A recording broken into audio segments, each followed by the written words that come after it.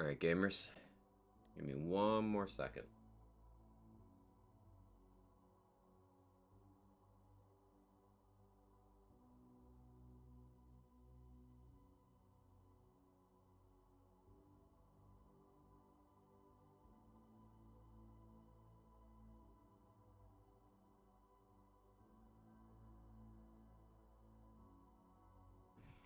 Alright, I had to make sure I open my curtains for light.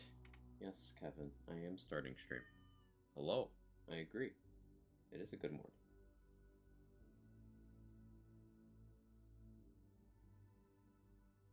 But yeah, how we doing? Good to see all of you. Forgive the morning voice. I've not actually spoken more than a couple words yet today. So it's a little rough. It's a little rough. I need new coffee to lubricate the talking technology.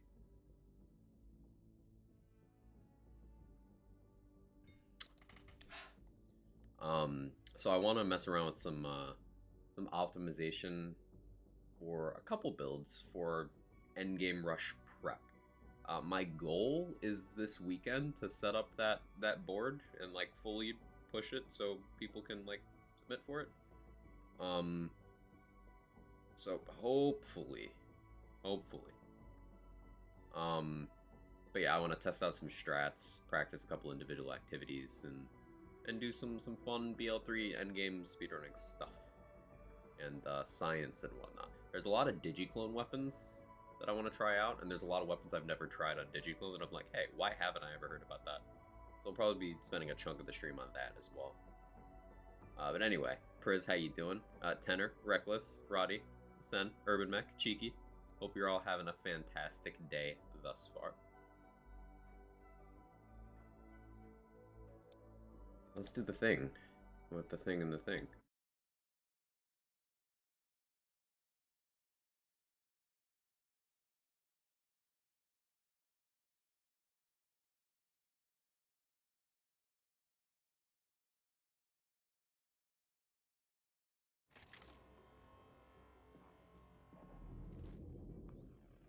So I've been trying to figure out a good slate of weapons for clone for GTD where I am A, not giving him a red suit, and B, swapping him often.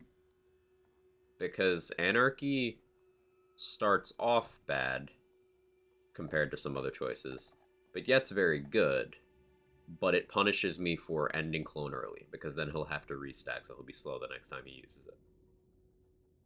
Sandhawk has bad range. Soul Render can kill him because of the skulls. Ember's Purge sucks against flying enemies. Reflux has a bad range. But Reflux is actually one that I think is going to see a lot of use in maybe Slaughter Star, depending on how I set up clone for certain waves. Like, there could be waves where no PPU is optimal, waves where Anarchy is optimal, waves where Reflux is optimal. So I got to figure out which is which, really. But the reflux chains going through walls is the big reason it's attractive here. I tried out multi-tap. It wasn't bad. Shout out to Butter for that suggestion. Multi-tap was okay. Boogeyman is really good, though. Boogeyman, no PPU, Plasma Coil seem to be the most consistent options. Breath of the Dying is fantastic. It's just every once in a while he will kill himself with it, and I kind of want to avoid that. For now, at least. I'm also messing with a little bit of tech I've never properly put time into, at least not on stream. The binary system augment. So you can kind of do this cool little loop where you have the guardian angel in your hand, right? Let's imagine I'm terrified. We set up clone, and then when we swap with clone, there's a cryonova around each of us.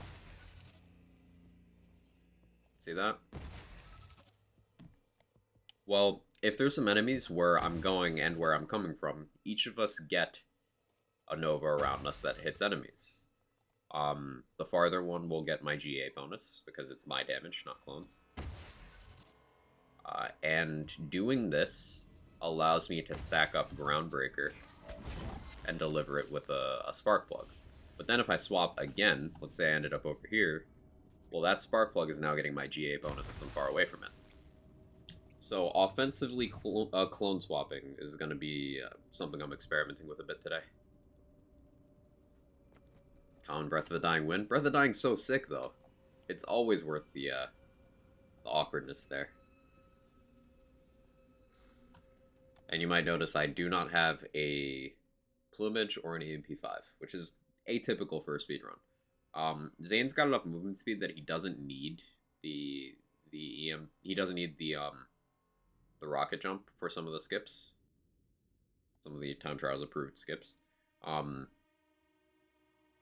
the EMP5 I don't have a slot for, because if I want something for the clone to be good at dealing with armored bosses, I need him to have the boogeyman. If I need something for him to be good at dealing with guardians, I need him to have the plasma coil. Then if I want him to be good at dealing with the necrobugs, I want him to have no PPU. And setting him up with all three of these means I don't need to switch his weapons in any other activity. Now, these aren't going to be optimal picks for Shaft and Star. There's a couple proving grounds I would also pick different things too, but I can deal with that menuing later. EMP5 still best gun though? Yeah, it makes you go fast. It's very hard to beat out functionality.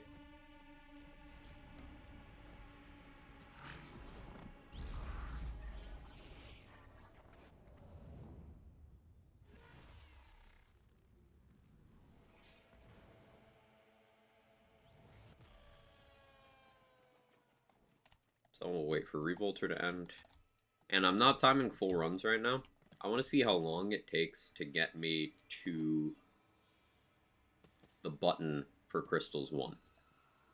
If I'm at that button at around 2:30-ish or faster, I'll play it out to Anathema. If I'm not, I'll reset.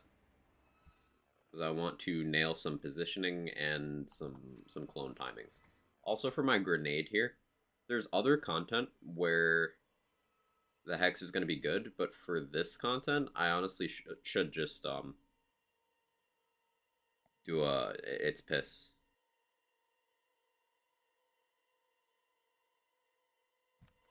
But I don't have one on me. Maybe we'll cheat and get one.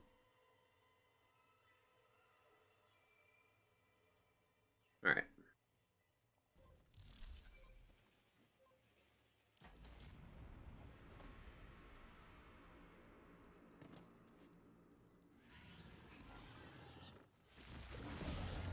We're gonna try Boogeyman. Now, I know for a fact No Pew Pew is one of the top players for this flesh enemies, and I can chip away at the armor myself, rendering that not a problem.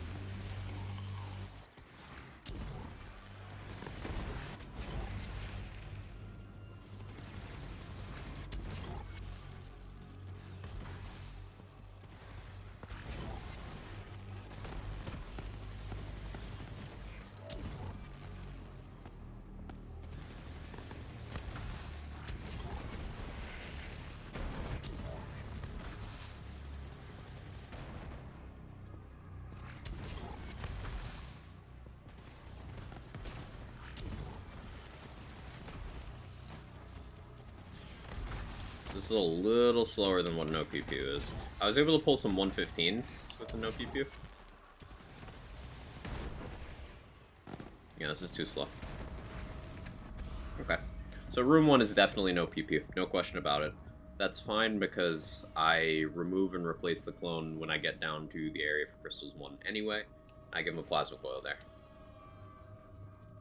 Oh, because Twitch is reminding me. This is a good time to remind my viewers to follow. if you haven't already, follow and you get poorly timed notifications for when I'm live. But you can at least see on the sidebar when I'm live.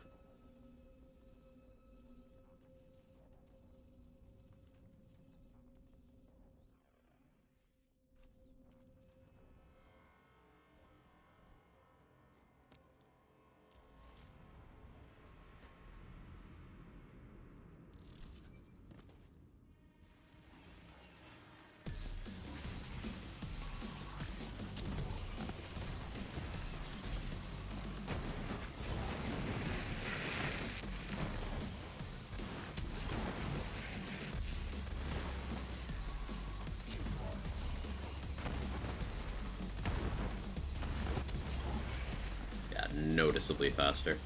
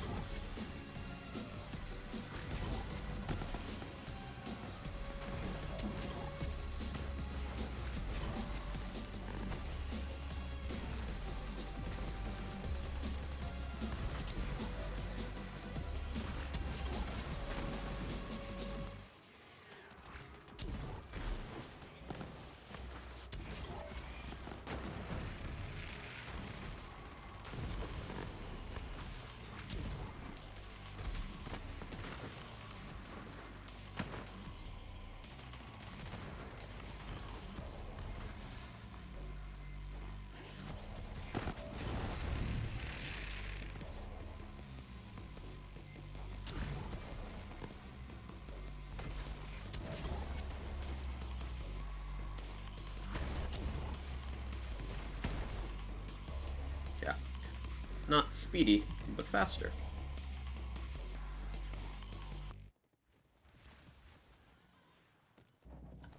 We just do that jump instead of rocket jumping from the ramp. I don't have any slide boosting stuff, so I don't have much confidence in hitting the slide boost. So instead I'm just gonna jump. Then we run off there. Now I detonate clone, which I could do a little bit earlier, to be honest. This will work out fine.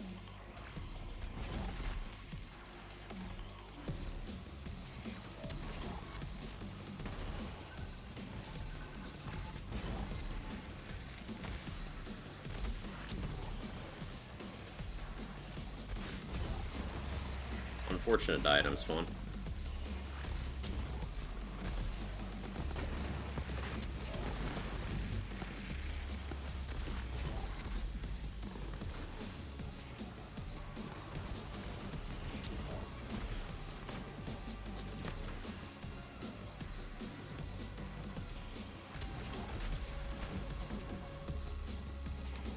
That's sub 3, I'll play it out.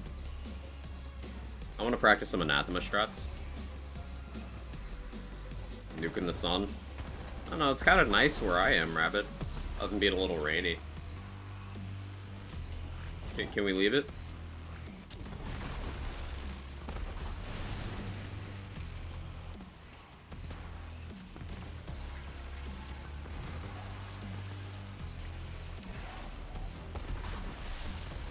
Hey Cub, how you doing? Cool for clone card charge crystals. I think that'd make it way too easy. Honestly, Cub.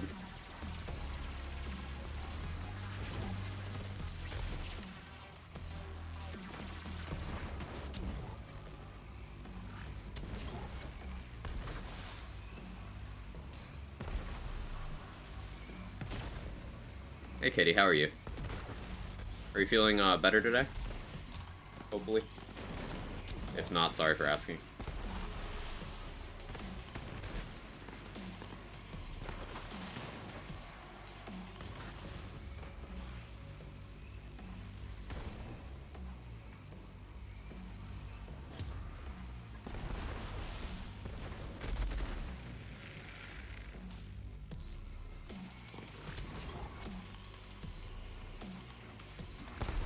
Hi Pericles, how are you?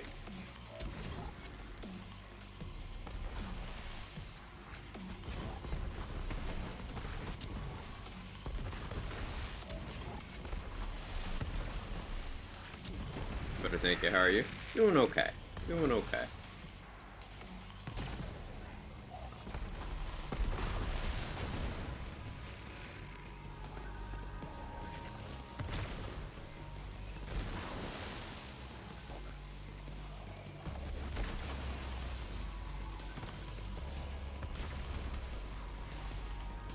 You know, 5 minutes for this on this kind of build. That's not bad.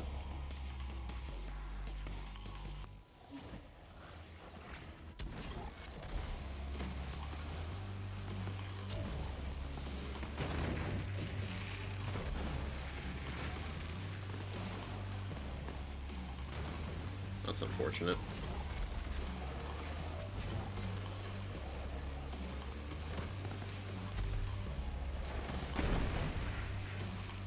Oof.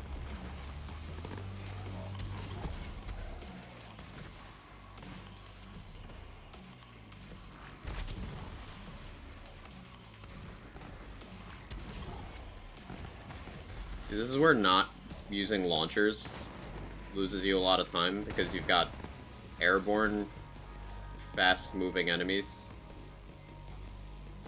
So I lost a lot of time to that room. Really don't want to give Clone a launcher.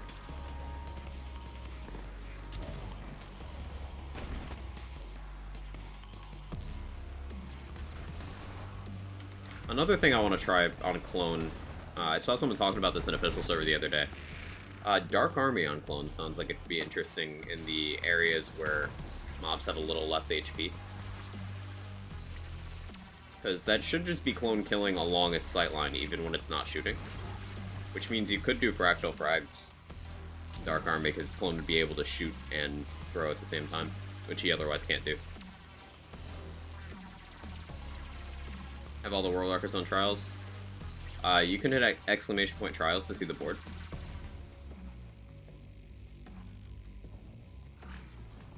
Morning, Micro.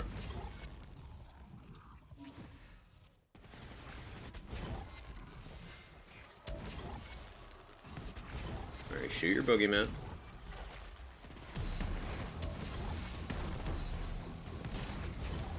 I'm shooting at everything else.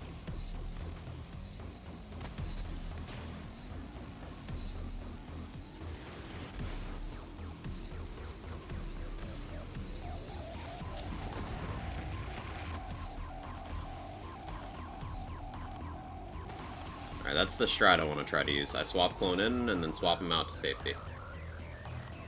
But if we get the Clone bug, then that's useless to me.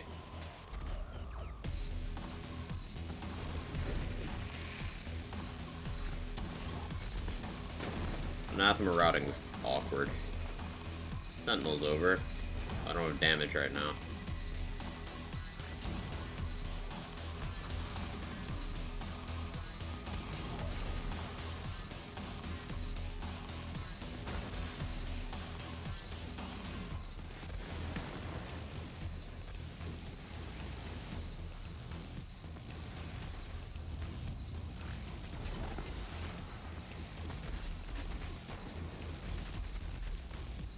Oh yeah, the bug happened again. That's fine though.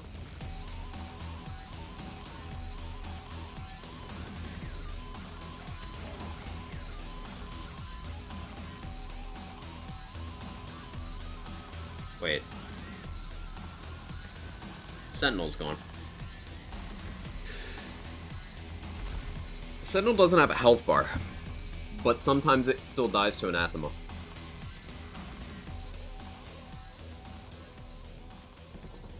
That's,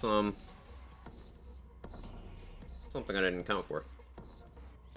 Okay, so Boogeyman was not doing as well as it was for me in my testing last night. Do I just say fuck it and then accept the downsides of running a Sandhawk?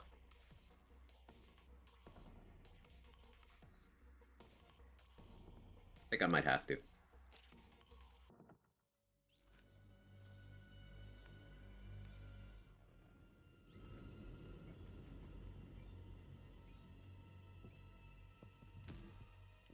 Gun build, absolutely not. Sometimes it dies, sometimes it doesn't. Yeah.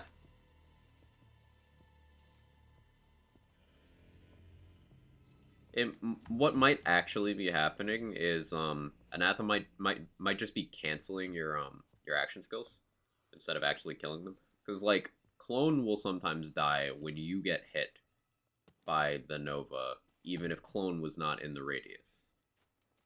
And that's not something that happens anywhere else. So Anathema might just have a turn off action skills effect.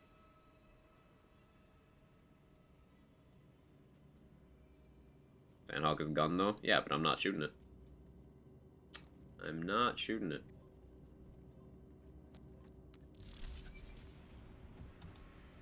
Bad movement. It's fine. These are testing bits and pieces of the run anyway. Clone uses a gun build.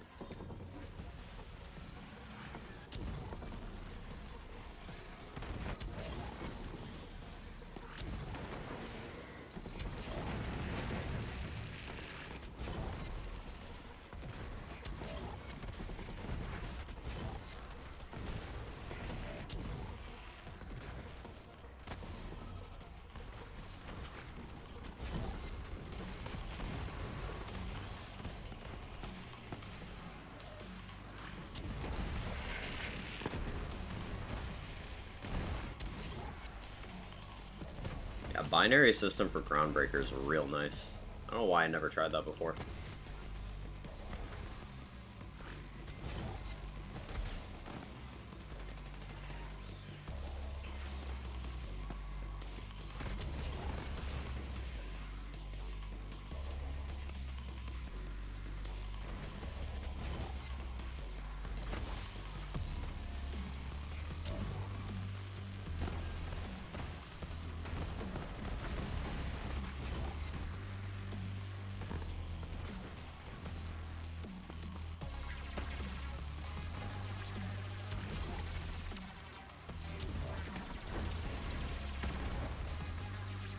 Yeah, it's definitely not bad.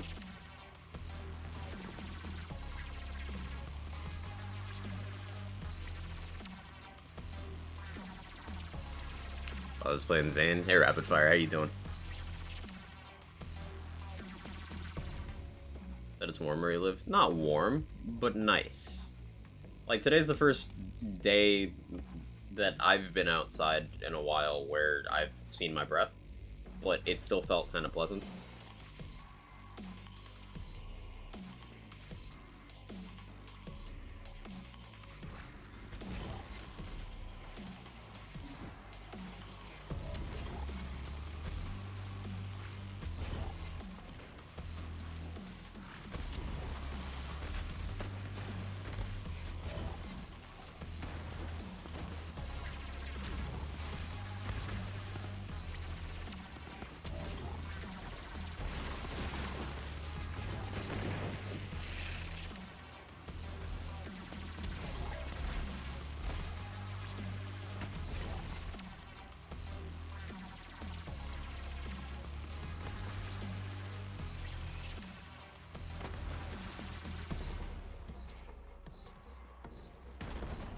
Got a little disoriented there.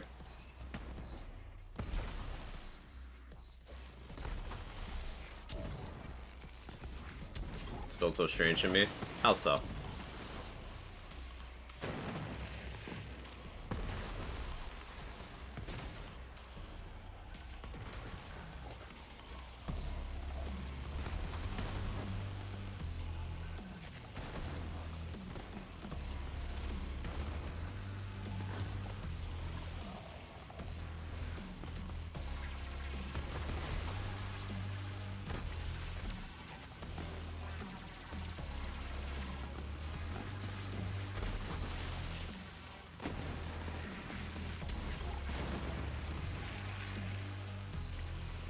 Just don't get it. It's fast though. So this build pushes very competitive times in Proving Grounds and pretty good times in Slaughters. I do not have enough experience running it in takedowns or Hemo, which is going to be a large part of what I'm practicing today. I've run it through Mallow and takedown casually a lot, but not in a speedrun setting. And Guardian takedown, I've never tried to optimize it for that. So that's why we're doing that right now. Because those are the biggest areas where I lose time. Those plus Hemo. Hemo, I don't know what I'm gonna do. Hemo's another thing I gotta do some big thonking about.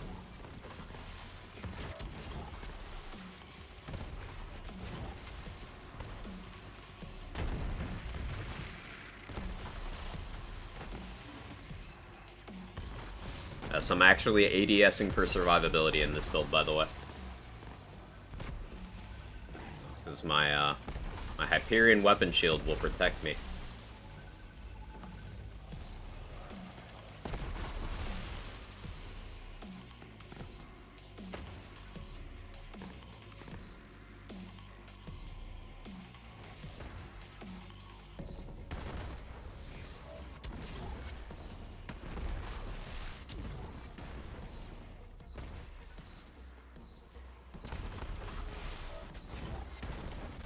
Hey, Soccer, how you doing?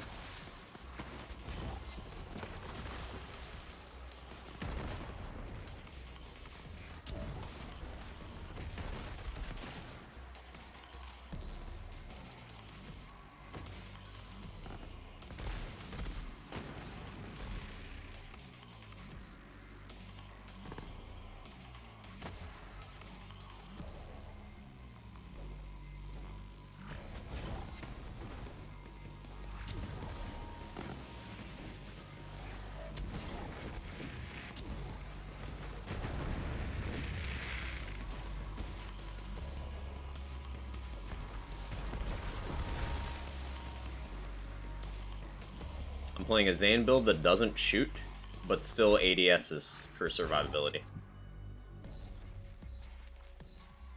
What a time to be alive.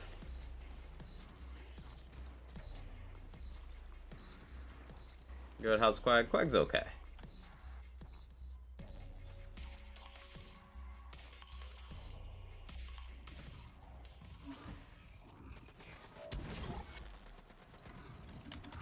Yeah, Sandhawk's just way better for this.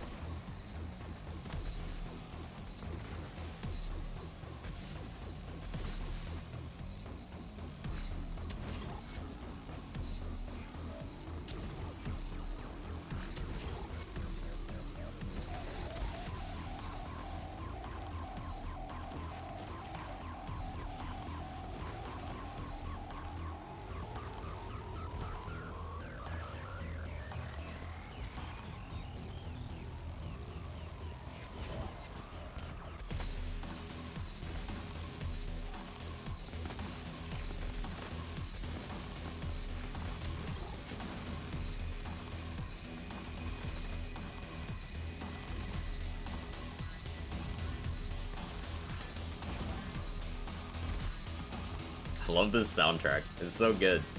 Every time, it's a bop.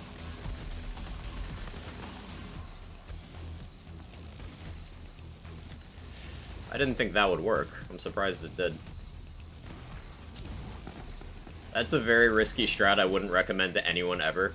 But you can, if you know exactly where Clone is, you can sometimes jump off and take advantage of that it's not going to swap him into the void.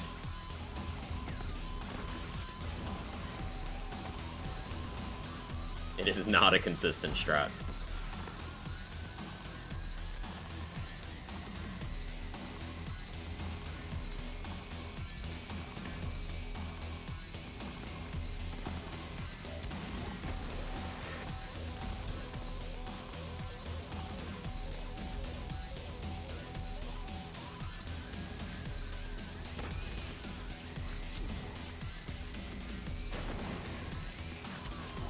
So me getting hit there, I lost Clone, and that's right when Sentinel expired too. That's fucking miserable. Oh, we got a lucky hollow point there. Beautiful. Spawn Clone with the Plasma Coil now, I suppose.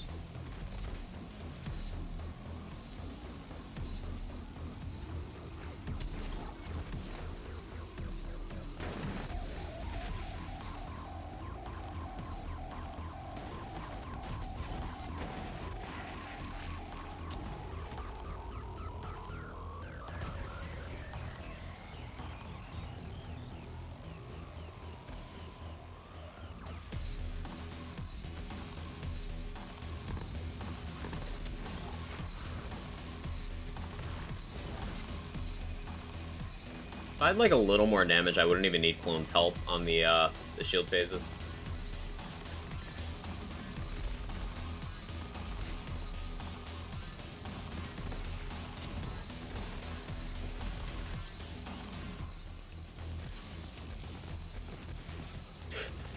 Thanks, Clone.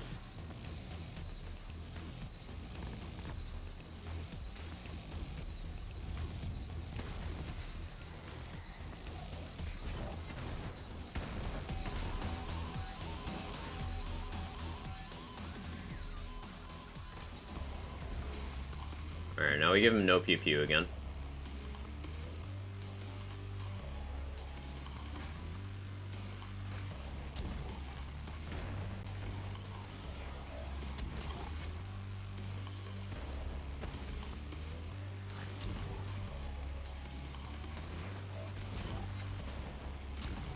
And we trust him to clear those out while we struggle with these.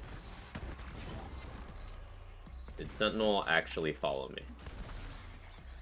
No, Sentinel's bugged right now. I have no Sentinel. What's the counter there? What's the strat to stop that from happening? I think I have to get hit by Anathema's last Nova. I think I have to take the hit. Because, best case, that lets me,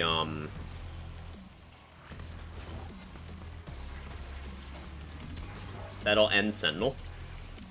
So I can just recast it when I get out here.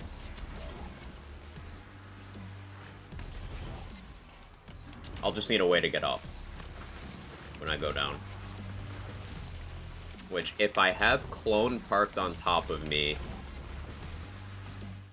If I have Clone parked on top of me next to Anathema when I'm going down there, Doppelbanger will trigger when it dies to the Nova, and that'll do like half. Okay, that's workable. She's just a girl and she's on fire. There you go, Quack. Hey, McBain, thank you for the 1 year.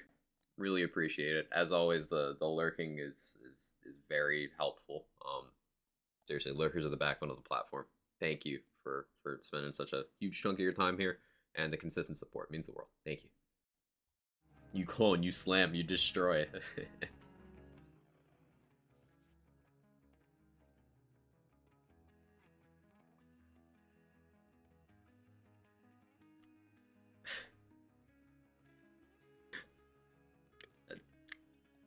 I'm reading what you said, Soccer Chick. Yes. Yes. Oh, Convergence is pretty decent on Clone as well. Other stuff I tested both 7th Senses.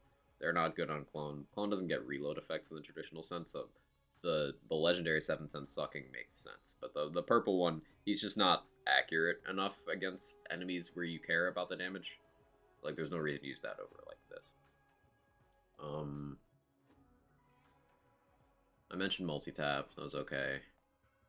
I have a bunch of Loot Lemon tabs open of possible choices. So Light Show is known to be a good one. That is an alternative to Sandhawk that won't have any risk of self-damage. The thing is, it is less damage than Sandhawk. Better range, but less damage, because it's not splash. I need a kick charger for me for when I do Maliwan, because I need to see if I can do Valk Skip. Kaosin is something I could try. Has anyone ever used the Kaosin on Clone? Hornet is a possibility. That would be faster projectiles than Sandhawk. Headsplosion probably shoots too slow.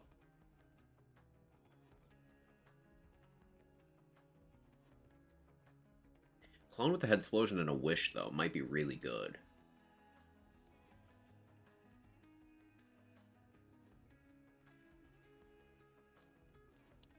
Donking.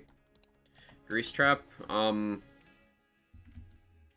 will just fire the fire part of it, not the hot oil. Or vice versa, I don't remember which one's the primary fire. I think it's fire first. which means I would have to apply the oil myself. That's a sentence. For it to do anything. And the entire point of having Clone do the work in this build is so that I can do something else somewhere else instead of having to hold his hand. There's rare situations where we're focusing on the same thing. But in those situations, I don't see Grease Trap winning. Also, there's no real flesh enemies that I see needing that against, except possibly Hemo. So I'm going to put an asterisk next to that Cub, because I might try that out on Hemoboros. Maybe.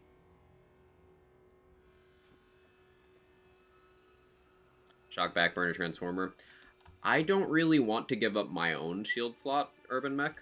That's why I'm testing so aggressively, because if I was willing to swap my shield slot for Clone in this activity, then I would just go Red Suit, and then give him a Rad Plague Bearer or Rad Hive, and then problem solved.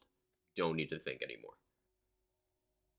But I don't want to do that, so I'm trying to do it without requiring any gear swaps within this activity, because I know I'm going to gear swap for other activities if I bring this into EGR.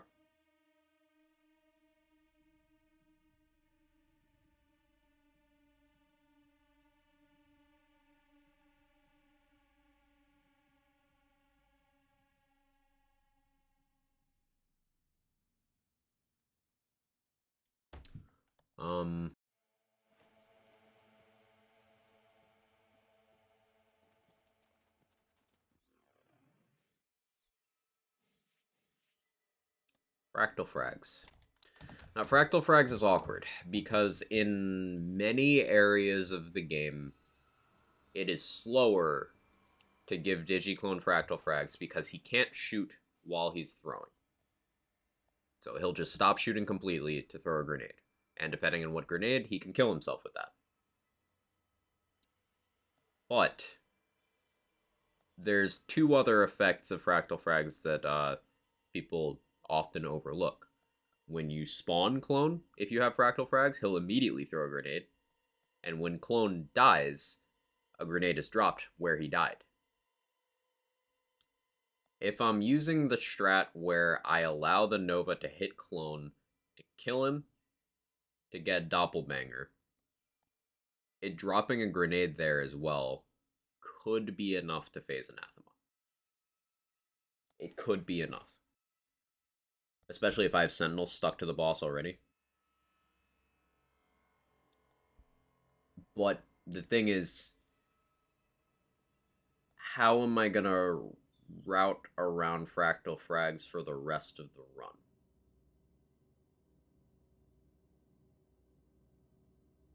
Did you fire up BL3 again? Isn't Clone broken with Ember's Purge, although I think flying enemies still a problem? Yeah, I have an Ember's Purge in my backpack. It's useless against flying enemies, yeah.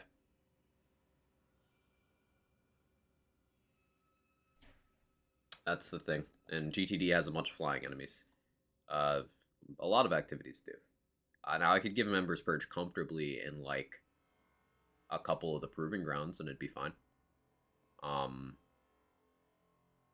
Slaughter Shaft. There's no flyers in Slaughter Shaft. I'd still give him different guns there, but it's an option. But Ember's Purge is a good bossing gun for Clone, for relevant bosses, so I do keep it in my bag for that reason. It also does give me an easy way to second wind, as long as there's non-flying enemies around.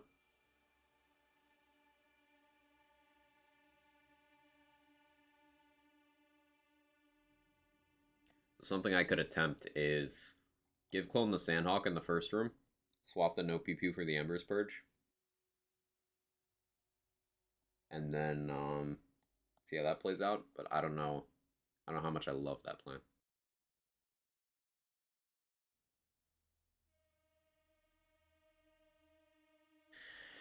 So if I go Fractal Frags, what grenade do I run? I know for a lot of the content I'm going to want Rad Hex or Cryo Lightspeed. But for the boss, I probably want this Fixative, right? But can I get the Clone's Fractal Frags grenades to stick to the boss? Is the next question there.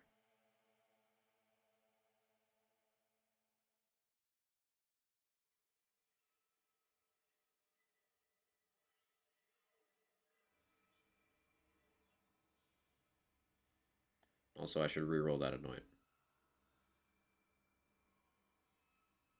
Alright, we're going on a field trip. Gonna reroll that Annoyant.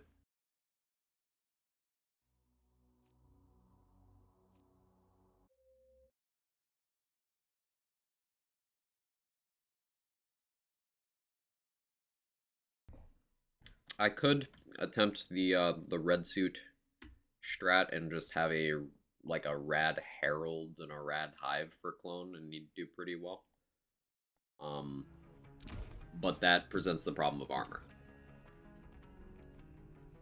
I go with shock, but Transformer doesn't have any parts that are beneficial for me as the player. It's always those absorb parts, whereas red suit you can get other stuff that helps.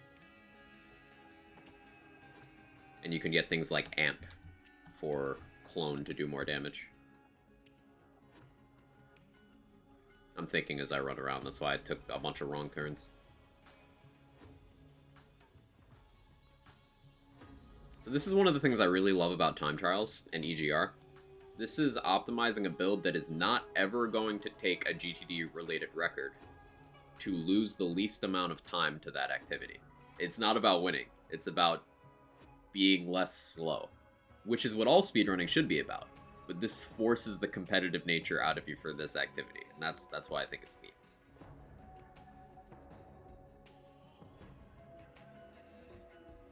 That was fast. May as well roll the other ones, I guess.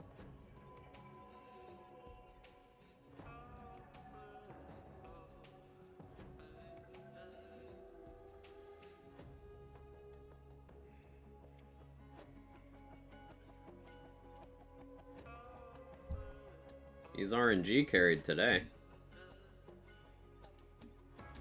Grenade rerolling is pretty forgiving. There's not that many grenade anoints. So odds are usually pretty good. I should get an amp super soldier.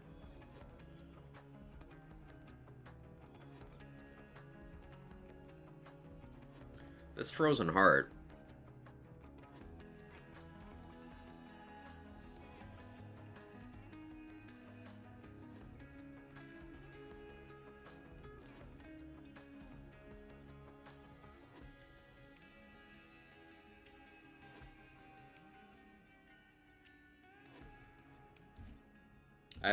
I have a couple ideas of where I can try this one out.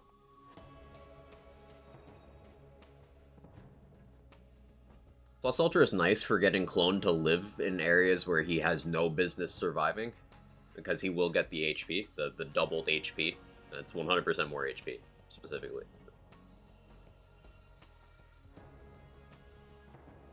Plus Ultra can roll amp parts as well. Maybe I should get that.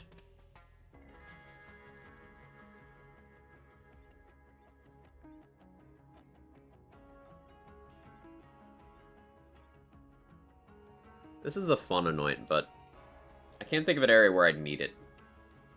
I mean, maybe for Hemo, fucking honestly.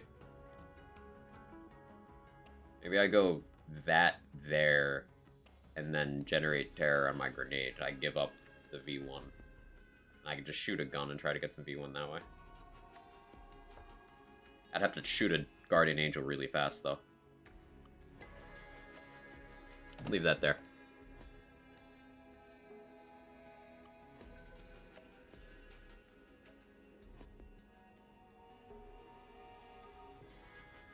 I'm sure this is very boring to some of you. I apologize.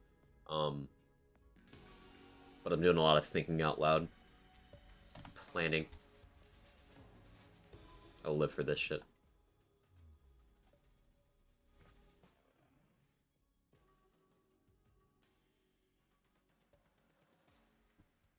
So if I go no drone delivery, yes fractal frags, it's a little more controllable.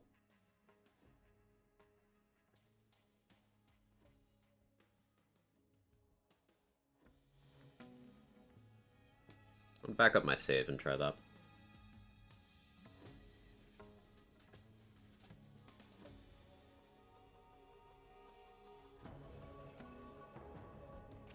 Frozen Quag. Shooting Guardian Angel for Conquest Collected? No, for combo. Although, maybe that's what you meant.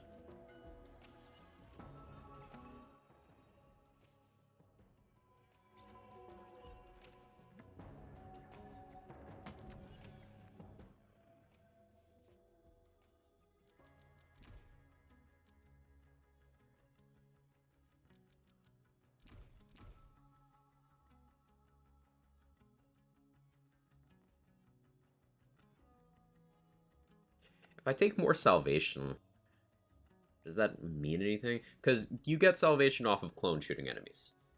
I've not had any difficulty living with clone shooting enemies with only one stack of Salvation. 1 point and 1 stack of Salvation.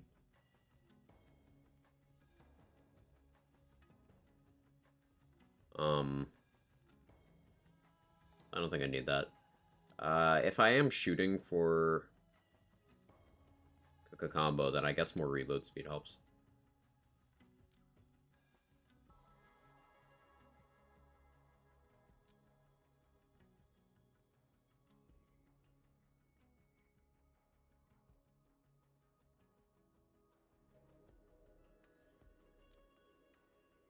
I want to play in Dirty, because I can use that to my advantage for Valkskip.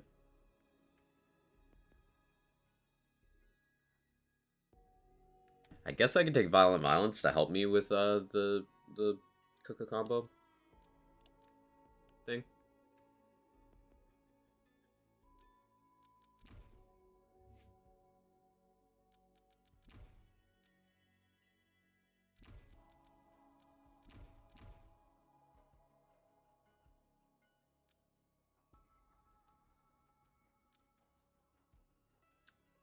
Duct Tape mod will kill me if I use the Fixative, but we'll see how that plays out.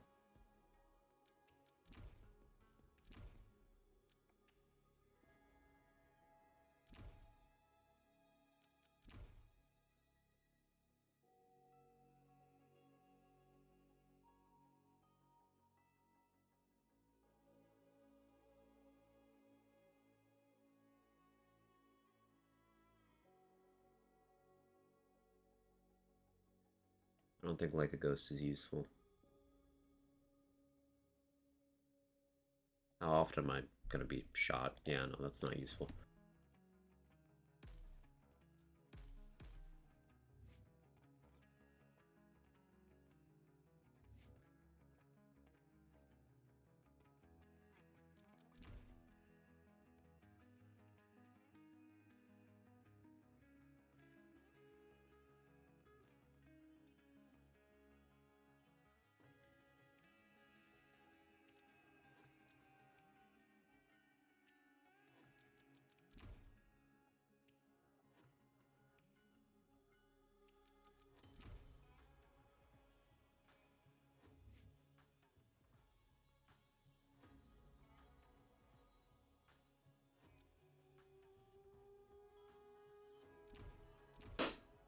I'm not taking Violent Momentum on purpose because the only place I can think of where I'm going to shoot is Valkskip, where I'm not moving.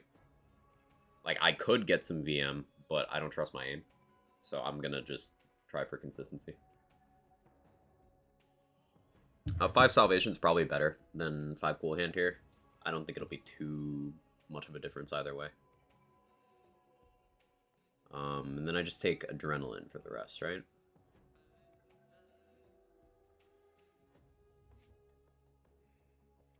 I don't see much here being helpful. It'd be nice to get points in Sheer Will for certain clone strats, but that's not worth losing Deathfall is close. Definitely can't give up Double Barrel. Yeah, I guess it's just Adrenaline.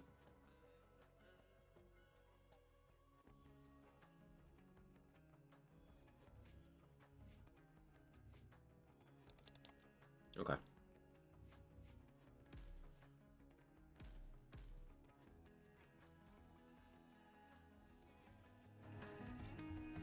Oh, VM, you're actually Quagga Garwood. I mean, what would VM be helping me with here, Rapid Fire? How often do you see me shooting a gun?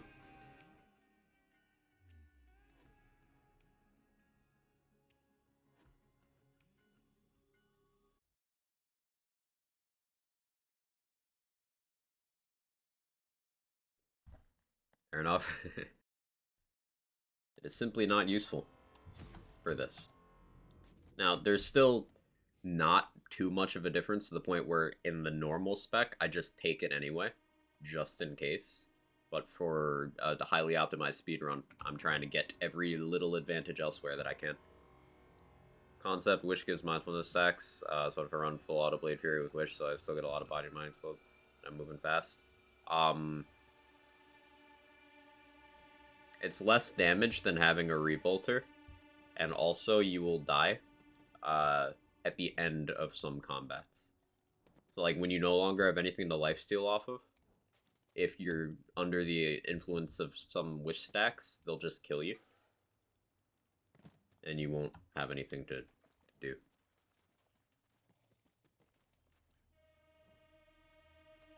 And it is less damage, because while you would get +1 projectile, which would be, you know, another hit, another static charge, another body and mind, you lose the effect of Revolter applying to all 4 of your existing hits and body and mind and static charges. And you also get less favorable shield augments.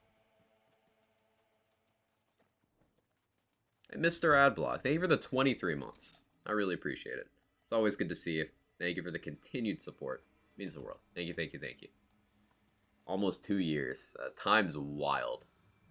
But once again, thank you for all the support you've given over the years. It's been a lot. Always appreciate it. Thank you. I hope things are going well. I know you've had some stuff going on.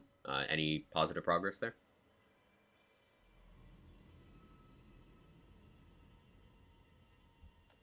No Hyperion shotgun build.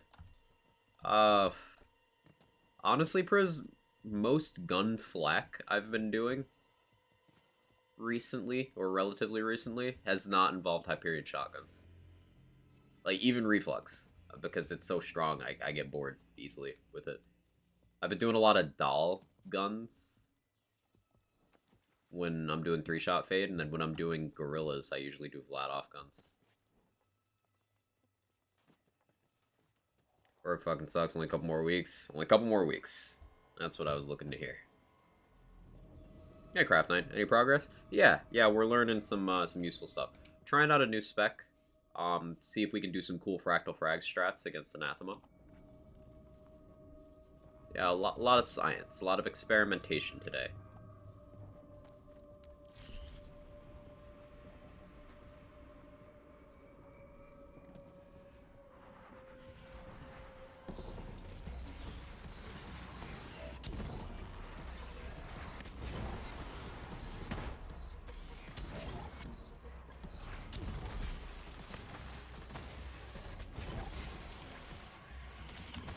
I forgot to turn off Bloody Harvest. I was wondering why that was weird. I turned on Bloody Harvest to roll Annoyance and forgot to turn it off.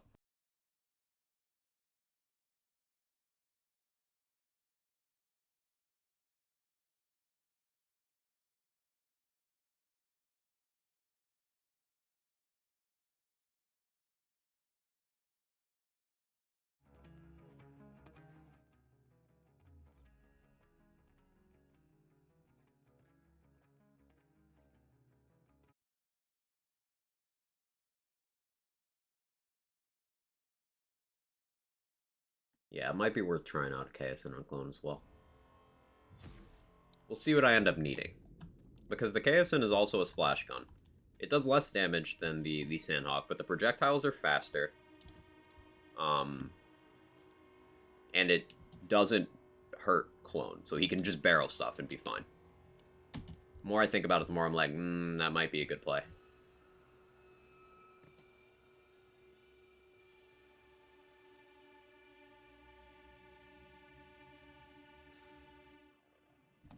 No PP for first room. Can't forget that.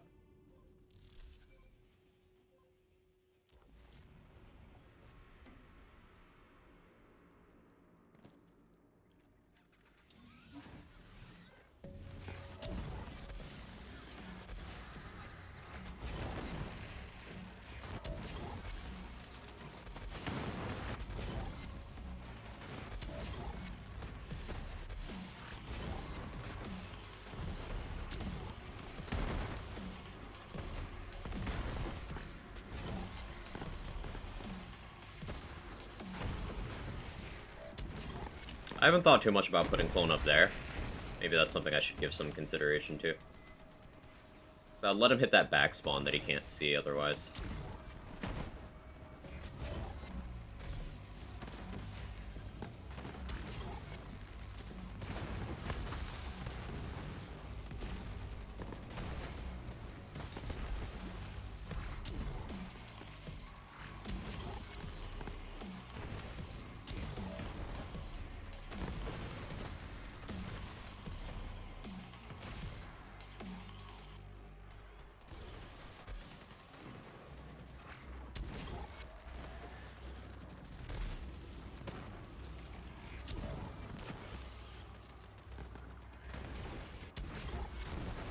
Ooh, that was significantly faster. I like that.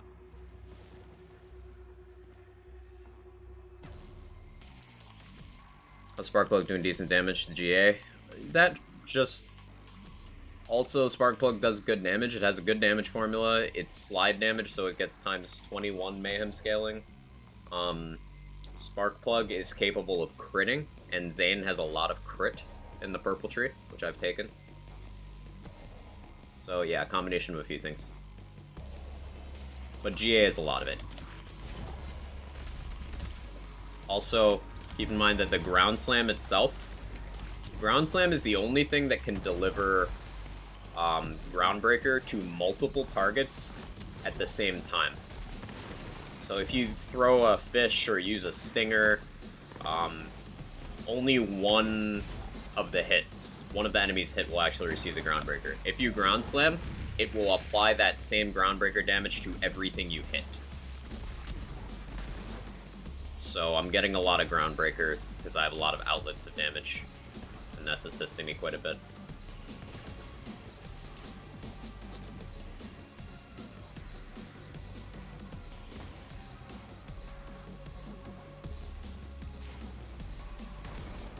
It's a weird quirk. Yeah, right?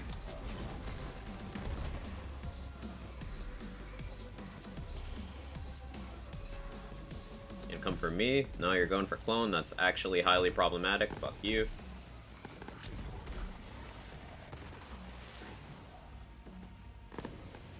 I forget to change grenades. Really did forget to change grenades. I'm smart. I was like, why do I see hexes?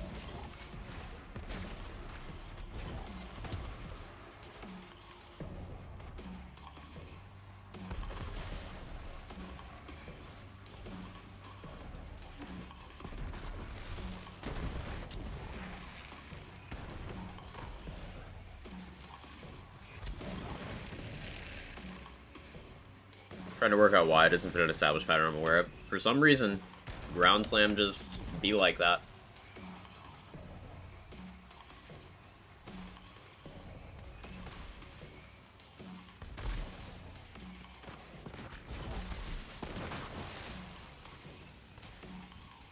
It'd be pretty crazy if it worked like that for any simultaneous melee stuff, because then, in theory, a times 14 face puncher with infusion, you're delivering 28 Groundbreakers, but like it doesn't work out that way. You just get one.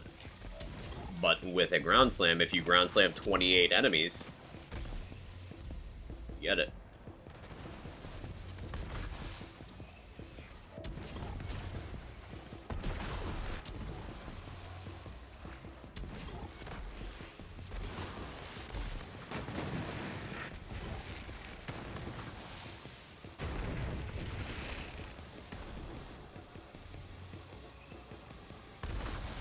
Do you know any of that?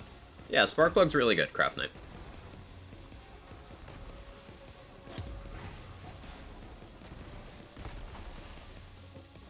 Stinger's a rule breaker, like Face Puncher could just divide by Pelican or something similar to Overkill.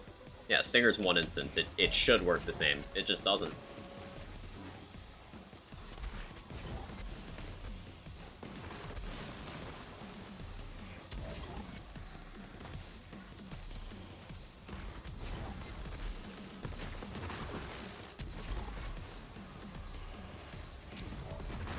I didn't want Clone to die there. It's actually highly problematic.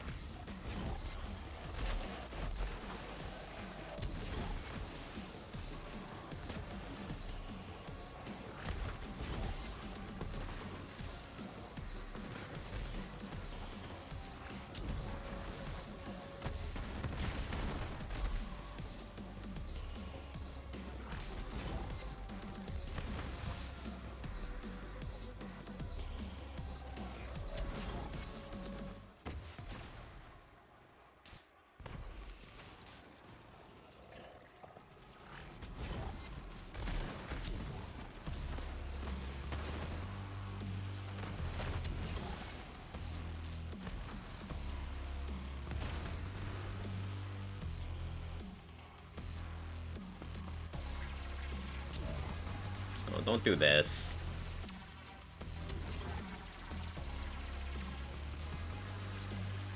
Unless the alternates might be liable to infusion causing 2 instances. So it's now his best. Yeah. I agree.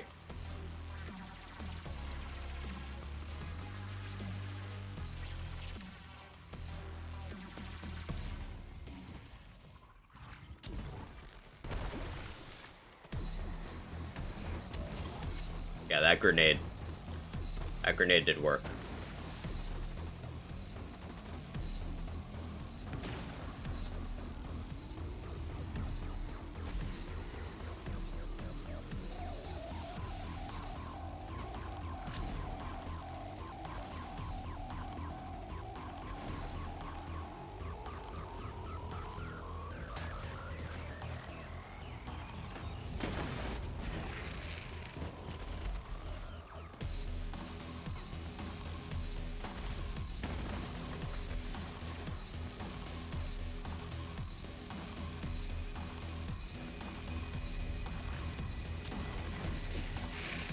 No Sentinel, that's where it gets awkward. I need to not take that hit.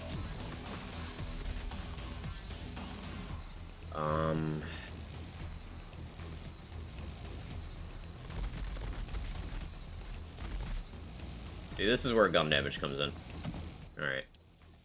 I'll respec. I don't need the reload. I'll take VM for that specific scenario. In case Sentinel decides to wear off at the worst possible time, I'll have enough gun damage to second win during Anathema. Science! Zendetta's been so much fun to use. My first playthrough using it. It's so overpowered, Carter. It's crazy. Like, Berserk gives crazy damage, right? But Sandevistan makes it so nothing can ever fight back.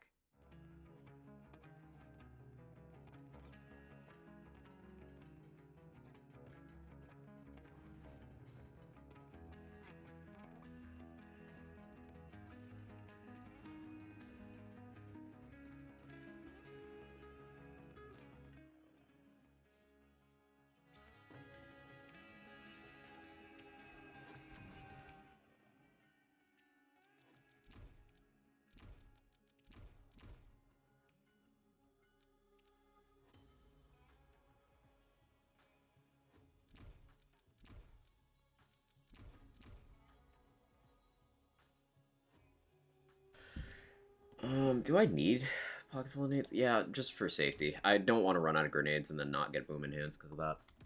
That'd be bad.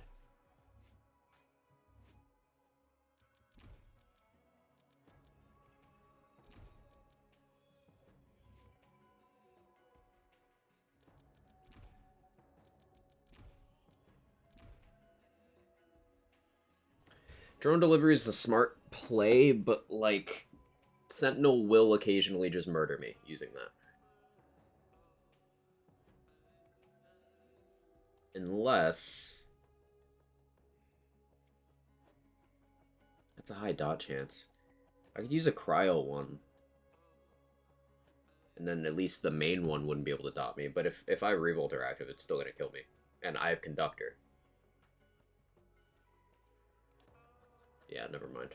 No drone delivery.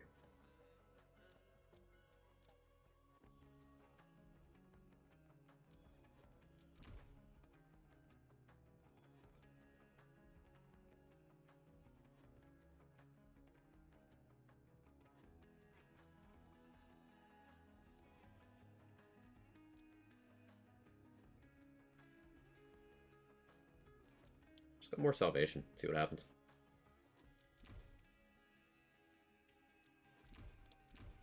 Five salvation's crazy overkill, but like testing.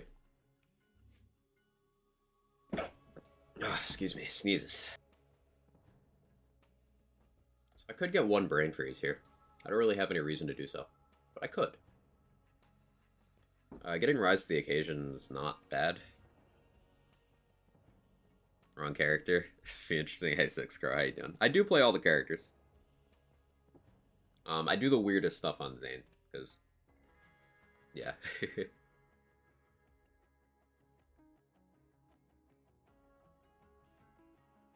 which would have more Sandow stand time than cooldown right now. So much fun to spam. You can get it down to like a 2-second cooldown. It's crazy. I think you can get perma with the correct one. If you get like the Chianti one, with like 2 of the minus 2-second cooldown, I think that brings it to a 1-second cooldown. Yeah, so. And that's the 90% slow one. It's just the short duration. It's like 10 seconds long.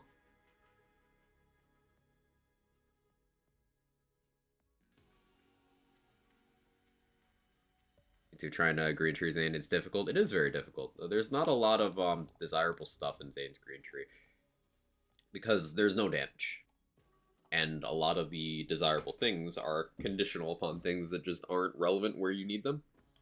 For example, Calm Cool Collected is very conditional. Like, you need to freeze an enemy. But you also need to meet other conditions if you want other things to happen. It's like, you need full health if you want the action skill reset, which is the best part of Calm Cool Collected. It does other good things too, but you need full health if you want the good effect. And then you also need to freeze something. So, like, and it's 20 points deep. This is the best skill in green by far, but it's so awkward. Best Served Cold is something I would take if it was like tier 1. For this build, I would actually take it. But it's too far in. Really Expensive Jacket's really good. Futility Belt is situationally good if it works properly. Stiff Upper Lip, same deal as a Futility Belt. Brain Freeze is good, but just not good enough to care about often. And Distributed Denial is hyper situational. Rise to the Occasion is really good. Ready for Action is really good. Hardy Stock can be good. And Adrenaline is usually pretty good. But it's not enough to justify the tree. And Barrier is Zane's weakest action skill. Barrier is weaker than using a grenade for most situations. The green tree is an uphill battle. Trying to figure out what I take with these last few points. I could take 3 more commitment for better cooldown. Which is likely the smartest play. But I'm just weighing if I want other things. Like, I could go Adrenaline into Brain Freeze. Adrenaline to Rise to the Occasion. No, I think the play is 3 commitment, rest Adrenaline.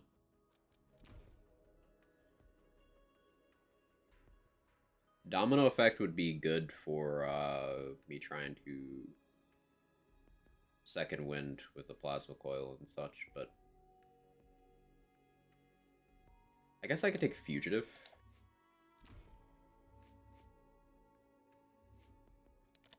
Take Fugitive to Adrenaline.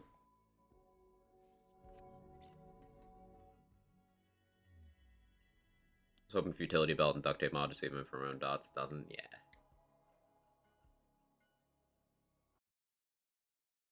The thing about using guns with Sandev Sen is I don't really want it to be 90% slow time as it becomes too slow and guns take too long to kill people. Yeah, if you're using the 90% one, then you're doing melee stuff.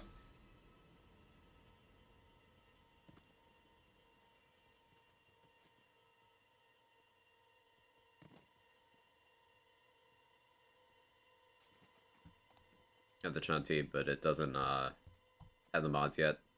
Oh yeah, it's already 7 seconds. Maybe do freezing enemies, hit them with the fish slap setup. Thing with that is, what do you do against enemies you can't freeze? The answer, just fish slap, yeah. Which could work, because Zane's skill trees don't really do much to help fish slap to begin with. However, that's locking you to a situation where, okay, you need a way to freeze on demand, and you need to keep your grenade slot available, so you get 1 action skill. And then what else do you need from an action skill? It's awkward. Green Tree Zane is awkward.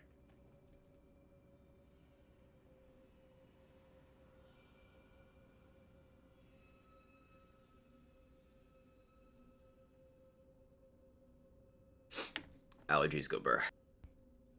Missed the CCC days. Awkward and not very good. Yeah. Yeah.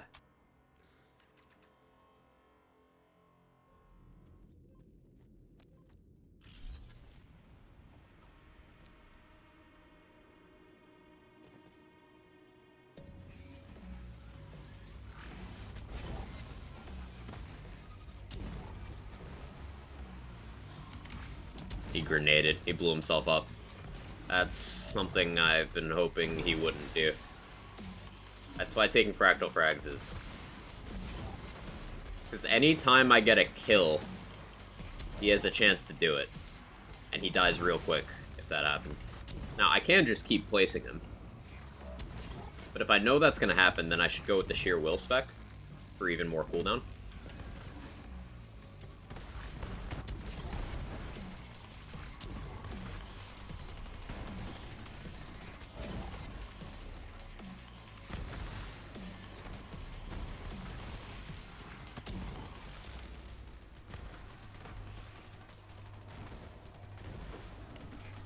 Other problem, this build breaks Woden's upper half and does the bug very often. That depends entirely on what gun you give Clone. And Sentinel will not break Woden's upper half by itself. So Clone and Sentinel are both fine for it. Just you don't want to hit the upper half of the ground slam unless you know it will one-shot it.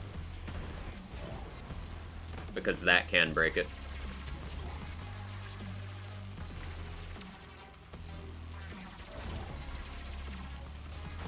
Are you referring to your build, Micro? Your Amara, I think.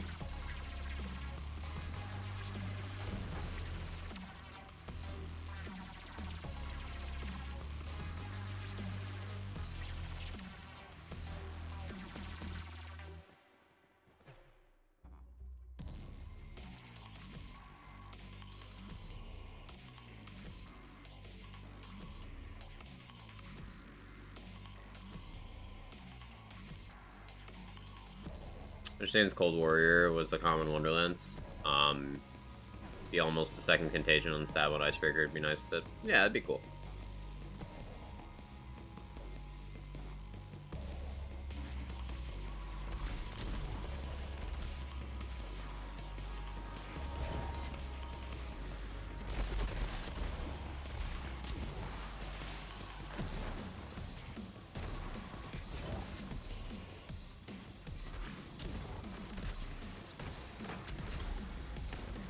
This doesn't feel better, but it is better.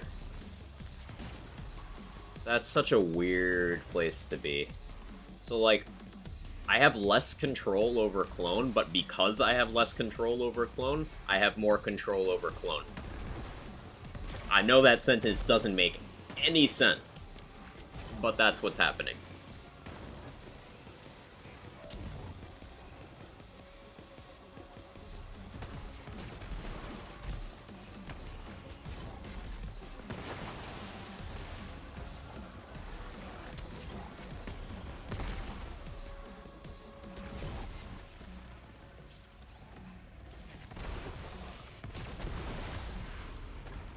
So because Clone is dying more often, I could place him more often.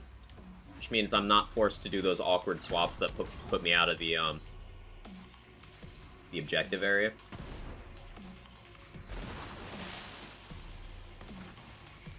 BL3 allows you to hit a ton of crits really quickly. Spark Plug Artifact, Hex Grenade, shooting a high projectile gun on flak.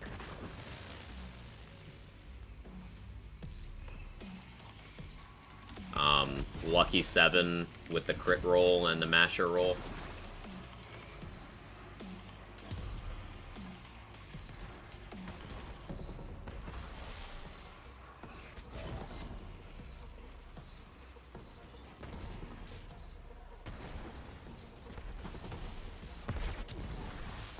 It's a few things.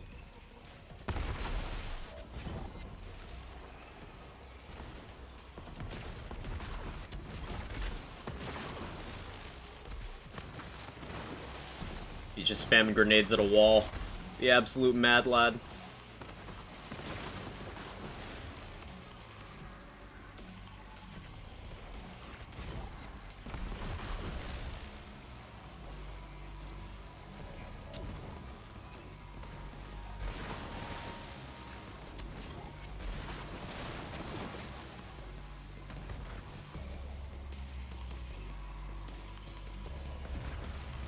Yeah, this is better. Just Fractal Frags is so hard to play around. Because there are areas where I'll spawn clone and be like, okay, good, I have him set up, and he'll just blow himself up immediately.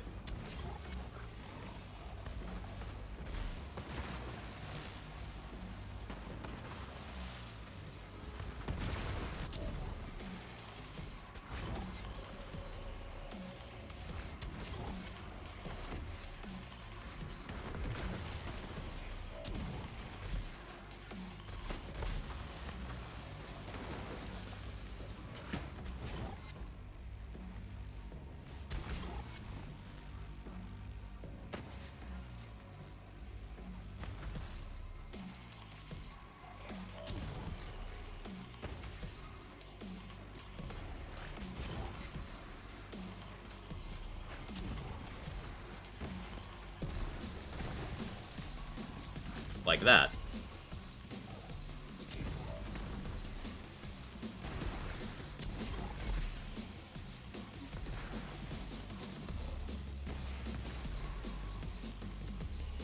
That was almost disastrous. That was disastrous.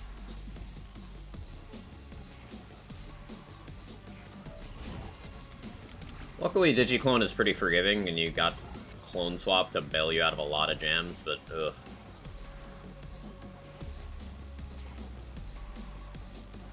Can status effects crit in BL3? They cannot.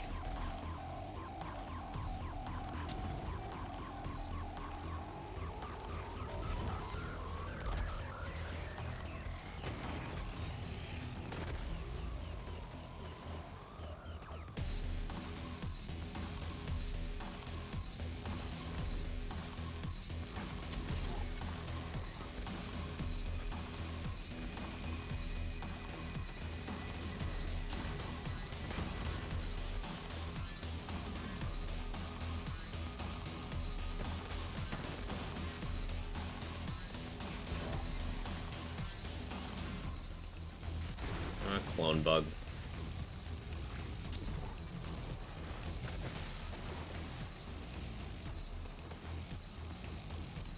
I will leave him there.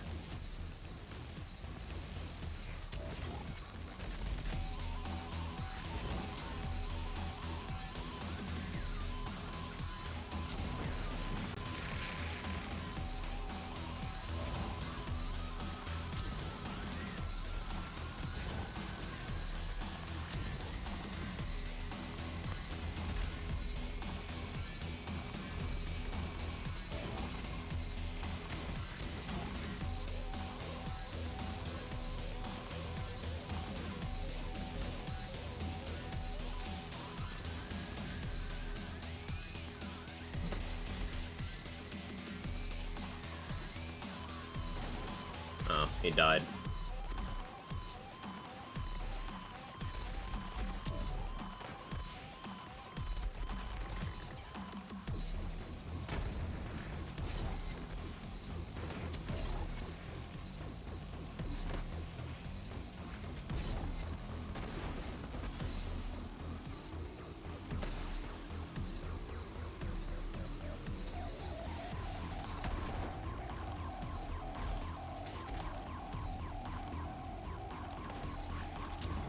Yeah, like, Sentinel barely needs help on this phase.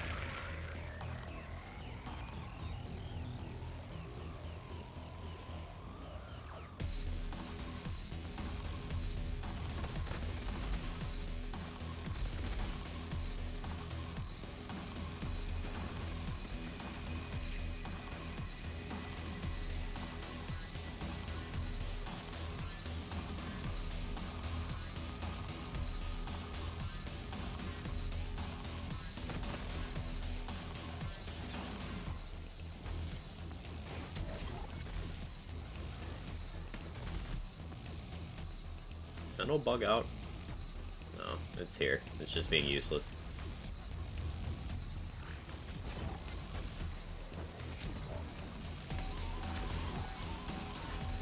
Okay, so I still have Sentinel. But do I want to let it expire?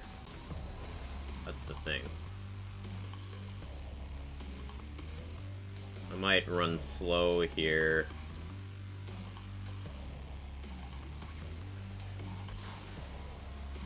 Okay, Sentinel's over. I don't need to worry about that anymore.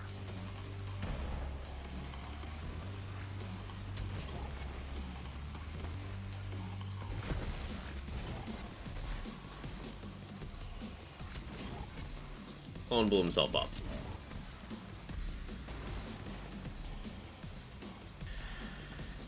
Yeah, if that happens,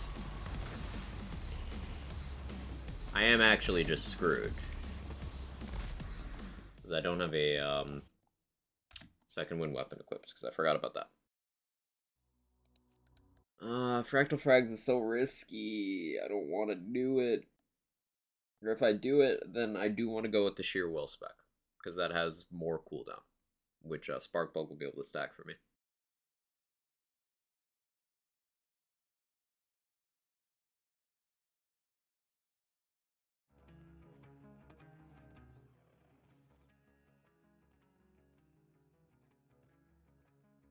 I could just use the fixative situationally.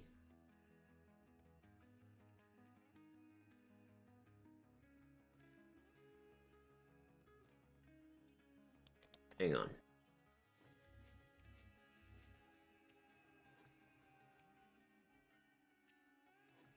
So, has anyone ever tried Fractal Frags without a grenade equipped? Does he just throw the basic grenade?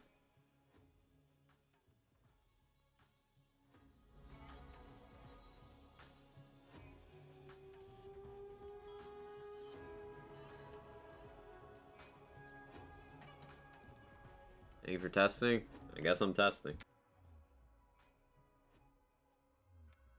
Oh, Kriegsmine. Where am I going? We're gonna test that. Because logic dictates that he would just throw a basic grenade, but it's entirely possible that he just chooses not to throw one at all.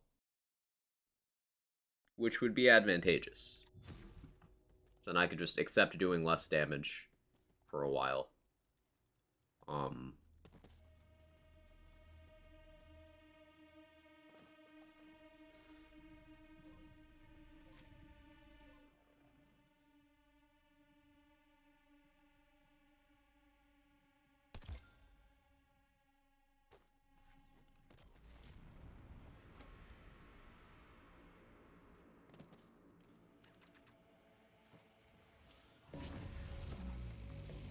Okay, yeah, he throws the basic grenade.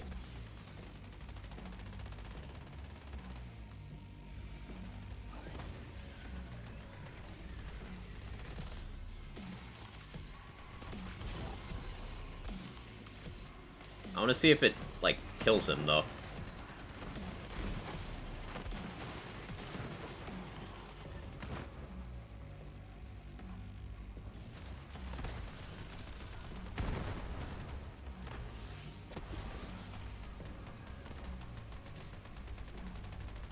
No, he's doing a pretty good job.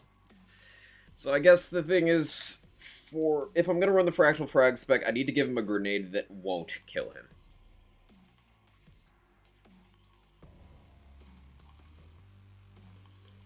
Salute, Lemon. Let's look at grenades. I could also look at non-uniques as well.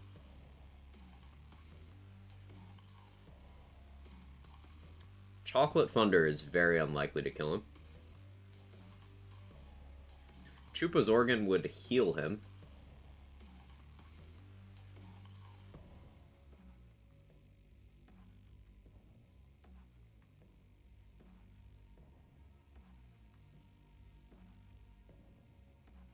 Hot Spring would just heal him.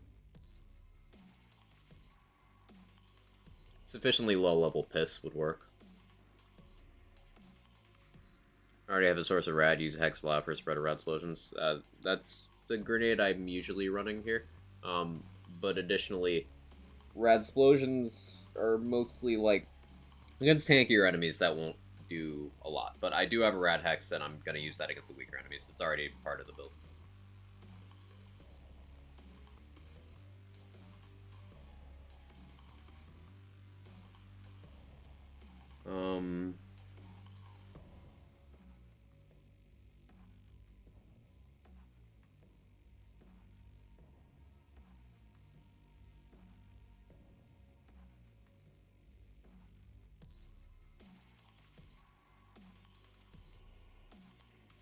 Okay, we're looking at Chupa's Organ, Chocolate Thunder, Its Piss, and Hot Spring. Its Piss would be most beneficial. I could use a low enough level 1. It would increase my damage output against the target as well.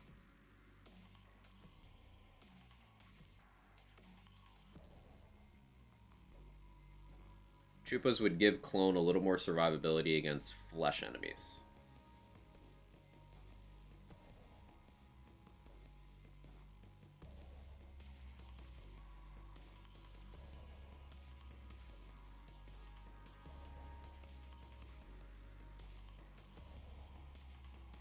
EMP.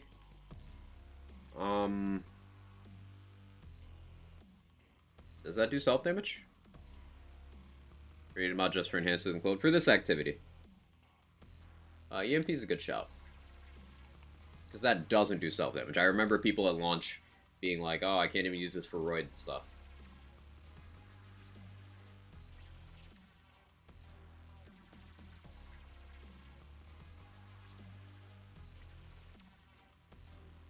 Alright, which should we try first, chat?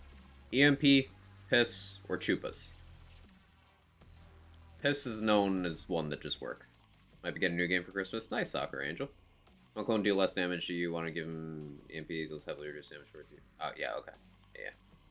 Reading that now, Butter.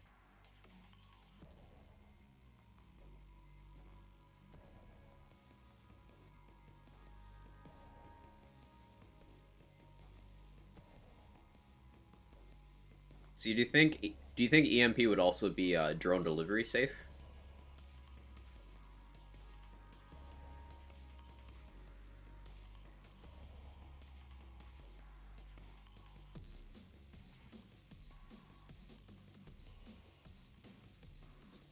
Also heavily reduced towards cloners the player. It would be heavily reduced to the person who threw it for the person who threw it.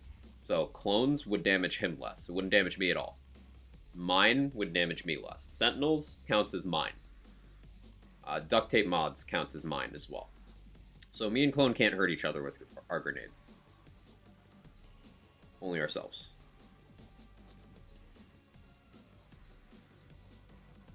Well, shield damage anyway. I think it does an amount to other bars, just like almost nothing.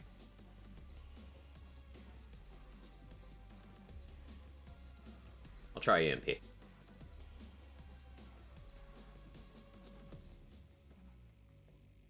I'm very curious about Chupas, though.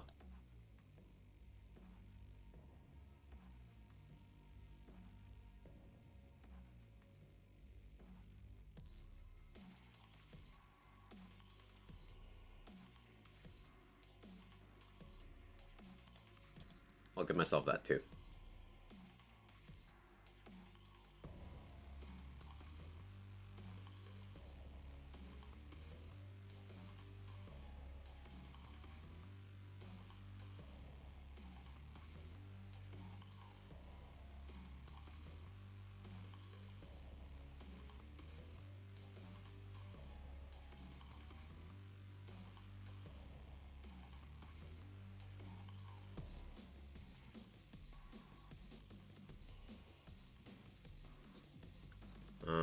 What do I not need here?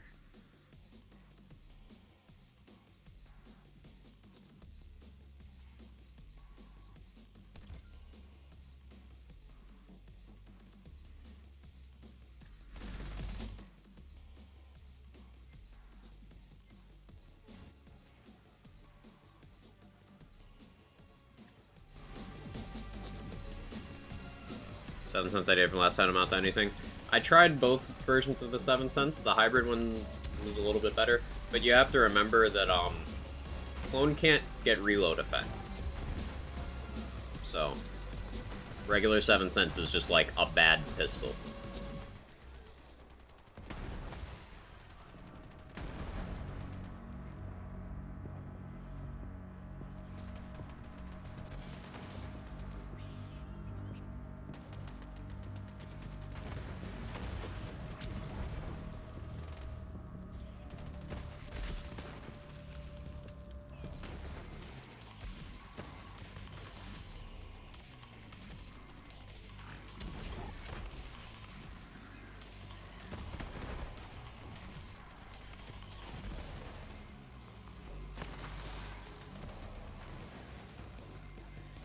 Alright, let's respec and grab drone delivery.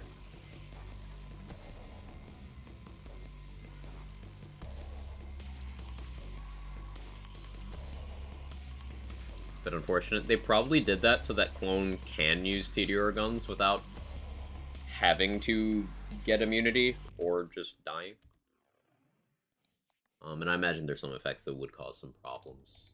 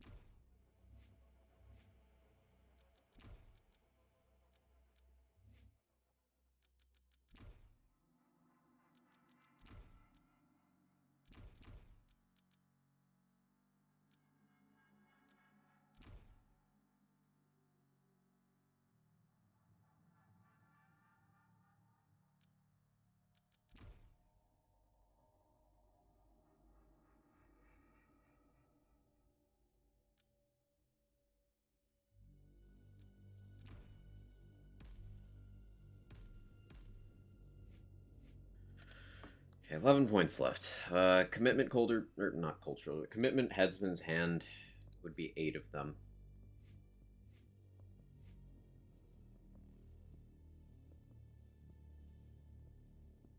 I like sheer will. I used to go sheer will instead of deathfall as close.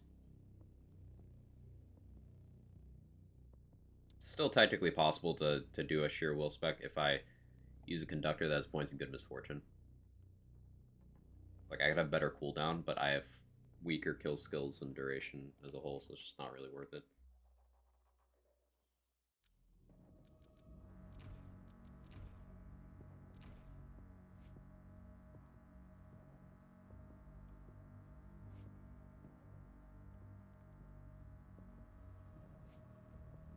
Yeah, the play here is just max adrenaline.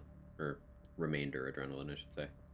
I could go ready for action for better topped off stuff, actually.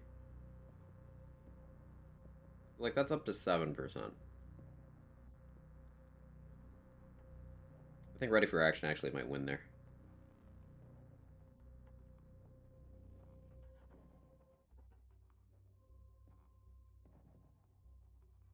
Yeah, let's do that.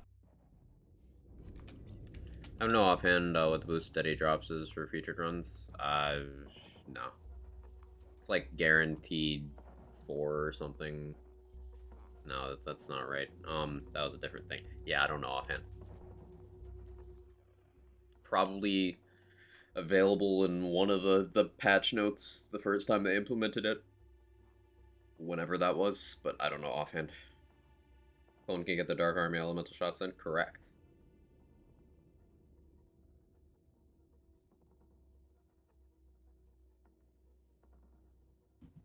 Radius would be nice here for hollow points. But that action skill damage roll is a fresh mult for Clone and Sentinel. Splash damage is important for Sentinel and Clone and hollow points.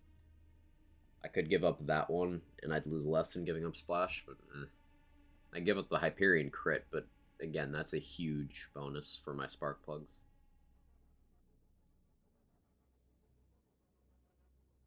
Though not super present inside of Guardian Takedown. Try splash radius.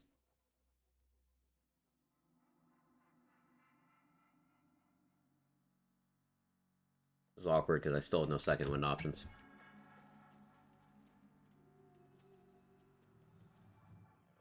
Did I turn my GR back on? I did. Okay. More sciencing.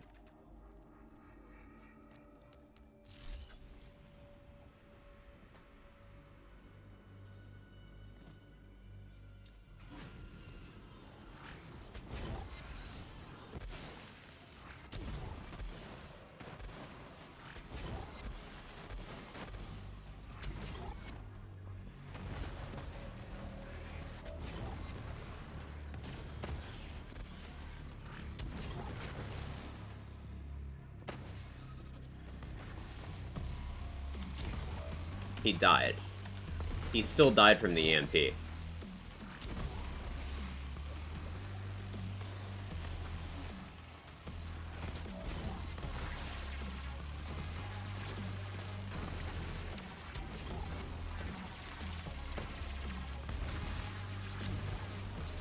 It's infrequent, but it happens.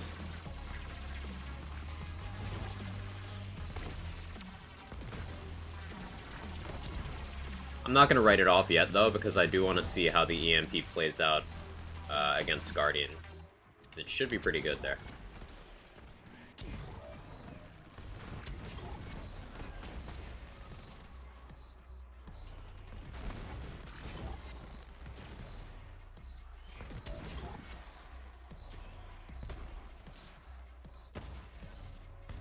Like, that was still really good room 1 time for this kind of build.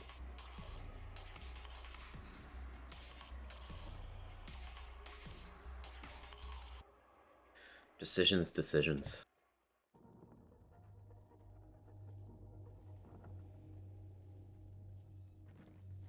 I'm sure today's content's a little uninteresting for those of you who aren't speedrun minded, but I appreciate you hanging out. This is fun stuff for me to figure out, and I get better ideas when I'm able to like bounce them off of people even if they're not actually responding. My brain works weird like that.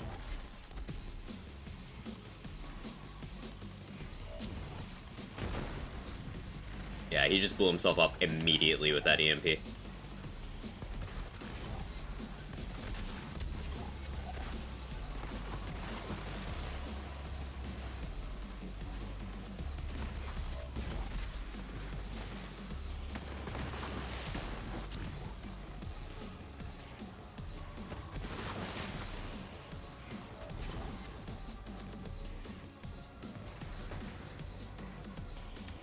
It's still not, like, awful.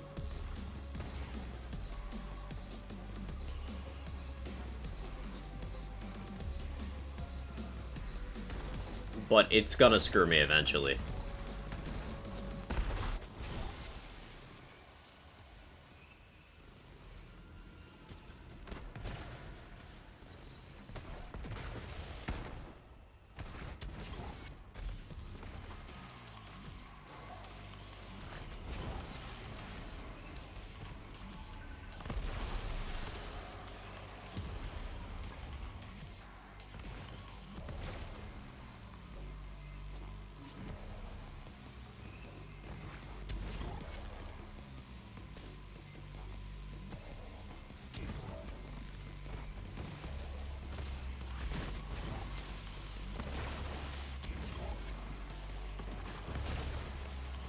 Yeah, he blew himself up again.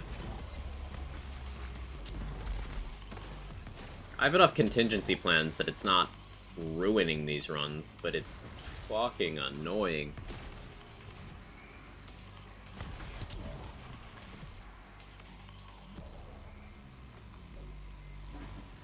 Yeah, 6 Crow. Like Rapid Fire said, EMP's an experiment right now, but it is funny how shock-themed this build is at the moment. Yep, there it goes again.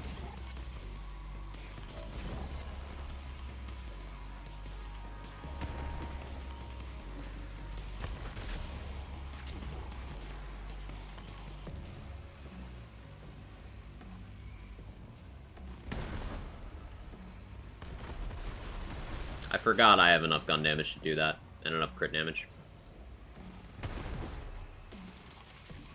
That solves the Diadem problem.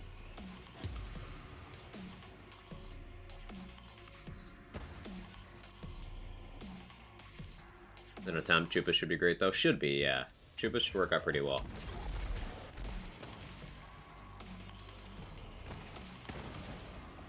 Like, EMP... I don't know how much those Novas just did from it, because it certainly looks like it's hitting a lot of enemies, which is appealing. I just don't know how much it's actually responsible for. And where is Clone? Why can't I swap him? Is he dead?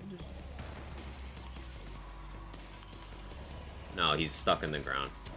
This is where I have to doppelbanger.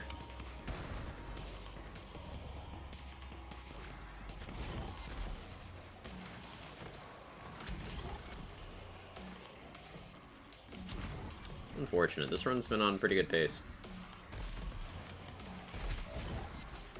That was an awkward bug.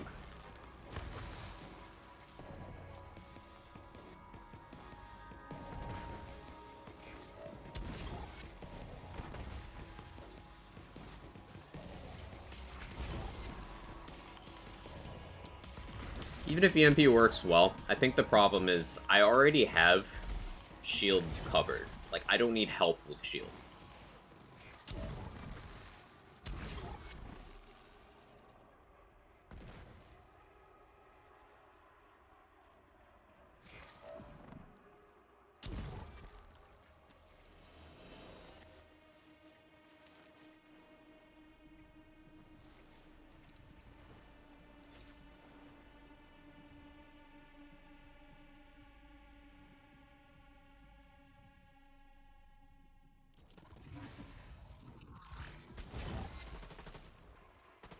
Yeah, he almost killed himself with that.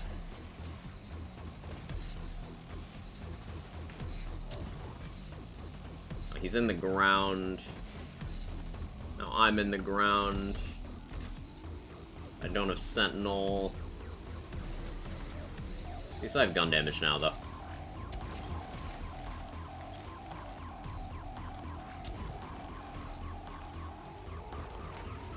That's not the correct weapon. He blew himself up anyway. Yeah, alright. EMP's a no-go. We tried. It's gonna be Chupas. Or Piss.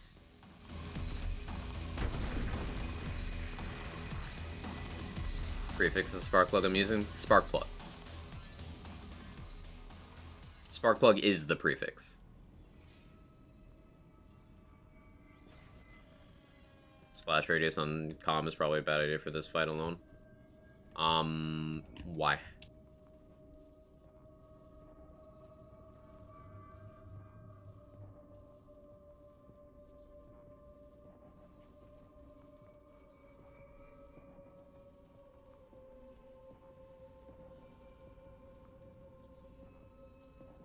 Is it elemental projector, etc.? Yeah, that's also a prefix. Kill himself the Sandhawk. I won't really do that because Sandhawk doesn't have self-splash radius at all unless you're like this close. Even with max radius. It's like...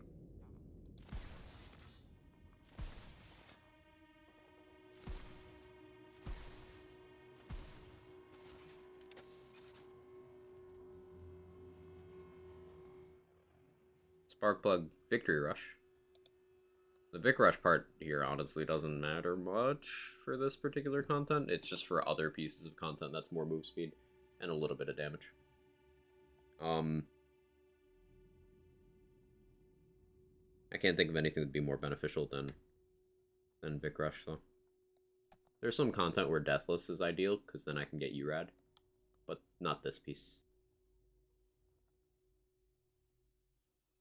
That did remind me, though. I might switch to Hot Drop for Scourge. Because it doesn't work in this content. So maybe that means we just go Snowdrift for Scourge. Or do we go Ice Spiker? Do I want an Ice Spiker for Scourge? To deal damage without the wonkiness Sparkplug can cause. Shit, that might be the play. Gotta make another inventory slot. Don't mind me. Said enough or I became momentarily British.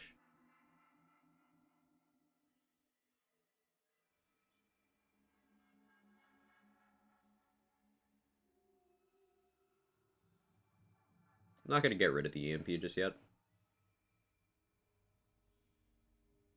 I might find a use for it. I have too many situational gear swaps here.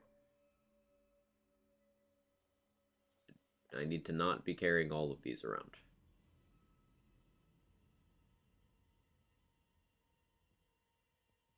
Seeing Dead's another situational pick.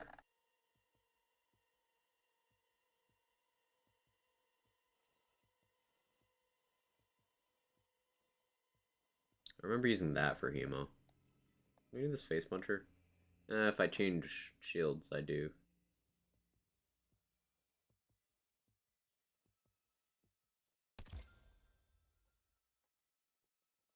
What do I want? Ice Spiker.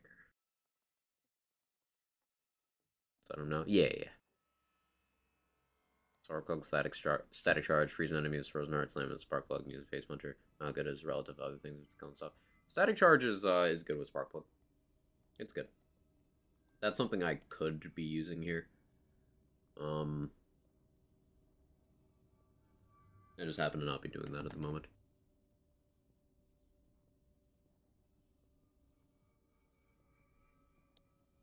Because Vic Rush's movement and category of damage formula I don't have much coverage of. It's just either I have to shoot guns constantly to keep that category populated, or I need to keep my terror grenade anoint on. Which does mean while my terror anoint is on, it's probably more optimal to run static charge.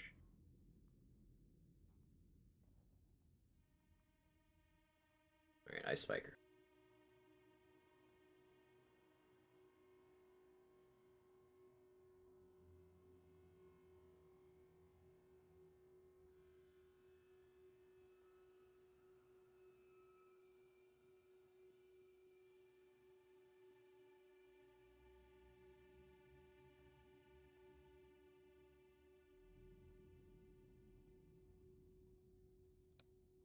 Do Ice Spiker, Vic Rush?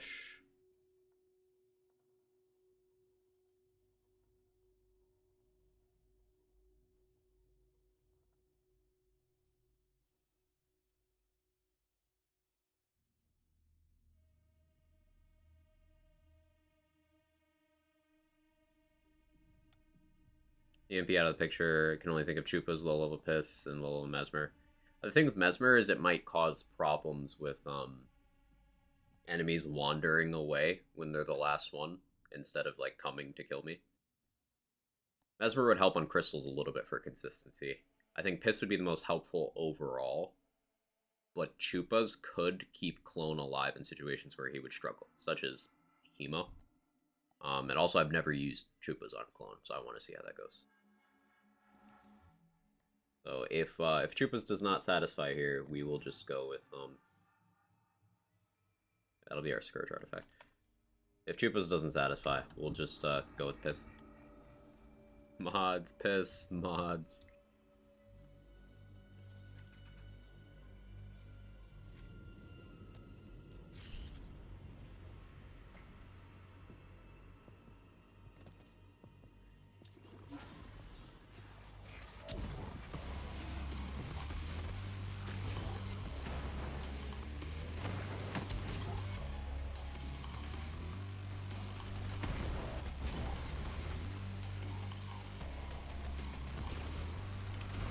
Do I want to give him a homing Chupas instead of the longbow? What do you guys think? Because he has a longbow one right now, but...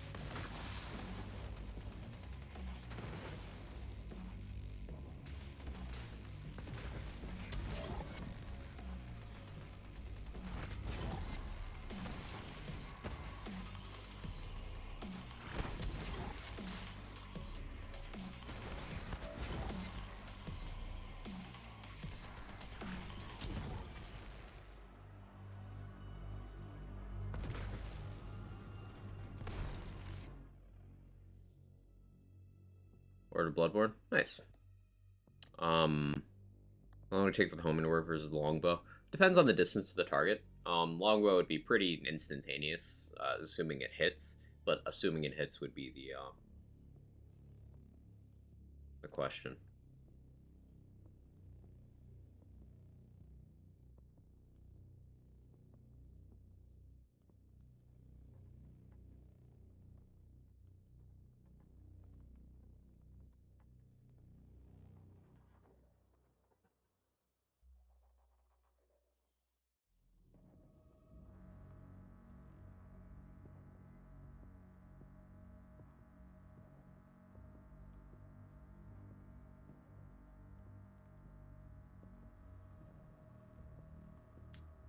I will just carry both. My poor inventory. Bursting at the seams. Why can't we have Wonderland's inventory? Having 70 over 50 would be so nice.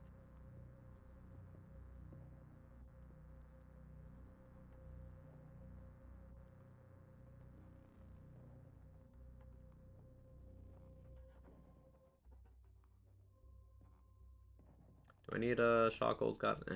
There's one situation where it's nice.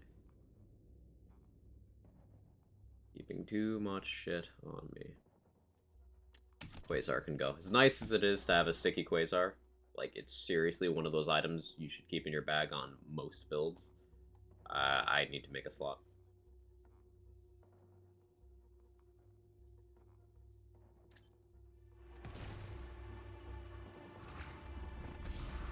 Fixed the dryer, the motor completely gave out like 3 hours later. Unfortunately, I had to replace it. So we got that put in. Okay, well, at least you got one now. Longbow for bossing, homing for mobbing. It is not going to be worth switching in the menu while a timer is running. I'm trying to eliminate as many gear swaps as possible with this as part of an EGR run. So that's why I'm making some choices that you're like, why are you not just doing this? Yeah, because this isn't just a GTD run. Limited backpack mod during testing. Maybe Craft Knight, but I would also probably forget to uninstall that.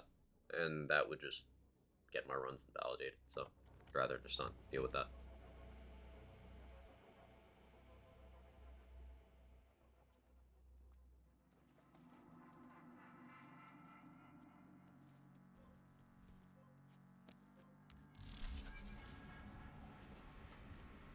I just don't trust my own memory on that one.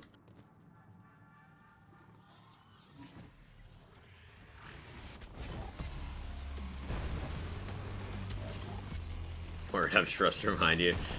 I appreciate that. I'll just do it the hard way. He's stubborn.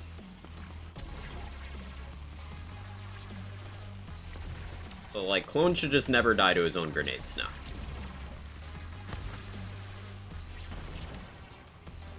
Should be a pretty okay source of healing against tankier stuff.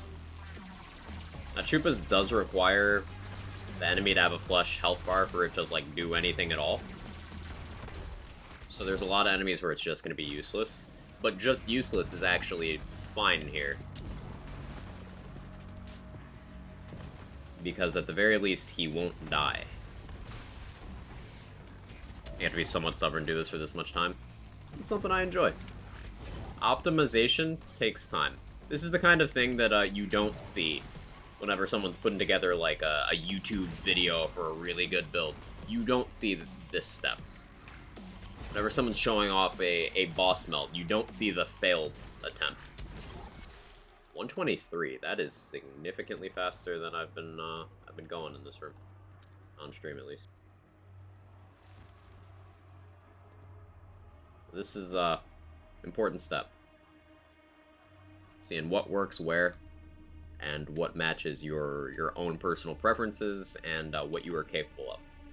So, like, a better player than me, someone who's a little more dexterous, a little more mindful, could just incorporate gear swaps and be fine here. But I don't menu well. So I'm minimizing gear swapping.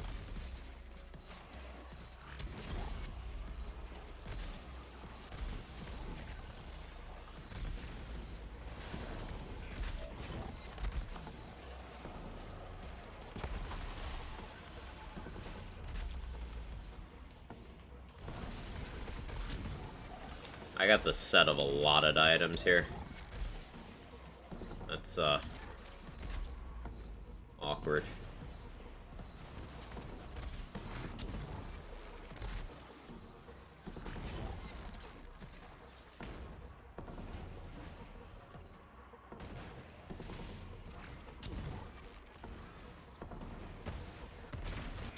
I'm losing a lot of time here just because I don't have Sentinel for some reason right now.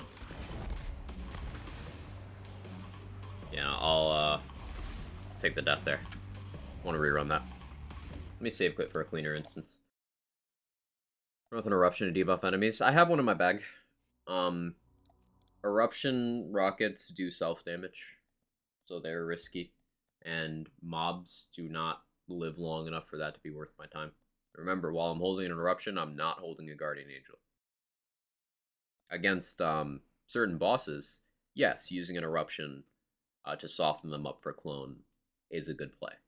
I will probably do that against Hema. Probably.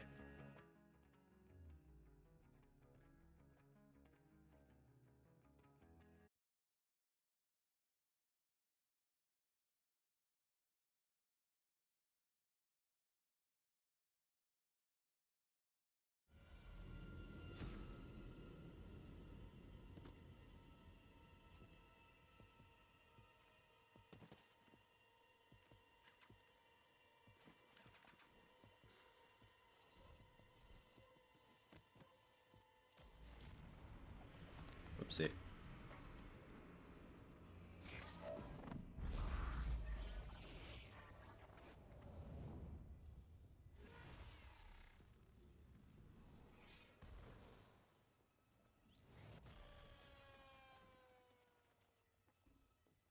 Waiting for Revolter to go away.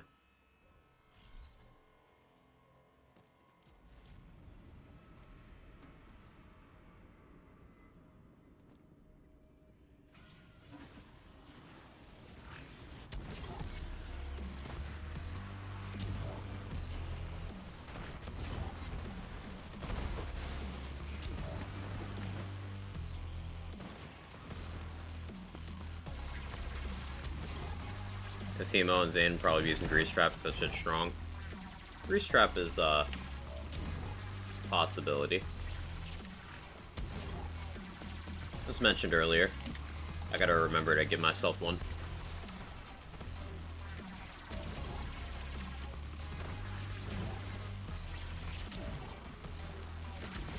This Grease Trap wouldn't have the needs to be grounded problem that Embers does, right?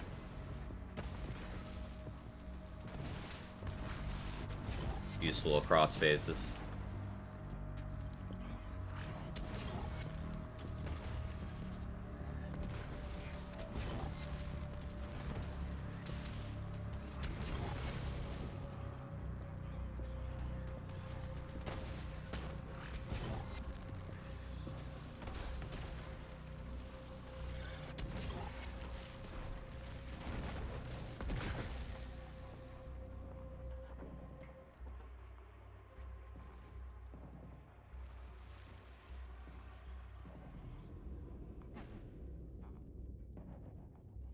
Remember the existence of disruptors melee being able to short fuse. Interesting 2 weeks of memes.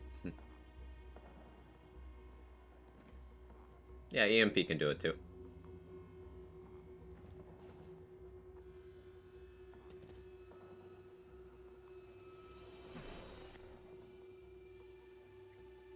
Transfusion grenade be usable, too conditional. I would have the same problem of it would just make Clone blow himself up. And it would make Sentinel blow me up.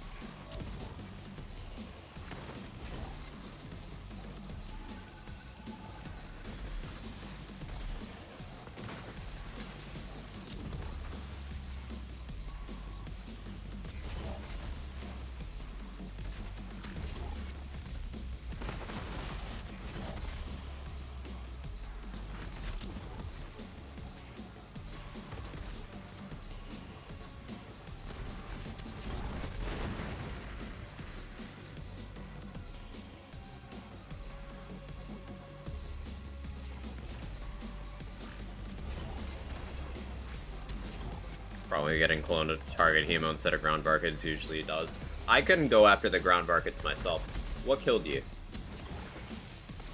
I think that might have just been Plasma Coil self-damage, actually. Yeah, I think that was just, he got himself the Plasma Coil.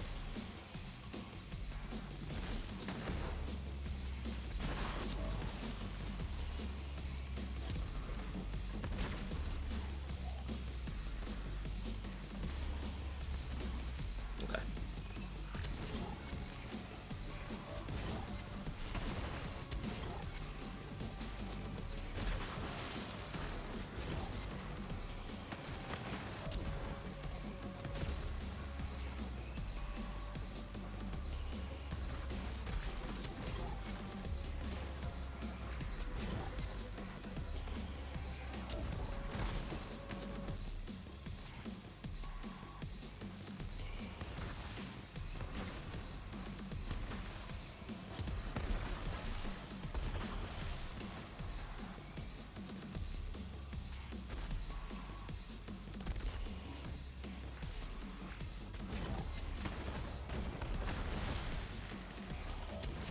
Let's see. Way to use USB to download characters for Xbox PlayStation? No.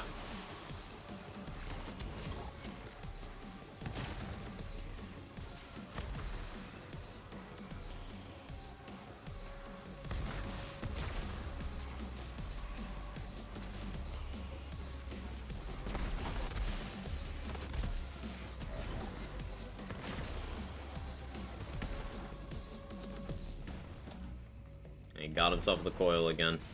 Absolute mad lad. Hey Ramna, how you doing? Ramna, we're doing EGR for time trials.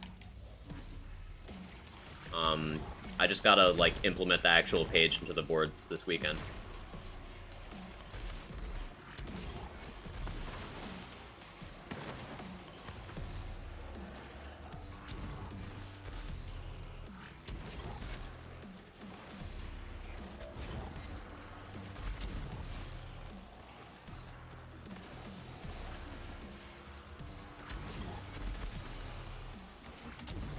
We should also update the card page.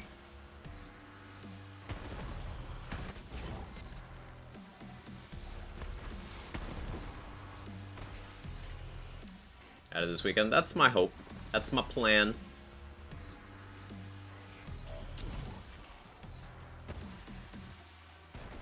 I just want to do an actual, like, we're gonna need to update the card page and also the rules section and have another tab on the leaderboard for EGR.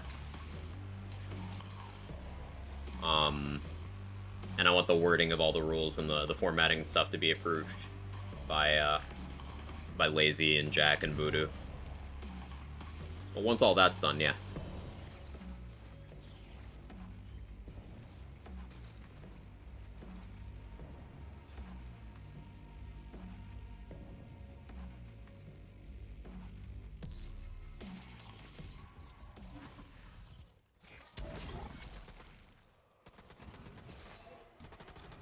Beautiful.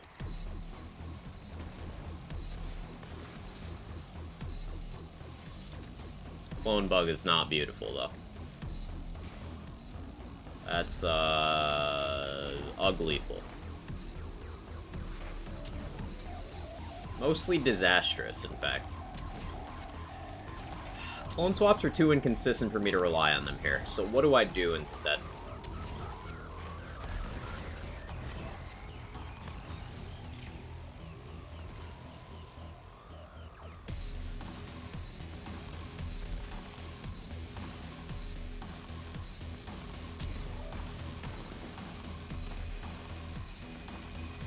Like, this is really effective when I get him in position. He's just very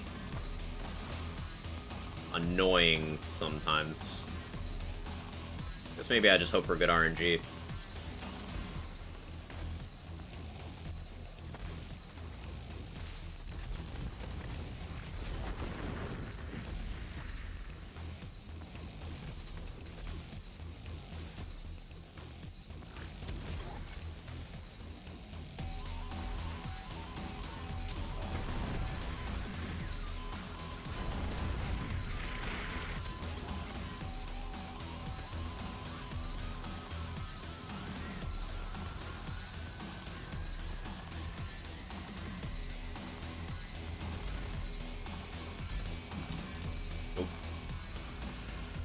like that.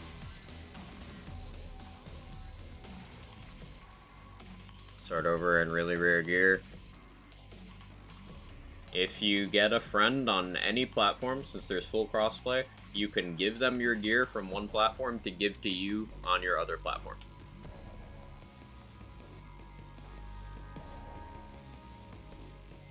Alright, so no, that's enough of that. Yeah, so the thing I need to deal with now is my Anathema strat. Because of how buggy clone swapping can be, where sometimes he'll just not swap properly, it's probably better to have him die every cycle. Which the strat would be better to use, like, a different shield. Like, at that point, if I give him a Frozen Heart, when he dies, that will trigger as well. Should, at least.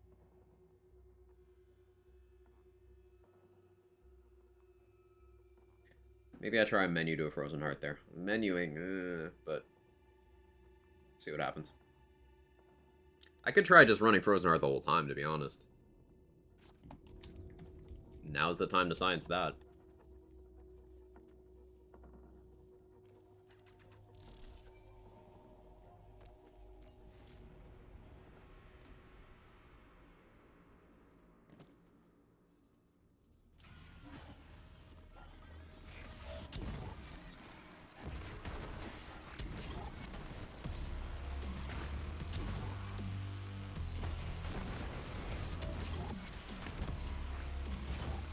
Anathema, how about unequipping clone and static fish? Could. I could.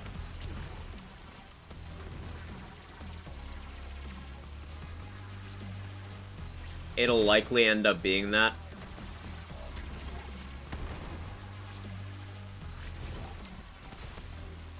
Yeah.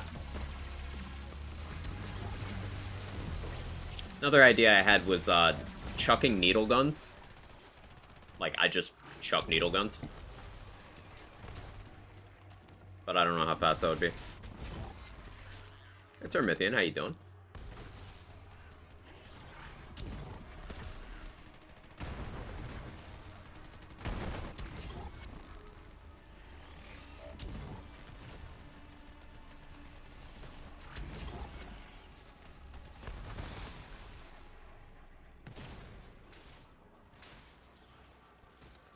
Come on, clone, you got this. Shoot him. Shoot him dead.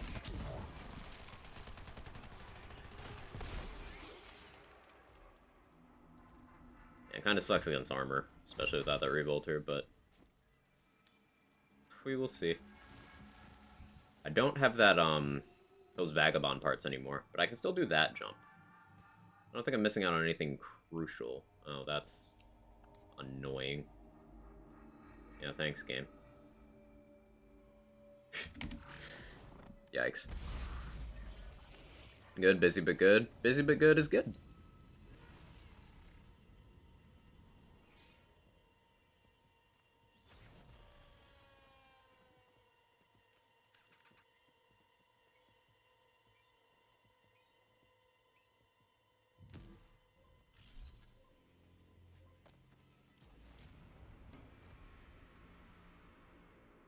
Hardest puzzle in the game, floating rock.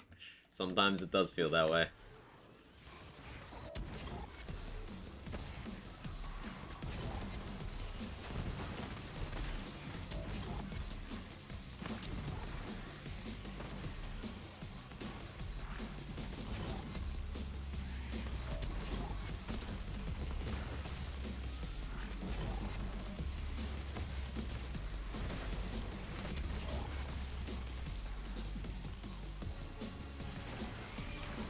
Remember on my EGR run, well-timed needle gun chuck would phase anathema each time you threw it while you had speed from the launch pad. Yeah, that was the thinking trade secret. I was on a dedicated chucking build.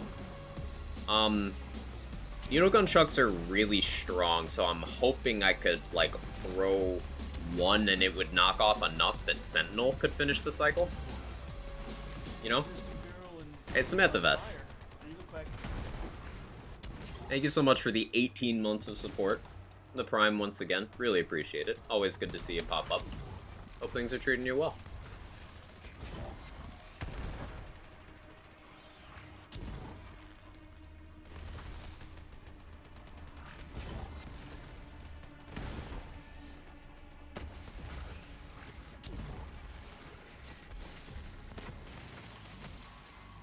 Sub 130 is a good place to be on this.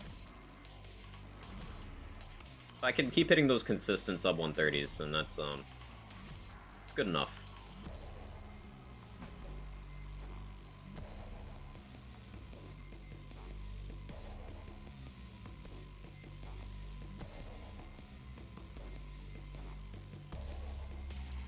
Definitely feel not having the Vagabond parts here.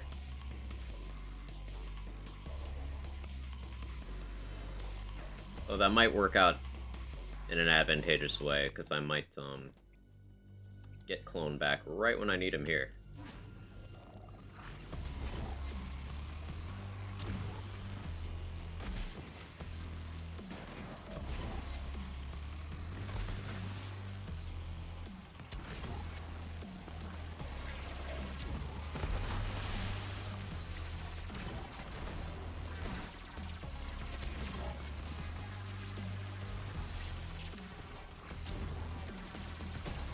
I like how close Sentinel was to ending, but good misfortune, go Burr.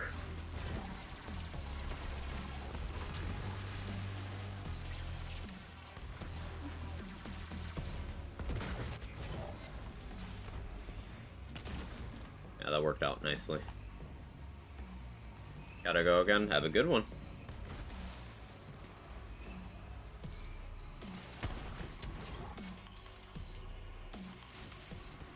Another reason Slash Radius is going to be good here, aside from our Ground Slam Radius, Hollow Points in general, from both us and Clone, are going to be a lot bigger with that.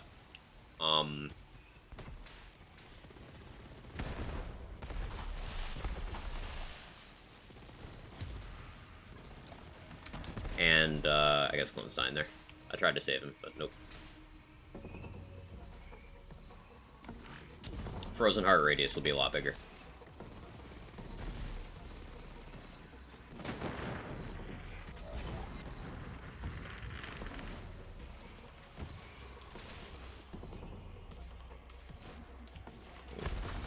Yeah, he blew himself up with the plasma coil there.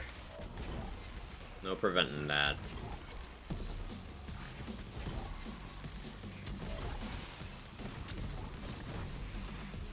Like, I could give him a Boogeyman here.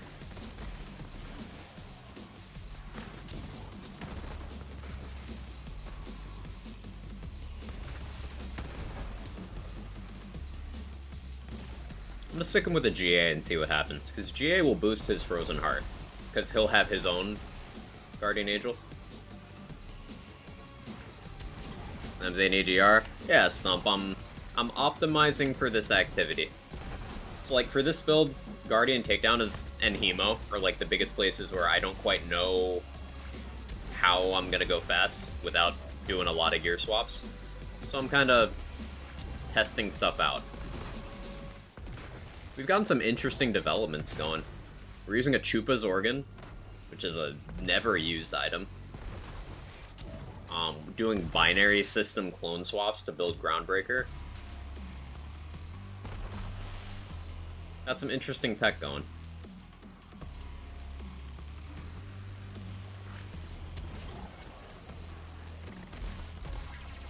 We're using a Frozen Heart at the moment.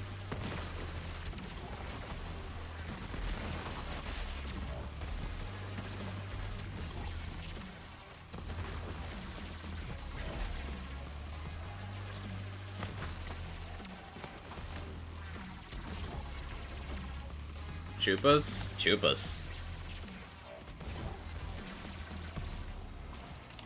Thought process being, he's not gonna kill himself with Chupas.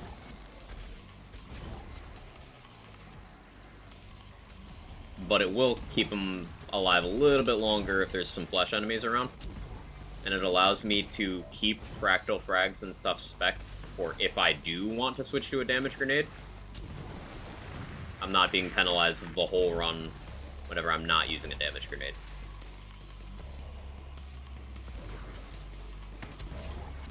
Revenants did cost me significant time there, but I can't be mad.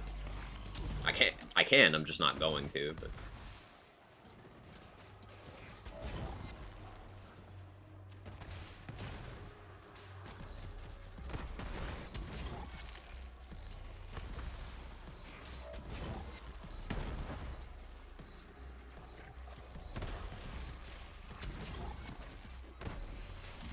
Come on.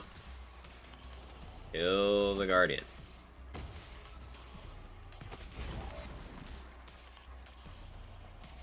I'm very slow right now, but Anathema is the big thing I need to practice, so... That's okay. Someone should nominate Clone for Darwin Award. He tries his best, okay?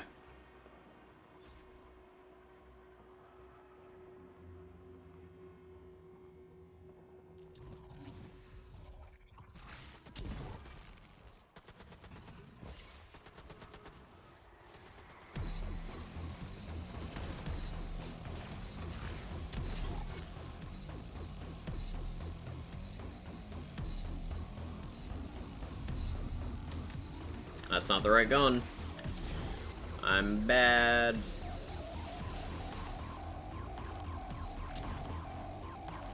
I gave him the wrong gun.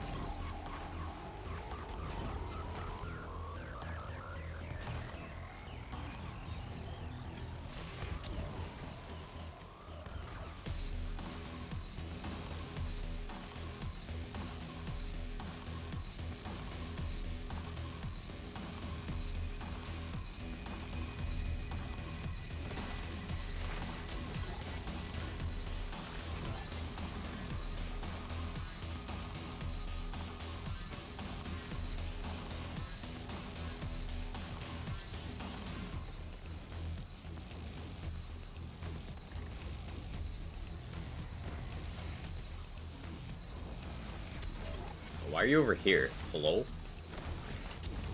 That's awkward. I guess I'll just do this now.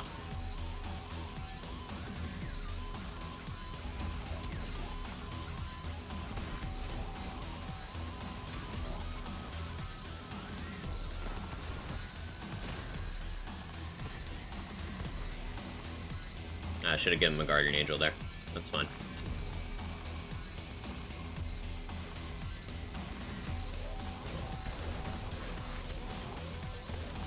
This might be the strat, just spawn clone with a GA, like, inside of this.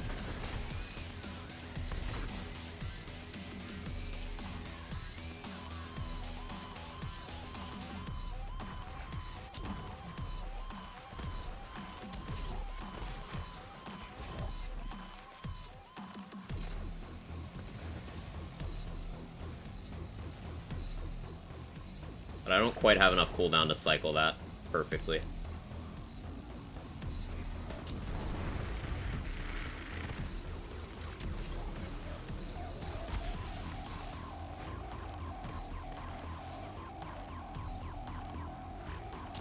Cub would probably win one first. Did we forget about loaders?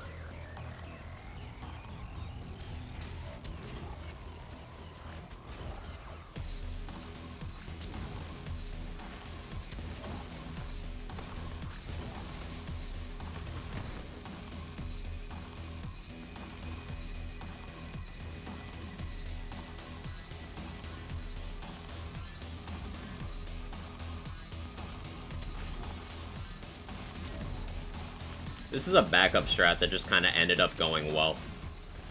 This is still not going to be exactly a fast Anathema, but it's nice to know that this is consistent.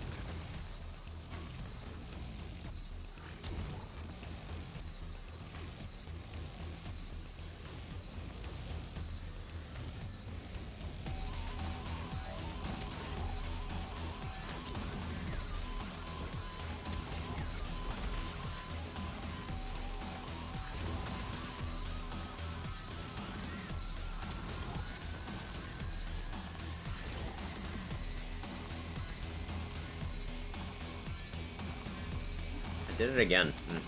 Why do I keep hitting 2? I suppose it's fine, because We're on the shock phase.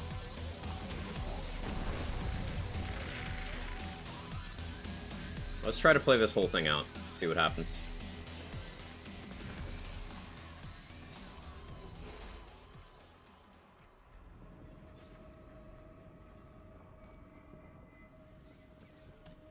Hey Grost, how you doing?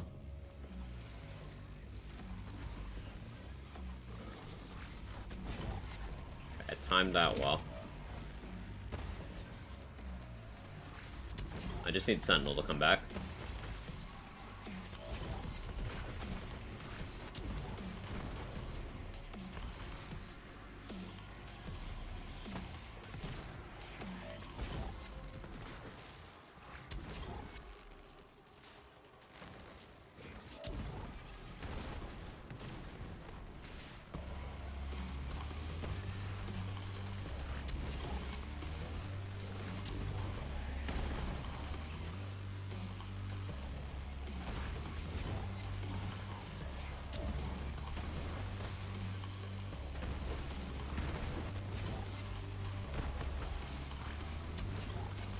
I'm thinking about action skill cooldown now, because if I can get Sentinel back just like a couple seconds faster there,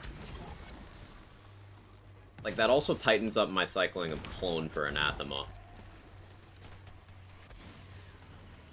Is it worth losing Death Follows Close so I can have more cooldown?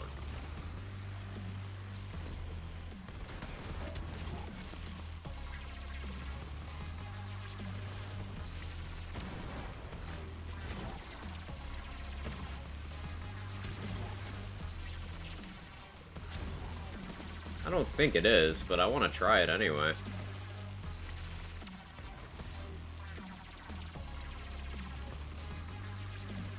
Oops. Okay. Mayhem water, thank you. Wonderful.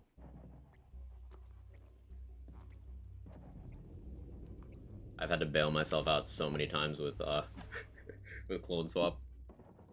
Run around with the Guardian Angel Last Frozen Heart's a good idea. You can face punch your clone or static charge with it. Clone won't trigger your static charge.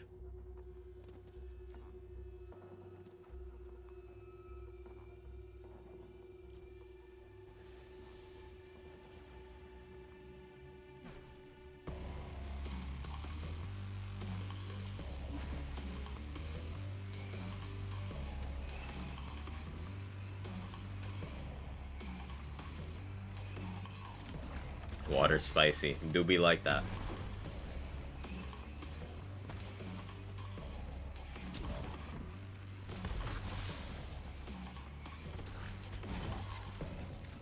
It happened, I'm not doing melee. Proc off Spark Plug. To answer the first part of that, I'm not sure. They messed with artifact behaviors on Clone a while ago. Pretty close to the game's launch, they made it so Clone can't trigger Cut Purse.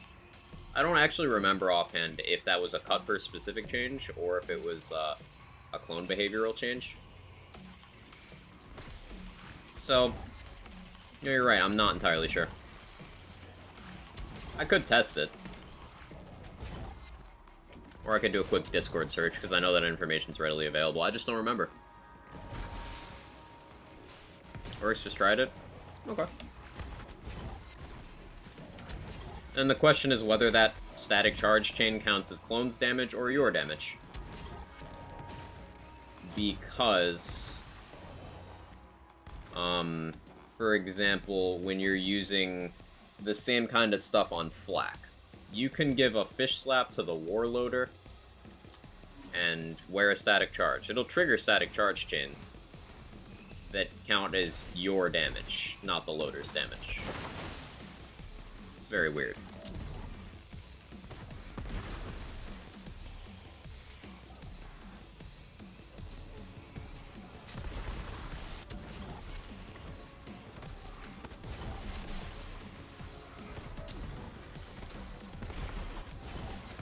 So that would be the thing to test.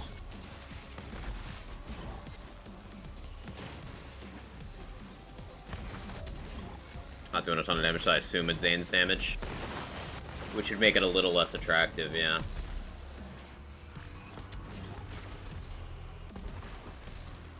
Oh, that does mean you could try holding a Guardian Angel. While Clone just shoots a Face Puncher, see what happens.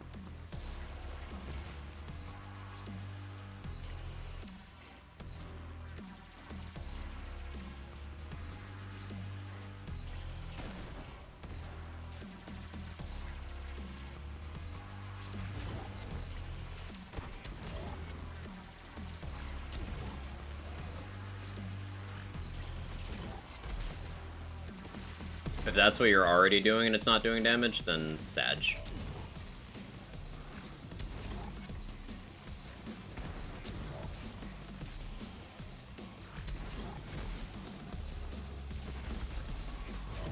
Yeah, this activity is definitely what I'm going to need to practice most on this build. I like this Frozen Heart tech, but I really think I need a shield that directly gives me damage. Like, increases my damage rather than providing me an outlet of damage.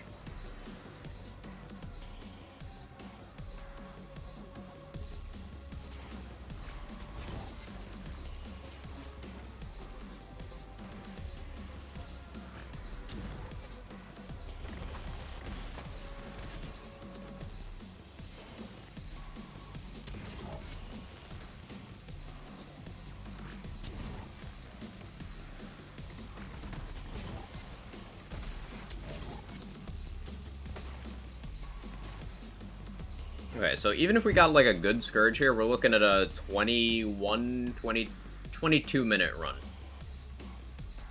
I'm gonna try to shave 2 minutes off of that. If we can get a 20-minute run on this build for this content, that'd be ideal.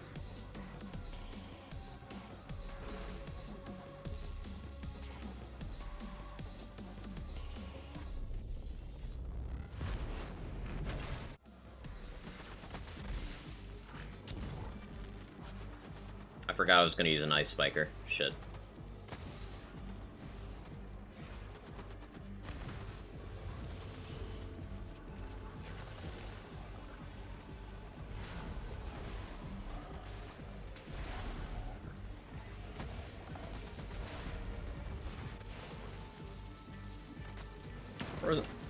Frozen Heart helps here, actually. It's quite nice.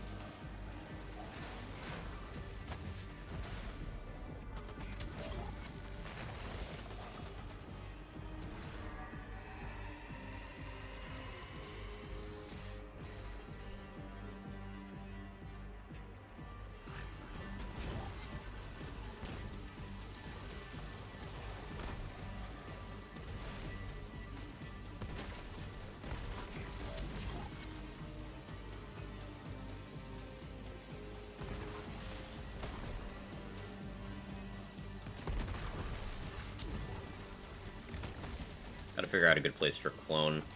Ideally, you know, if I was willing to do the launcher stuff, I would give him a launcher and park him up top. And he would do pretty okay. Like a Plague Bearer or Hive. If I'm not using the Sandhawk on Anathema, I could give him something else for Scourge. I could totally get away with giving Clone a Plague Bearer on Scourge.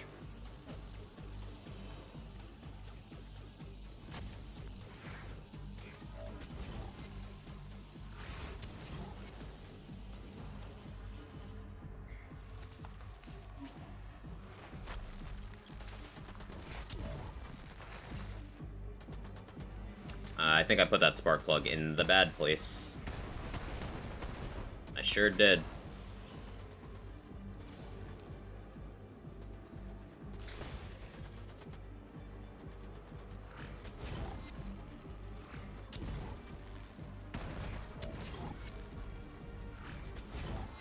Apologies for the flashing lights. I'm doing a thing.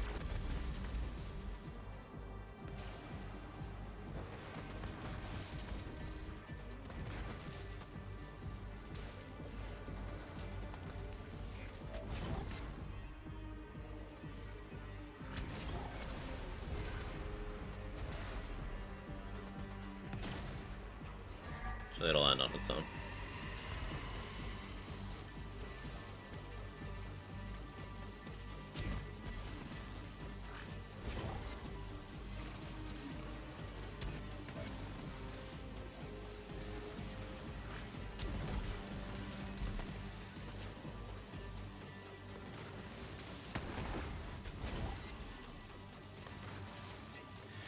So, with the binary system Frozen Heart stuff, I'm finding myself giving Clone GA a lot more than I would have.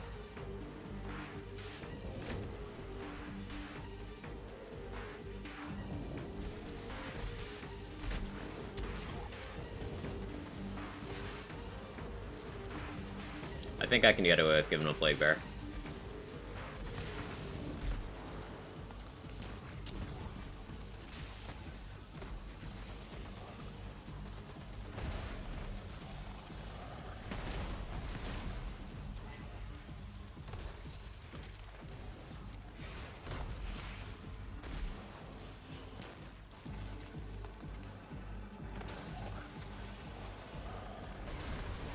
Yeah, I've effectively eliminated the need for the Sandhawk from the run.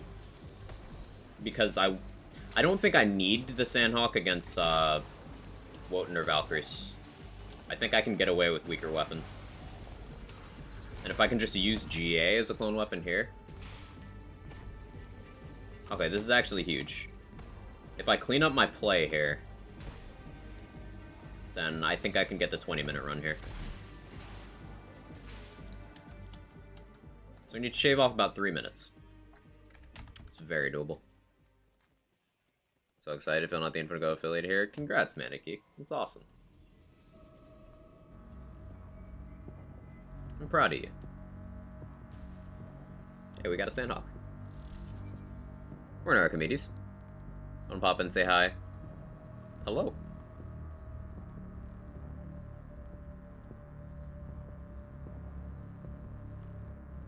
Kind of chocolate you guys like? I'm craving raspberry dark chocolate for some reason. It's a good combo. I don't know, I'm not very picky in that department.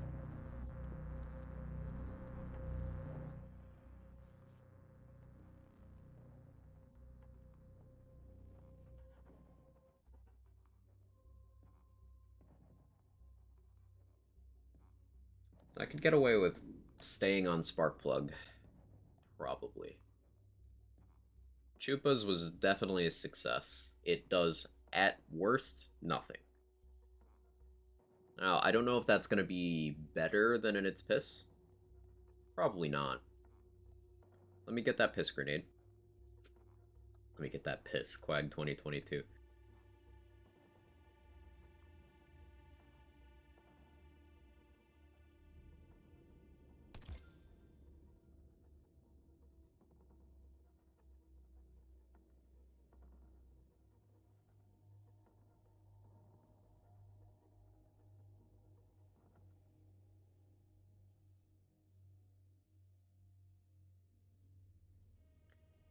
And we'll go with, like, level 30.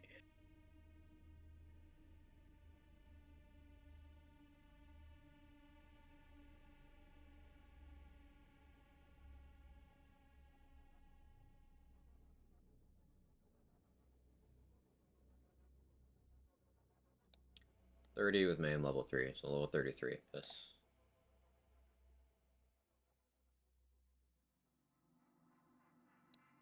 Shouldn't be able to kill me. I mean, it can, but it shouldn't. We'll go lower level if we need to. You can get terror stuff lower, huh? As it forces the annoyance onto your stuff during playthrough. 25.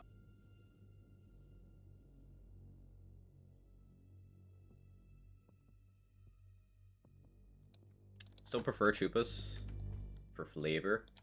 We'll try this out. Especially if I'm doing weird strats. Okay, next thing I need.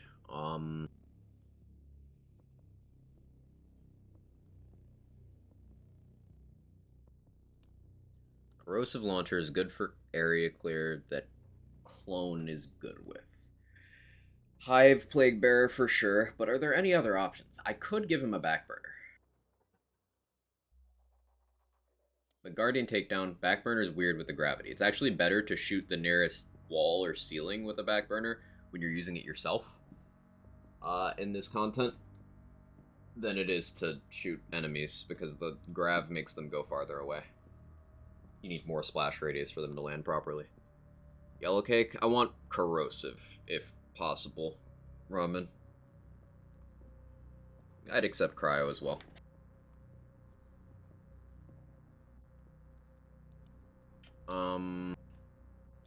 Dilute lemon.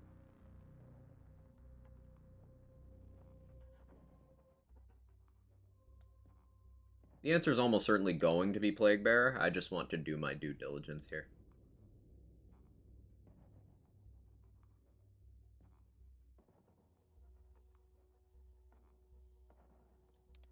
We got Backburner, Globetrotter, Hive, Ion Cannon, Kick Charger, Major Cog, Mongol, Plague Bearer, Red Eye, Rocket Pod, Satisfaction, Scourge.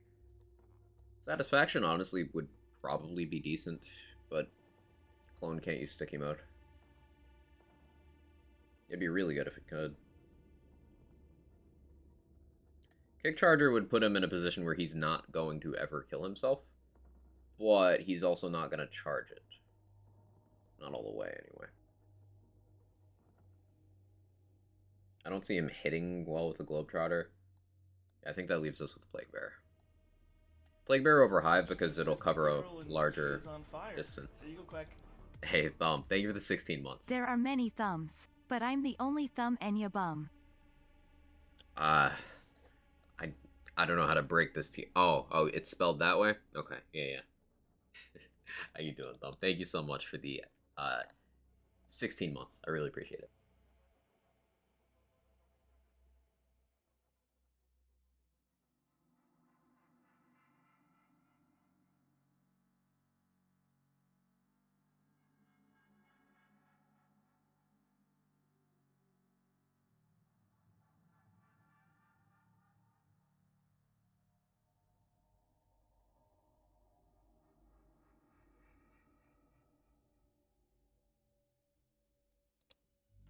I need to drop an item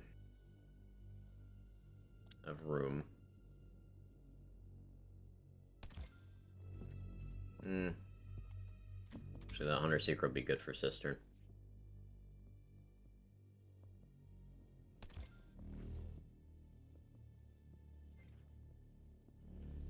Zanbad. Cezanne run. How you doing, Stone Swan?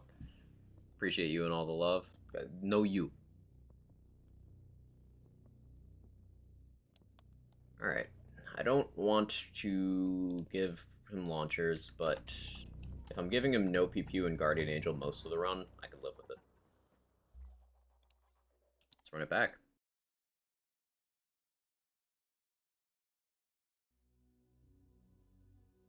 Ow.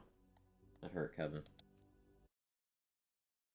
Cat has this weird habit where in Presented Thumb she starts aggressively cleaning her nose using said thumb. It's weird. Cats have personality. It's cute.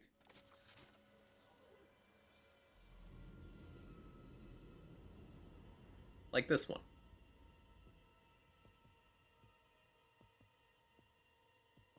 Okay, claws out of the nerd merch.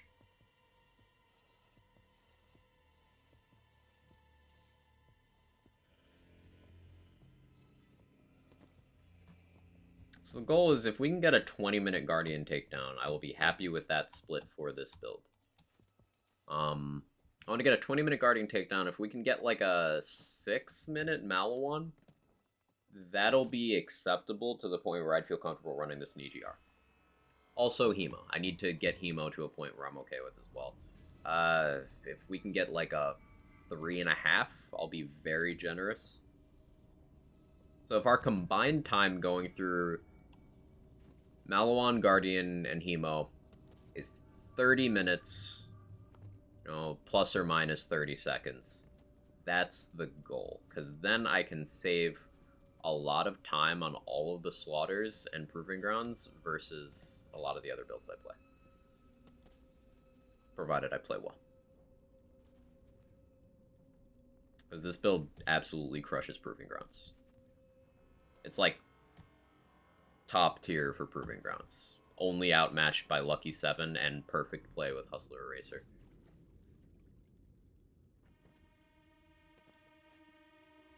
It's like second string for Slaughters, but...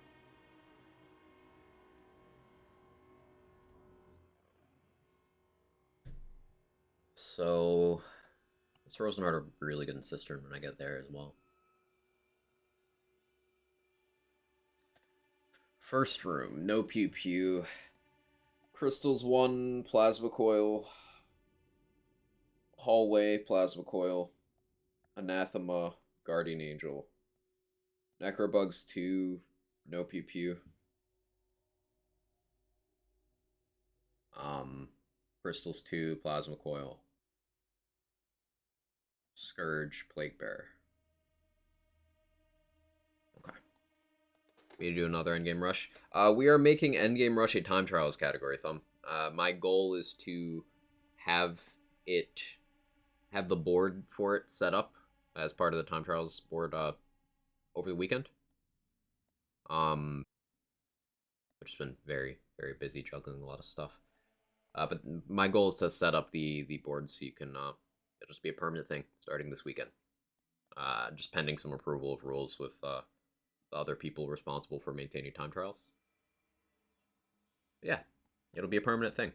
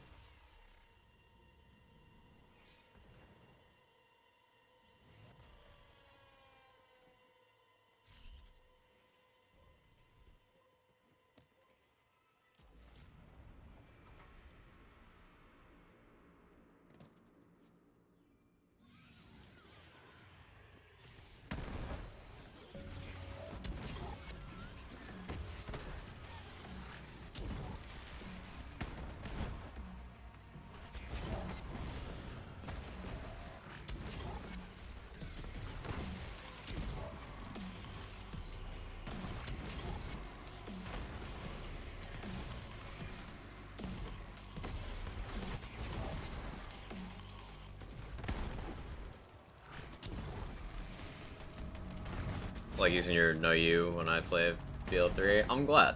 I like that build a lot.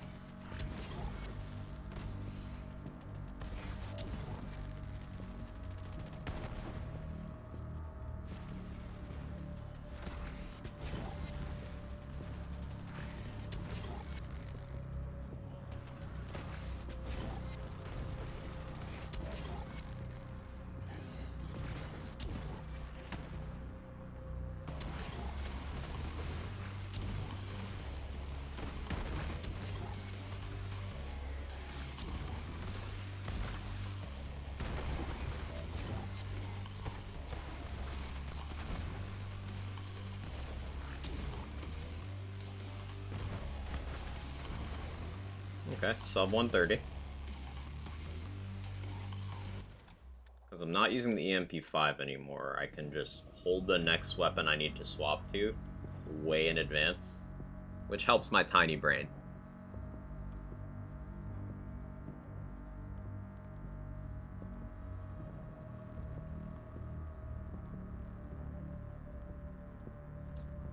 Thinking jump into that one and then running to that one's optimal, because I don't see myself hitting the slide boost. I should have shut the fuck up and detonated clone earlier.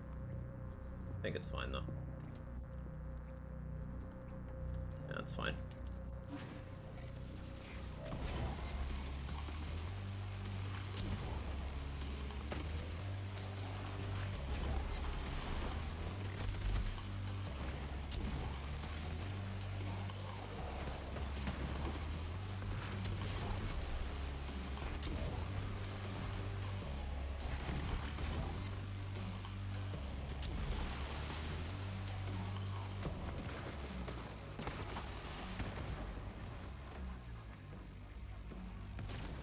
Sentinel, why did you stop attacking? Hello?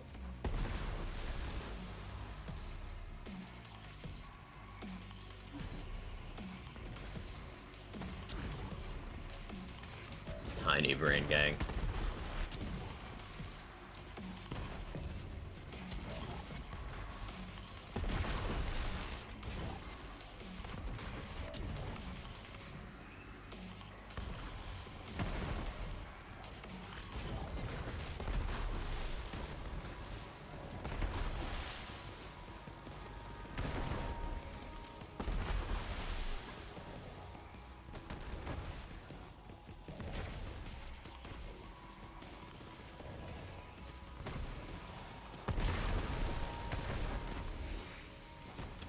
Unfortunate.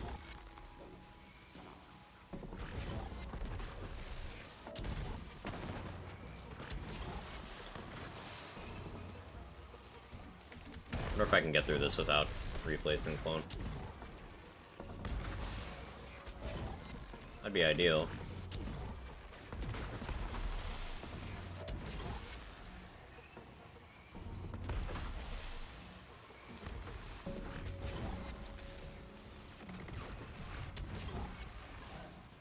Hog.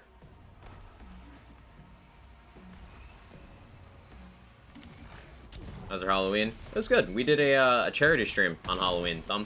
We raised almost $2,700. It was $2,669.96 or something like that. It's 2,600 and change. We raised for Gamers Outreach to get video games to kids in hospitals. $2,600 in one stream. I'm very proud of us for that.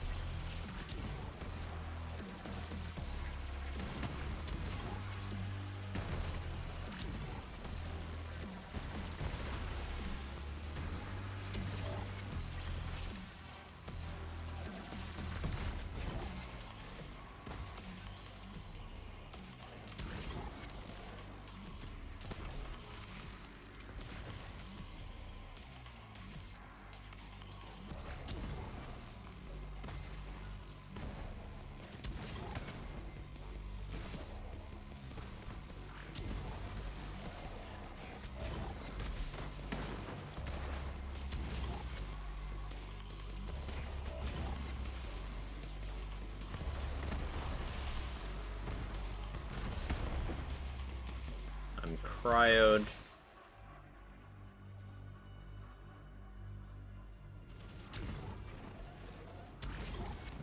Come on. Third time's a charm.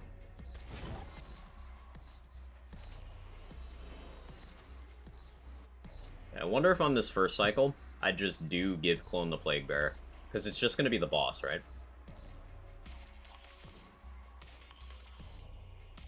Yeah, I think first cycle I do that.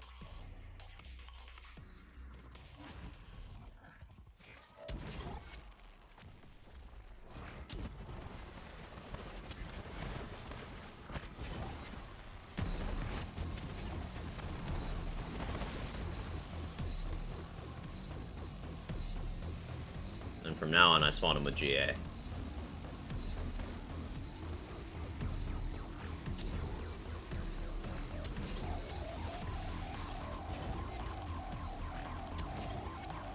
I also forgot to respec for that extra cooldown I wanted.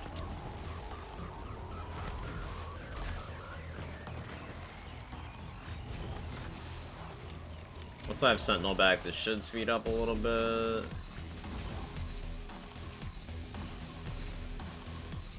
Alright, you stay there.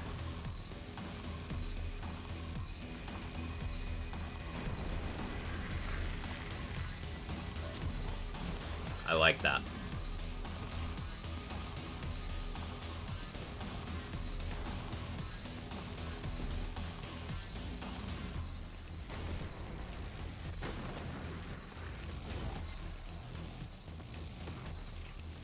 little more cooldown here, smooths out this cycle.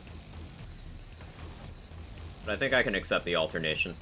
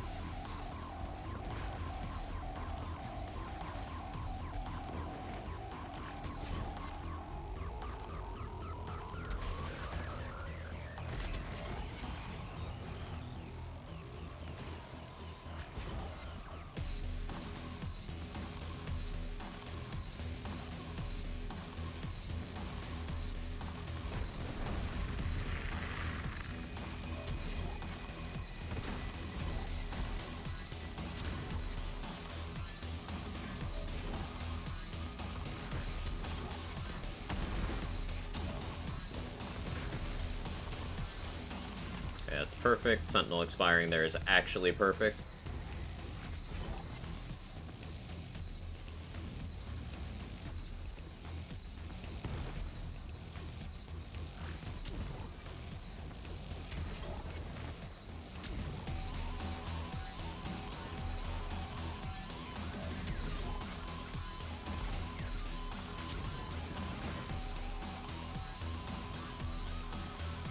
Just wondering, since you're using binary system Frozen Power without Blade Fury for clone, no chance to flash him itself, melee and frozen. Enemies aren't frozen often enough.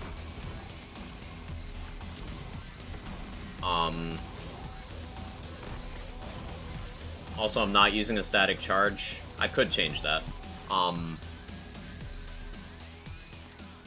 And Blade Fury is non-elemental, so it gets armor penalty. Well, it actually might not get the armor penalty because it's non-elemental damage. Yes, that was an intentional repetition. It's boneless damage. So it might not actually work that way. Stone Swan, are you still here? Does Blade Fury get the armor penalty?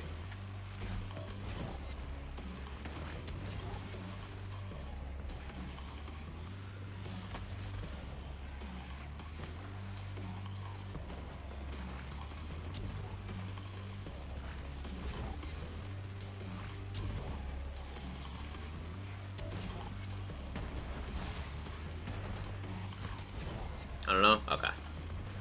Thank you anyway. So my Sentinel's bugged out here. I might do something silly. I might implement something silly as a strat here.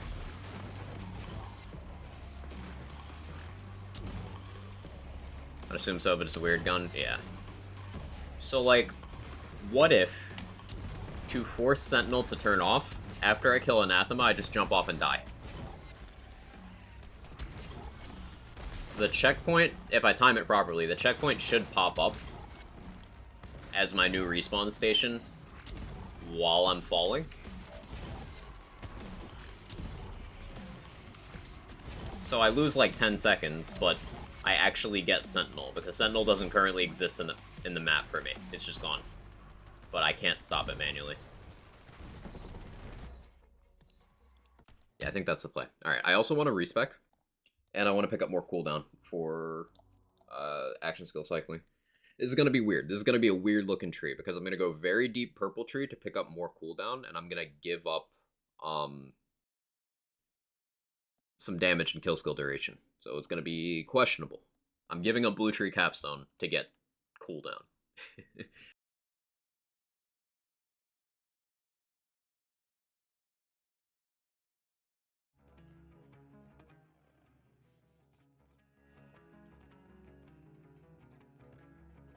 I don't think you lose much time either, because you don't wait for the death animation and portal spawn. Yeah. At most, we're talking about losing like 5 seconds. But losing 5 seconds is better than losing all of the time I would lose later by not having Sentinel available. So I think it still works out to be beneficial. See, this is the kind of science stream I really enjoy. We're learning a lot about how this build works in this piece of content. And this is only one of 3 pieces of content I want to practice today. I've been sitting here for 3 hours already.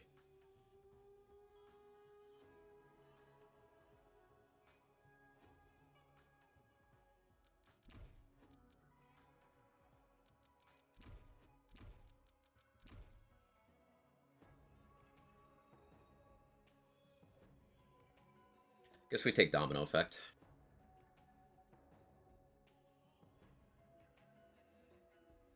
Although the increased fire rate from domino effect also increases the time between bursts. So I shoot my plasma coil slower, but each shot within that plasma coil burst comes out faster.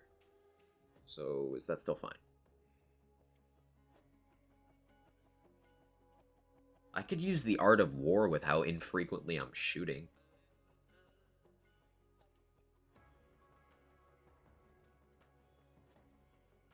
Do the Art of War stacks have a duration? Am I unironically gonna take the Art of War in a build that doesn't shoot?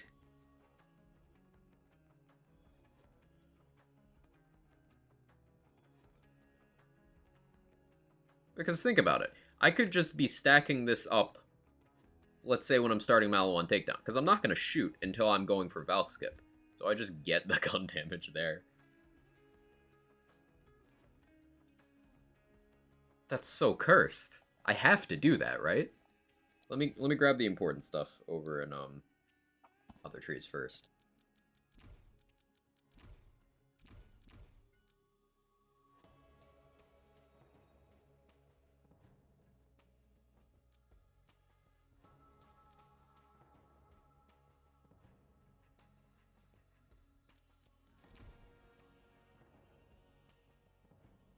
Pretty sure they're out on duration. Cool.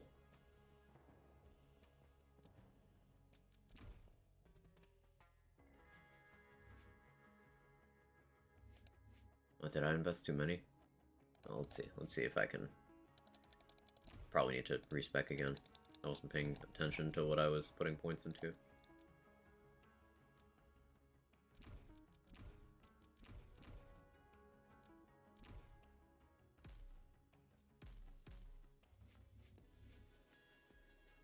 I want to at least go down to this tier to get Boomsday.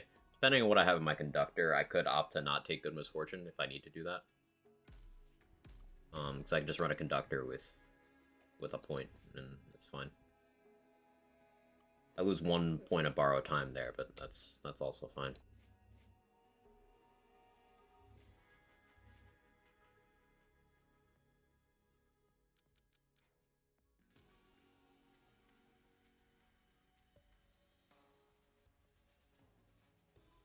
Logic is sound, but it's still cursed and it hurts me.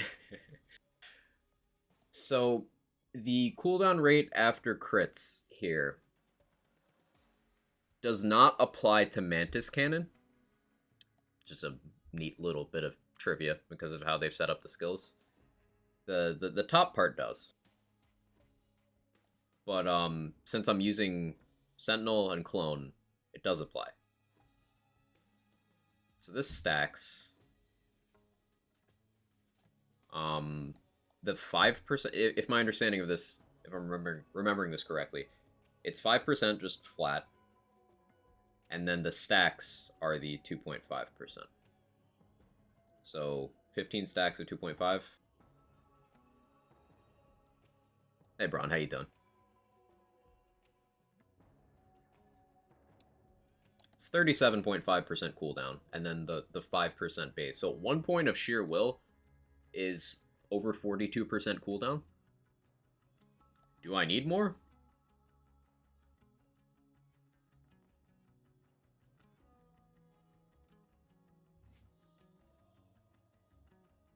It's very cursed to not have Deathfall as close, so that I could put those points into Art of War. I think this is the play. I think this is the tree. So, the effect of not having Deathfall as close basically means my uptime with kill skills is significantly reduced. My movement speed goes down as well, overall.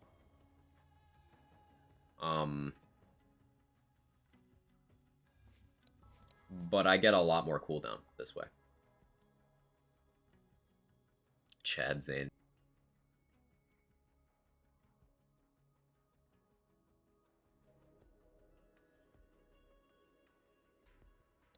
$75 without the bonus. No, it's 37.5 per point at max stacks. So like I could get even more.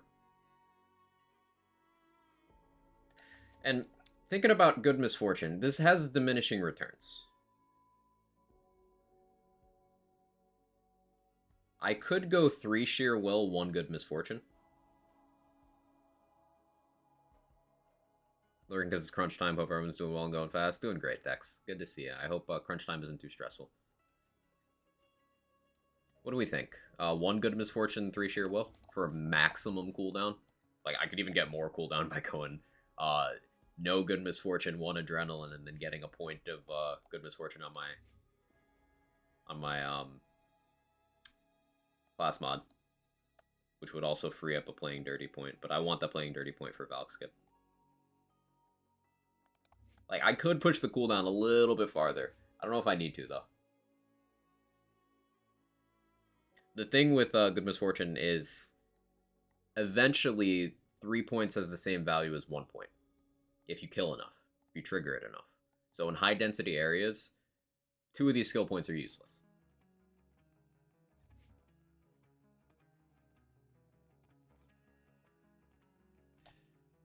You know what? I'm going to try it. I'm going to try it. Accidentally renaming my character.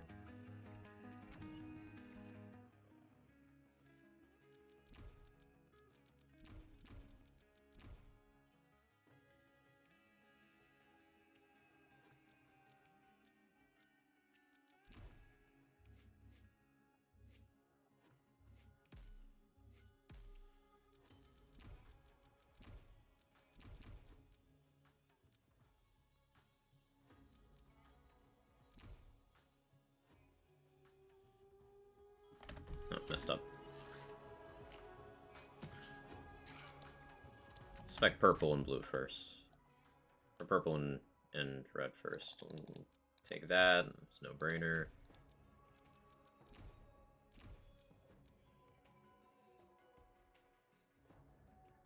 Okay.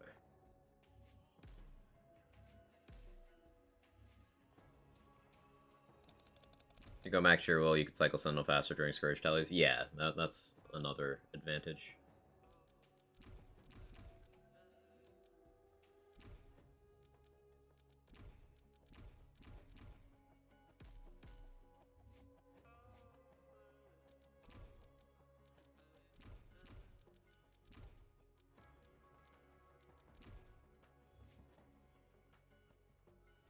I could get to 1 point Good Misfortune this way. I could go max Adrenaline. I could go Ready for Action to get more topped off uptime. That would probably be more effective than max Adrenaline, because I'm running Frozen Heart at the moment.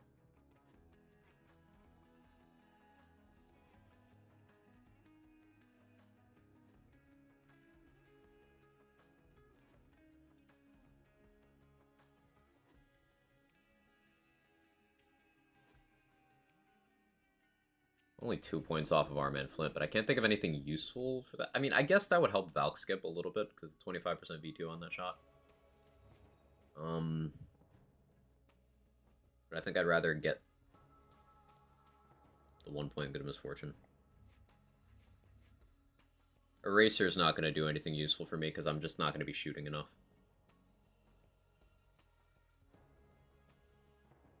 There's no significant value to Eraser on Clone, right?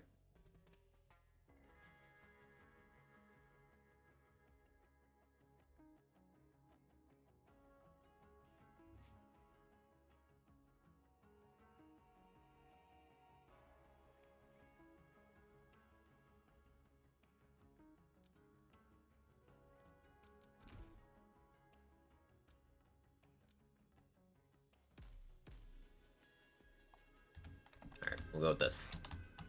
This spec has gotten very interesting. Yeah, I'll try saving the Plague Bearer for Scourge. This is basically always going to be equipped. That's always going to be equipped. And I can unfavorite. These two are going to be situational. Static Charge crit? Yes. Yes, it can.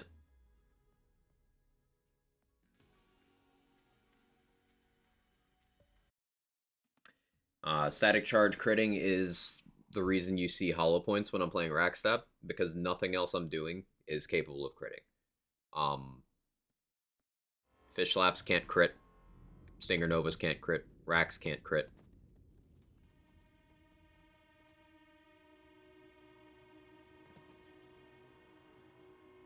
Current weapons are using outside of Anarchy. Racer Clone doesn't do much. Okay. You think maybe...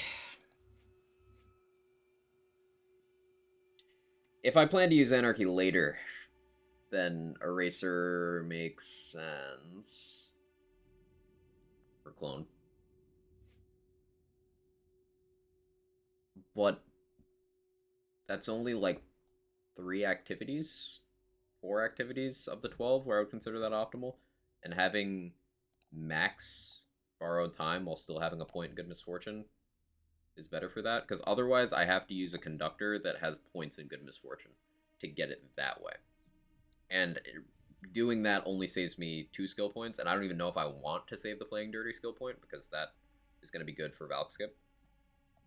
Provided I can nail Valk Skip. We still don't know if I can. I need to practice Malawan separately. Like, at best, we're saving 2 skill points. Which...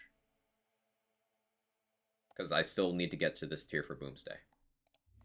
So that would be 2 points Eraser versus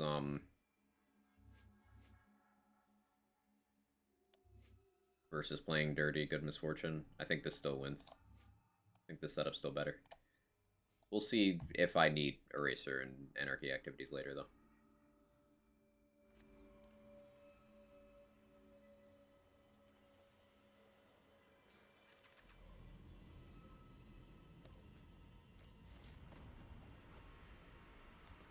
Yeah, I'll try to get a full run of GTD in, and then we'll do some Malawan testing. Malawan and Hemo both need some extensive testing here.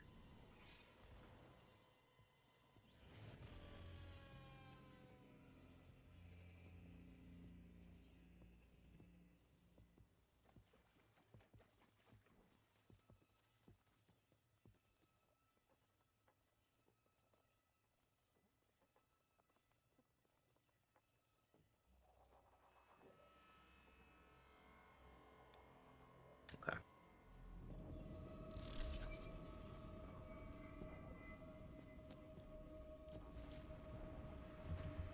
Oh yeah, Violent Speed lasts a much shorter amount of time now.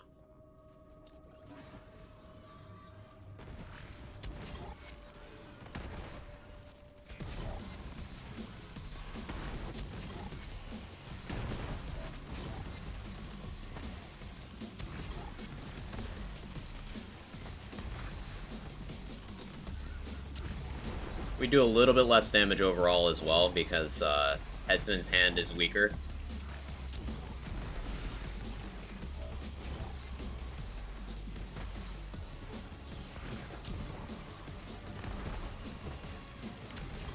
And we lose a tiny bit of cooldown from weaker commitment, but we gain way more from sheer will.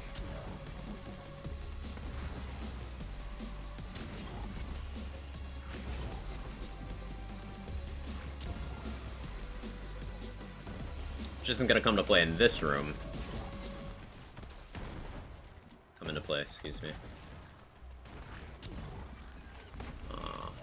But later, should be pretty noticeable. Especially during Anathema. I need to smooth out the Anathema fight. It's one of my main concerns at the moment.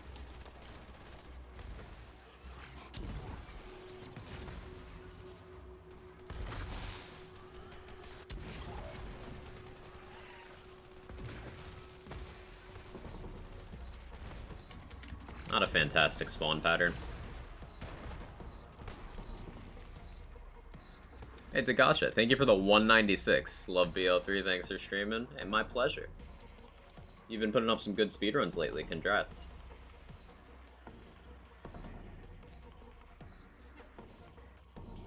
I'll hold off on that.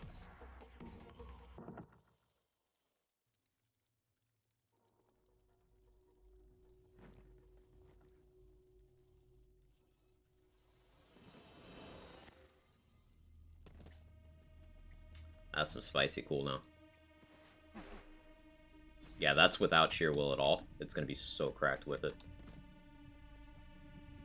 I'm gonna let Sentinel expire.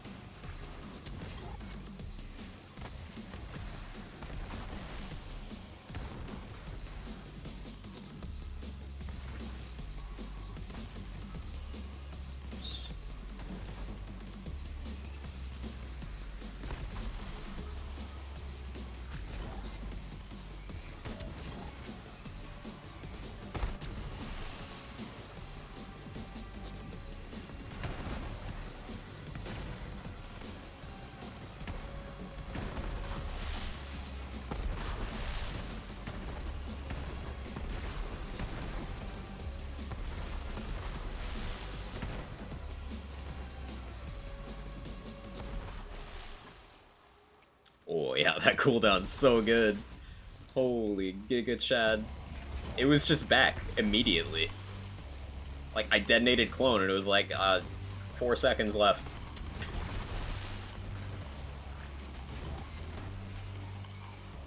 Craziest thing about that is it could be faster. We could get more.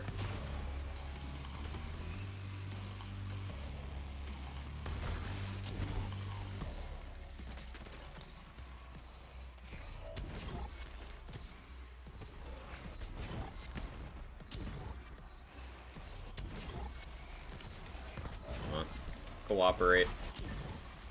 Cooperate. Thank you.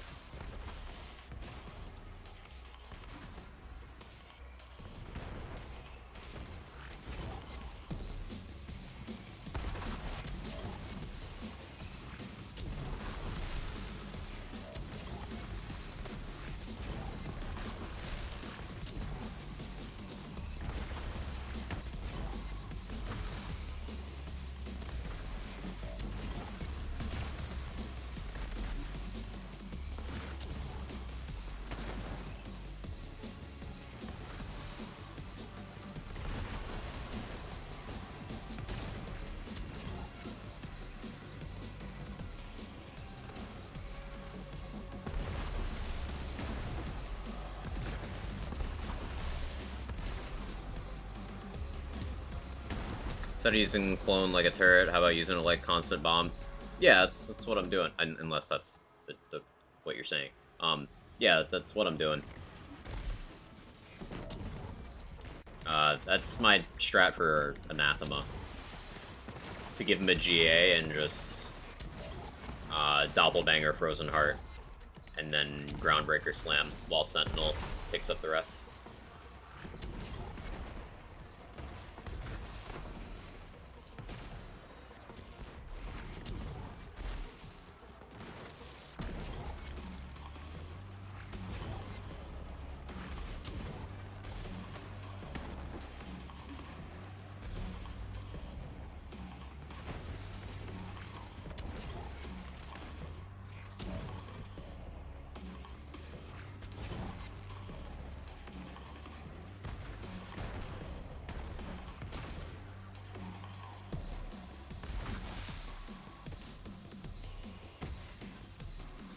I'll use for Great Transane is making the others looking better in comparison. There's a couple nice utility things, but they're generally not worth the points, yeah. Like, it's a fun tree, there's some cool concepts, it's just the others are way more powerful.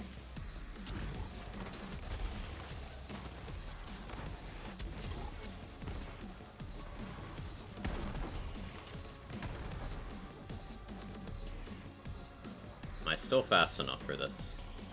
Barely. But I am. So without Deathfall as close, and without an EMP5, I'm still fast enough to do all the desirable jump tech here. That's good. I am about 2 minutes behind a flak pace run, but again, that's fine. So I gotta remember to try the dying strat here.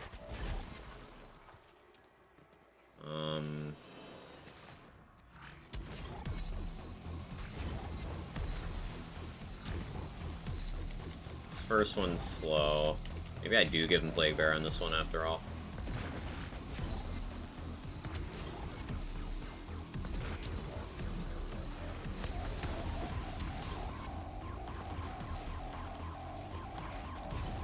If CCC was 11 points, it'd be good. Yeah, it'd be real good.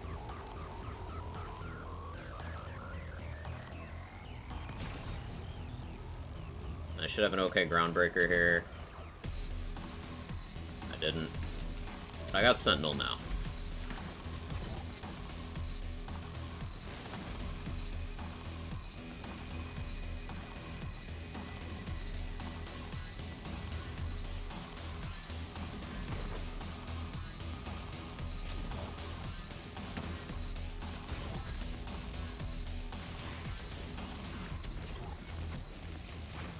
Well, maybe I need Topped Off to do the instant cycling.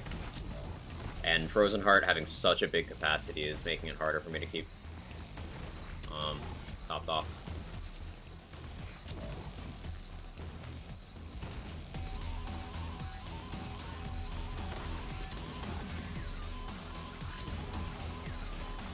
We'll see how this plays out.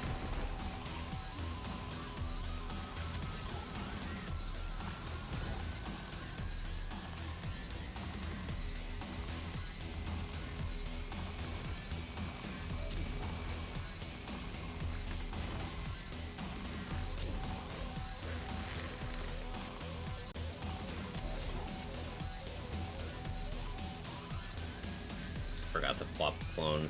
Ugh.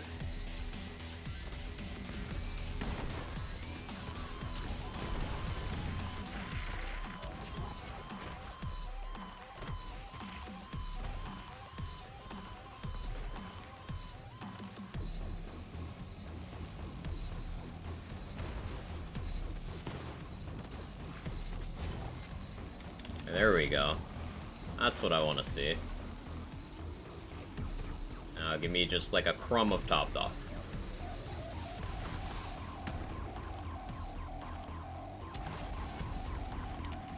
That's fine. Ah, no, that ends Sentinel.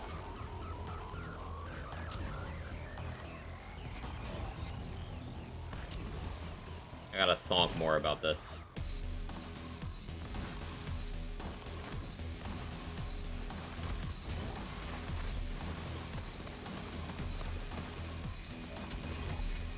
Maybe I do give him Plague Bear. Because his Frozen Heart damage is mostly irrelevant. If I give him a Plague Bear, he will just blow himself up.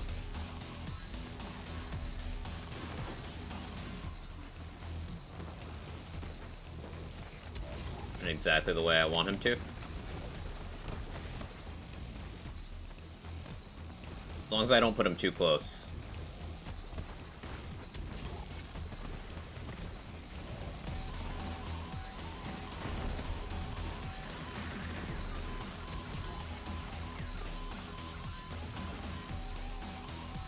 Yeah, I think I'll try that. I'll keep playing out this run, so I can see how Scourge goes. And I could try this spec against, other pieces of content.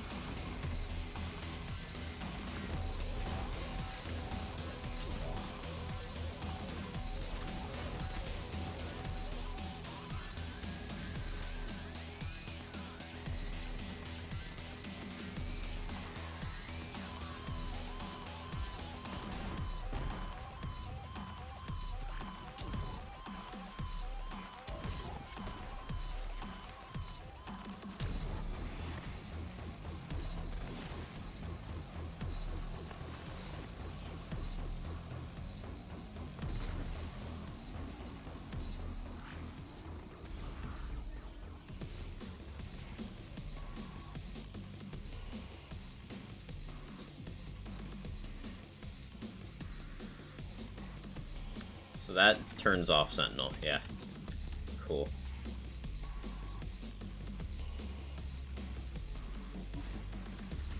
So slow without Supersonic, man. Holy.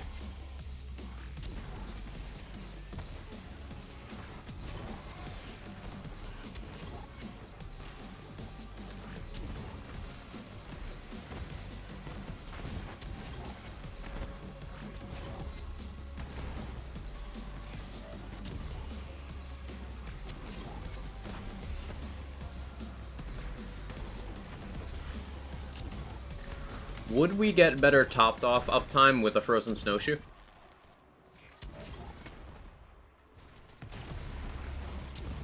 No, Sparkplug would deliver the Snowshoe. Never mind. Never mind. My ground slams would just be constantly making... I had no topped off uptime. Hot Drop? But no, Hot Drop doesn't work in GTD.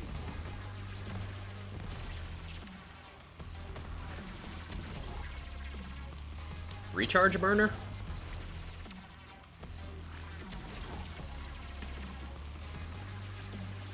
Recharge burner.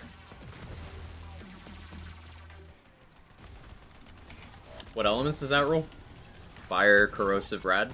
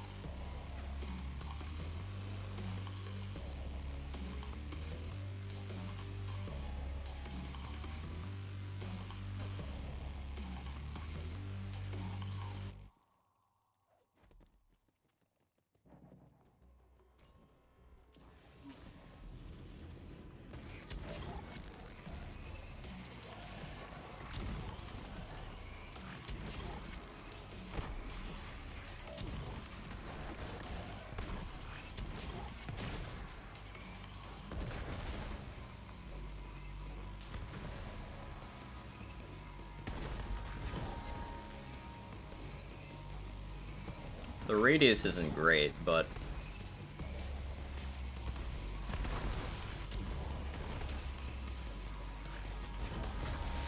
I'd have some topped off uptime.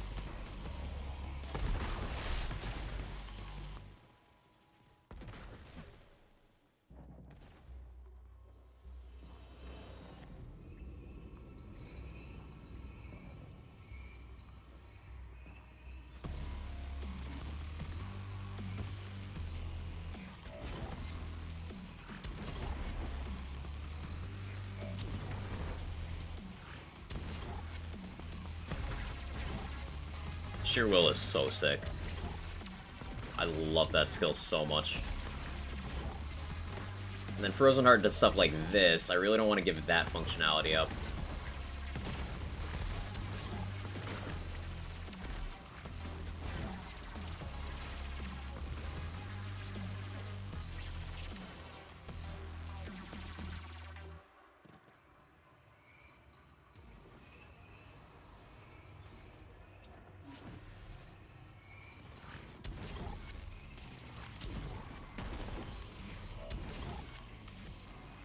Oh, self-damage.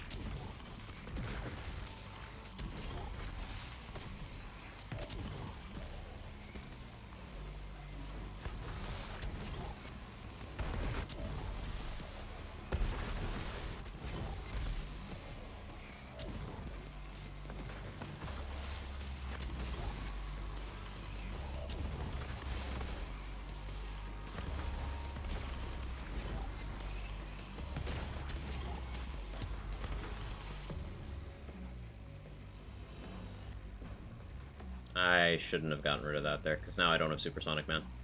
Now I'm slow.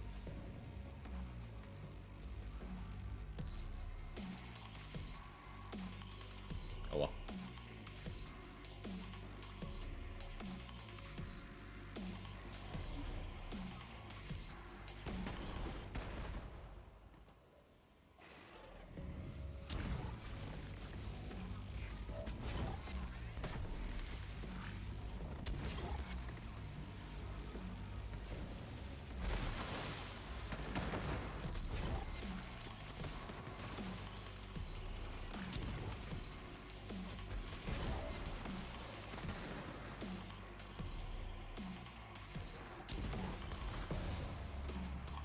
I need a better route for that room. Yeah, I'm not gonna get a 2-minute Scourge, so I still have some time to save here. But I can test out Scourge strats and see how we do.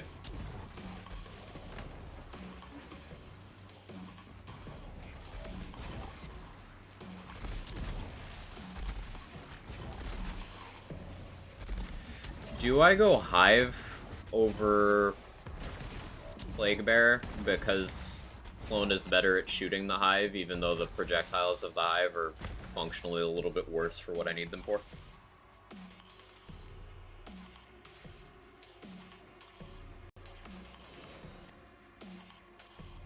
We'll try Plague against Scourge. If it doesn't go well, I'll try Hive on the next GTD run a little bit later. We'll switch to Malwan after this either way.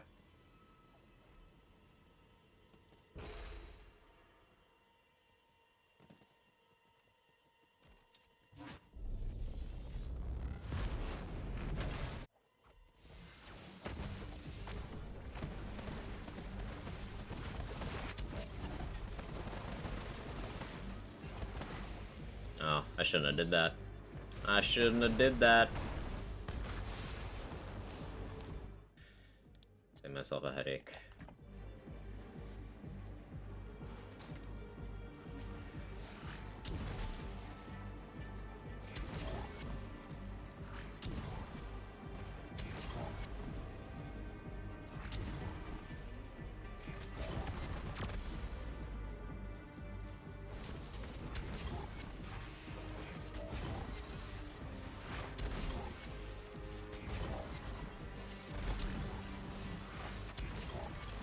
I want to put a point in Eraser if you go Hive.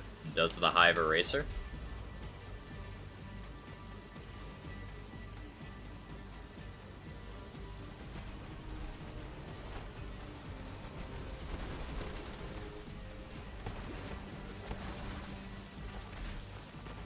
It's only certain projectiles Eraser.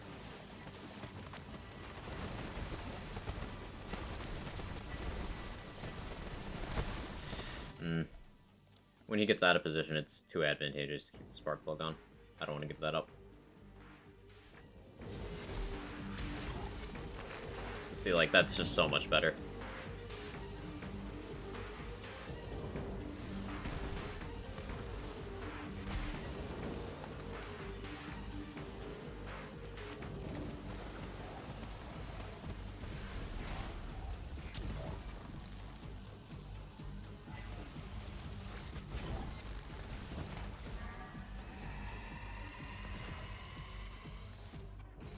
I think it falls under the category of projectiles don't eraser. That was my understanding as well.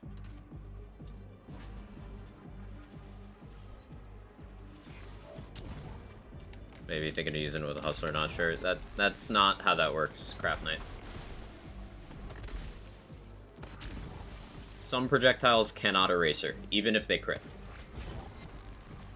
Hustler does not give the ability to eraser to things that can't eraser.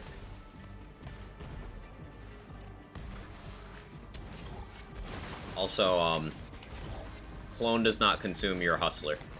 Clone does not benefit from Hustler. Clone can eraser, he cannot Hustler. So, since I'm not shooting the gun at all,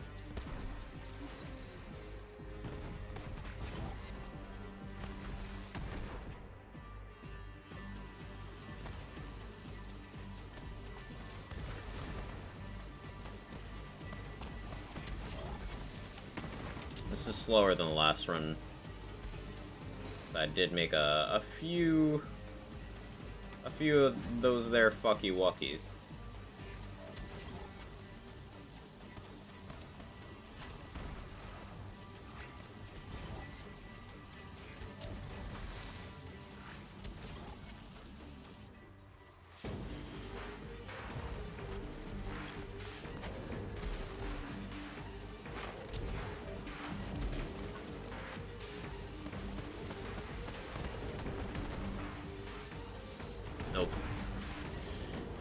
one lived. Oh no, they all lived. Okay. That normally doesn't play out that way. I'll take it.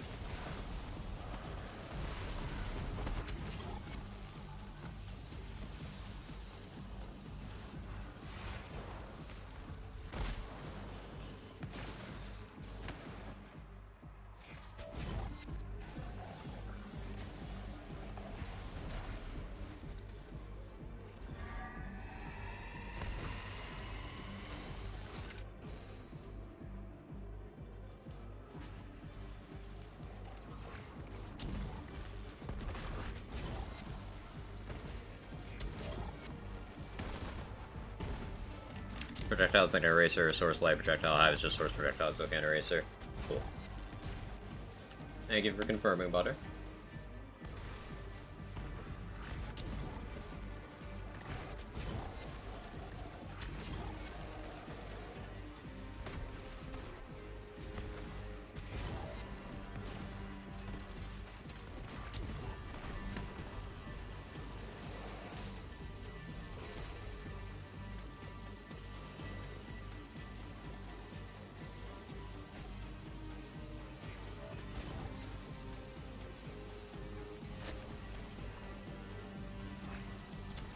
Yeah, Sparkplug has too much value here.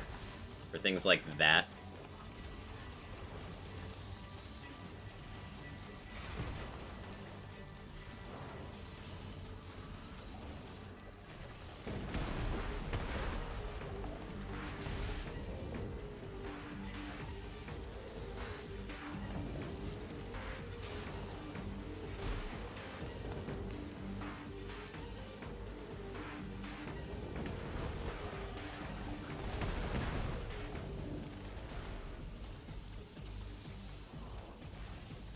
Predator, yes, 10 FPS. Yeah, I read that in Discord the other day. Homie doing good work. Also, oh yes, 10 FPS with the damage logging script that Stone Spawn was using. Very useful. Alright, this one was a 25.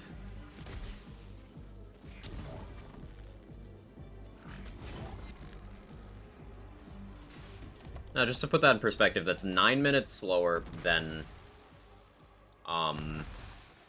like a very high-end Zane run for this content, tailor-made for this piece of content. But it's still about 5 minutes faster than, like, an average gun build that isn't optimized for GTD. So we're making progress.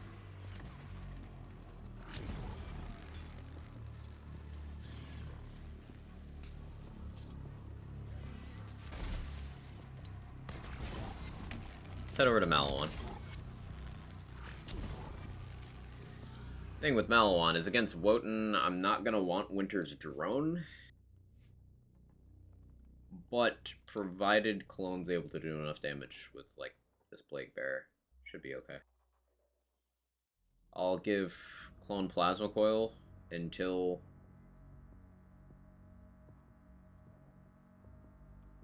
Wotan.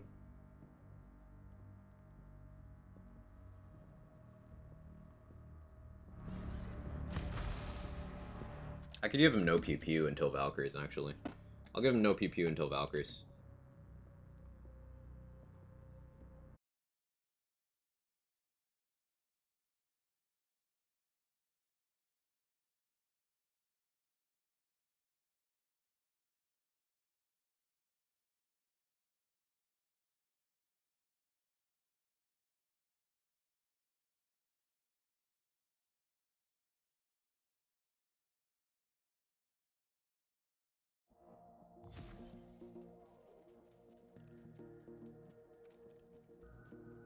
I do miss having, Death Follows close sometimes. Cooldown cycling's too good, though.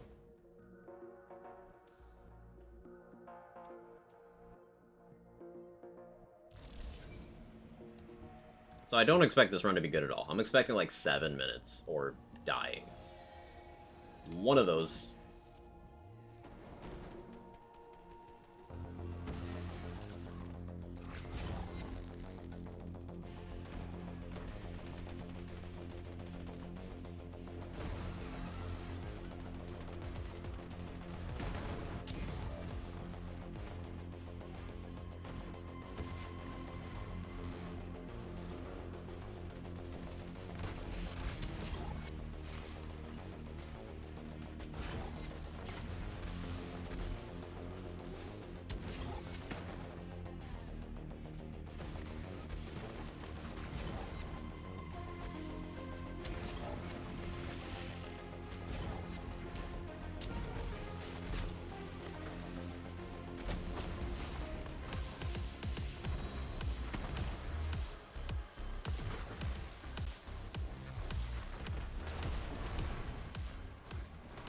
It's acceptable.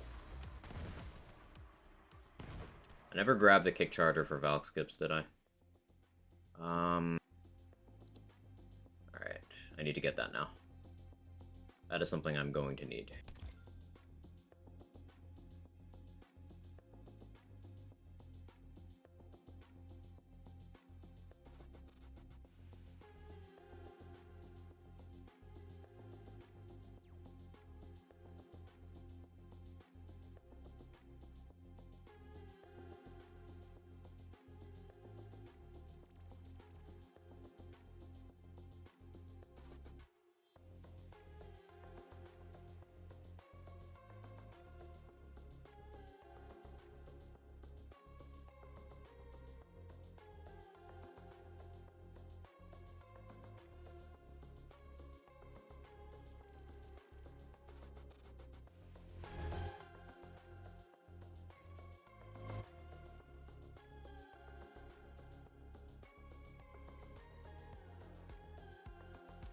So I guess for this content, I do give him Plasma Coil, because I'm going to have to switch kick charger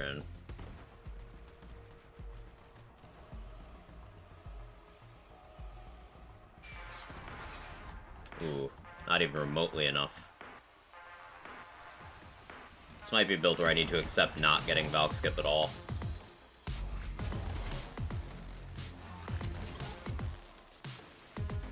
That did like half.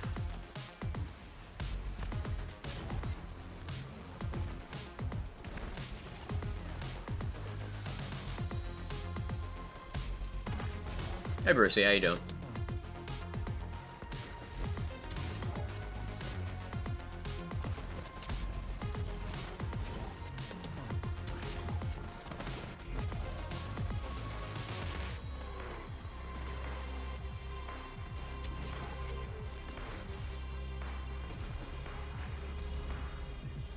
Good, hope you're well. I am. Enjoying doing lots of sciencing on this particular Zane build. Prepping for endgame rush stuff. Okay, so if there's no hope of me getting Valk Skip, I can change a lot of my methodology here. I can keep that no pew pew, which avoids the menu. That makes those Art of War points kind of moot. Let me respec and move those over.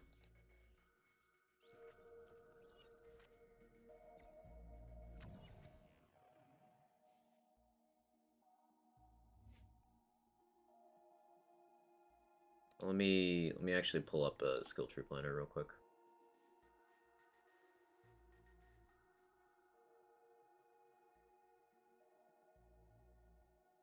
Is it worth getting Deathfalls close and double barrel?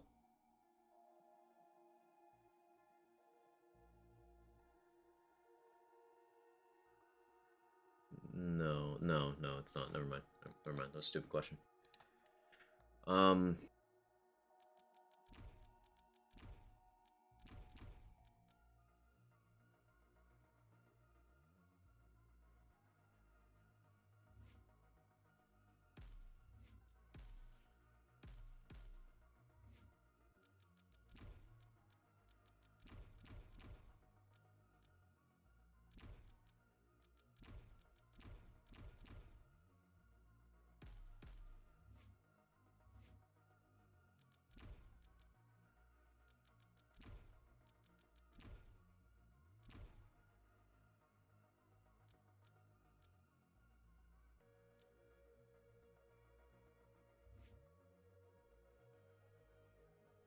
Yeah, it puts me just out of reach of Deathfalls close. It's fine.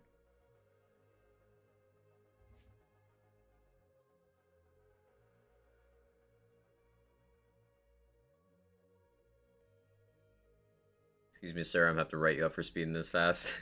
Hey, Felicia, how you doing?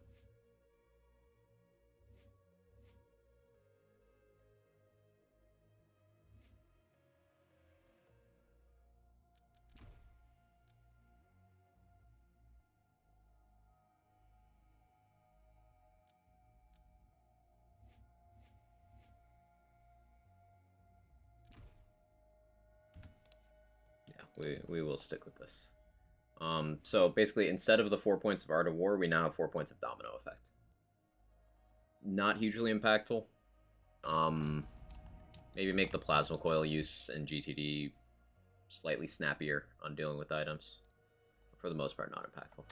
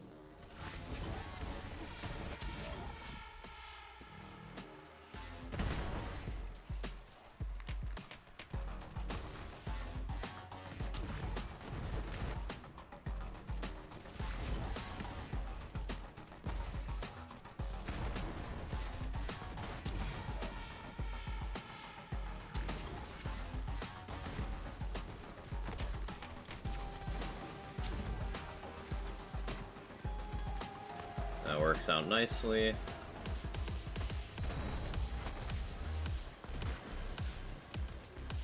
Clone swap bugs, I love those. I love those. They're honestly my favorite thing ever.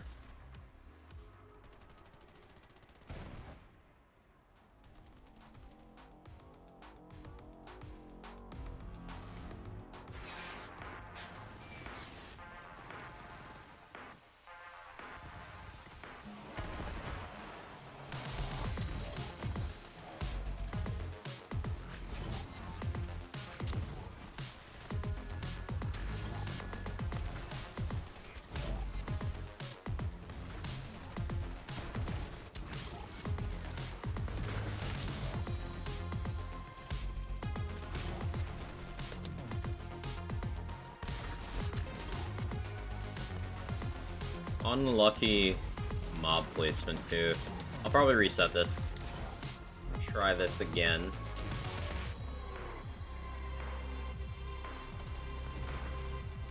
It's important to have Sentinel already targeting the next Valkyrie.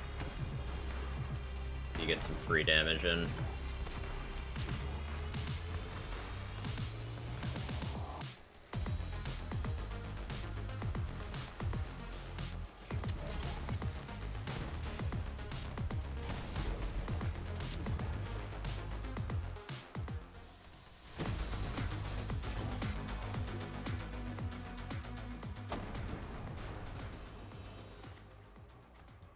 We'll see how fast these boxes are.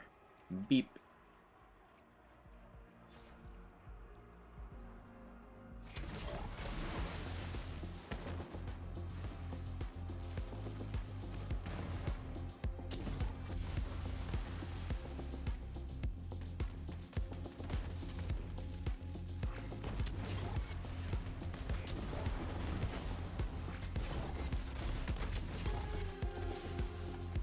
Another thought I have, I wonder if it's worth rocket jumping up there to place clone up there.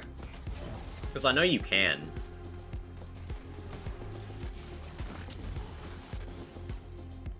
You have to like jump off that.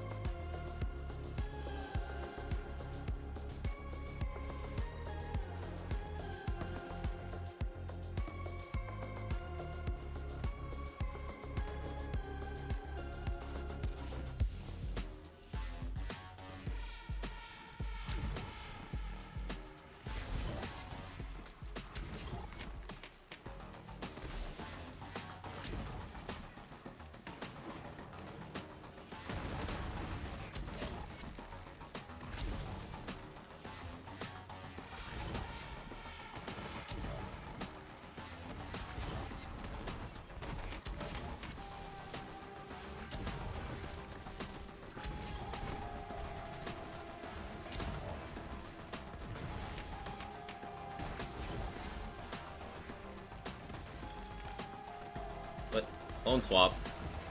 Please.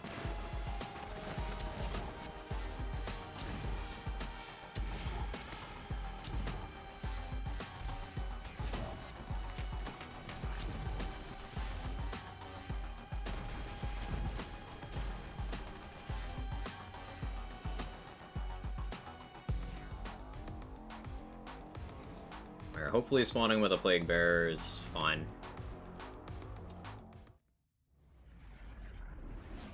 Can we get the sub 6? That'd be nice.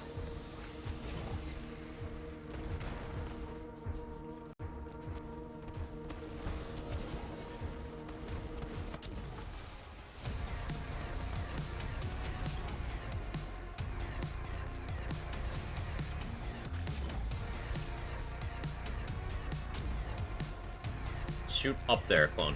Shoot up there. Up there.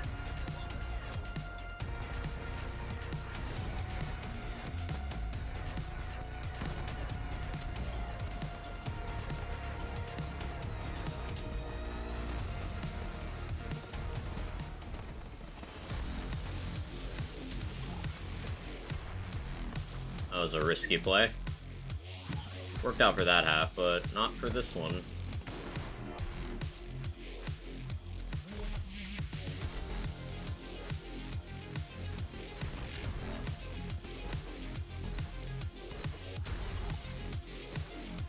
Nah, I don't like this run. Reset. I want Almighty Ordnance over Winter's Drum, because I could use that when it jumps up there. So I don't need Clone for that phase if I do it that way. There's no ammo. Hey, Don. Any use for the Nimbus on Amara ever? Yeah, you can make it work. It's not going to be better at the role of doing dot stuff than Phase Zerker because of all the things Phase Zerker offers, but yes, you can. Stone Swan has made build stuff with that. The cloud of the Nimbus looks at the dot of the gun you're holding, among other things. So if you hold like a really beefy launcher, it gets a good dot. But you also, it's more complicated than that. You need to keep track of a lot of things.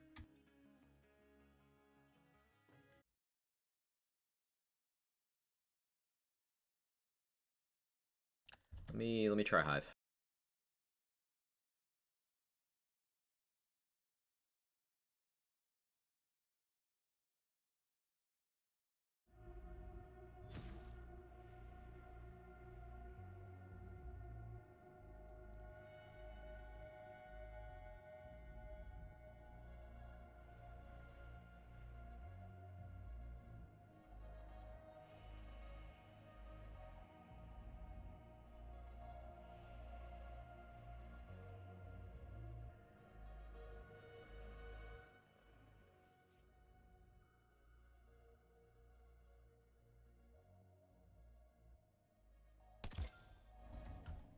Executor's nice, but I'm not going to worry about it right now. So much head stuff in these games, I love them so much. Yeah, there's so much complexity to how items work in this game that we learned stuff even like this year. This game's been out since 2019. Theory crafting community's been very on it, but like we even learned new stuff this year.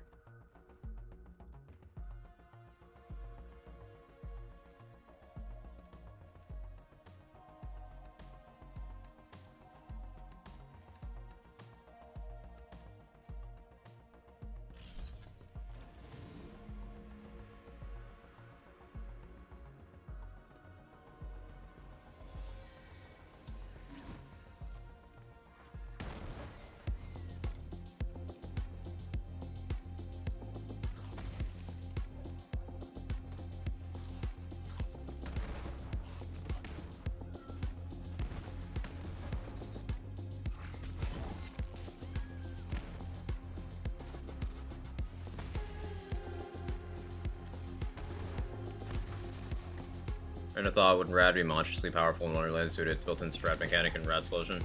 Yes. Also, armor is a lot less abundant in Wonderlands.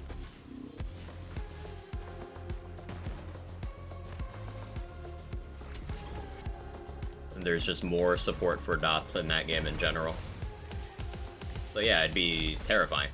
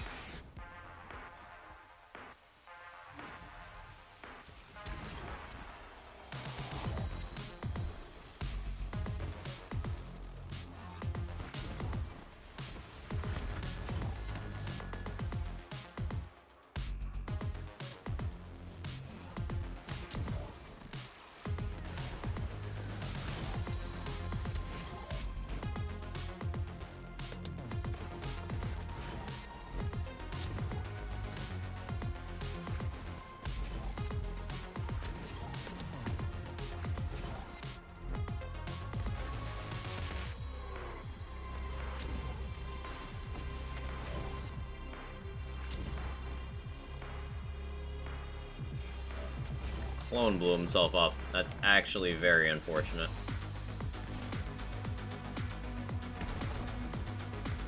Can you clutch that up for me, Clone?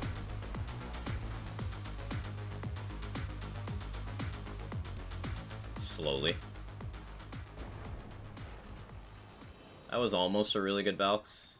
I don't like giving Clone Plasma Coil there. I think I'll stick with no PP.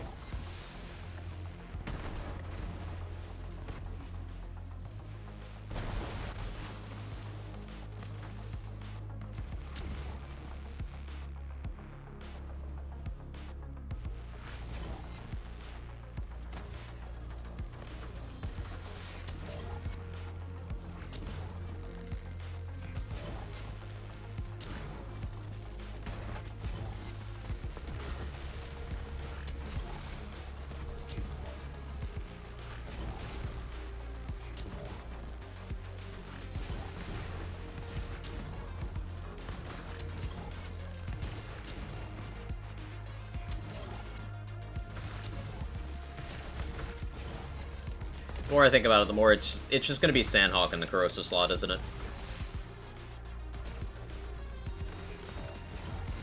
It's just gonna be Sandhawk. It's too consistent.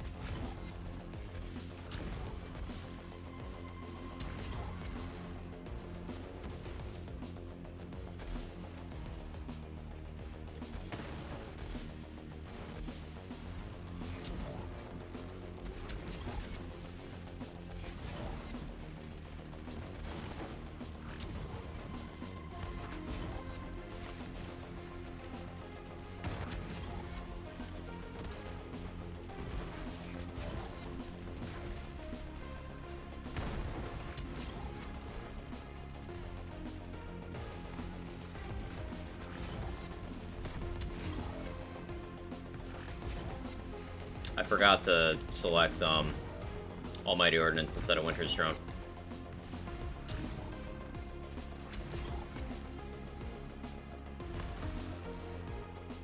See how that plays out. I want to try again with current strats.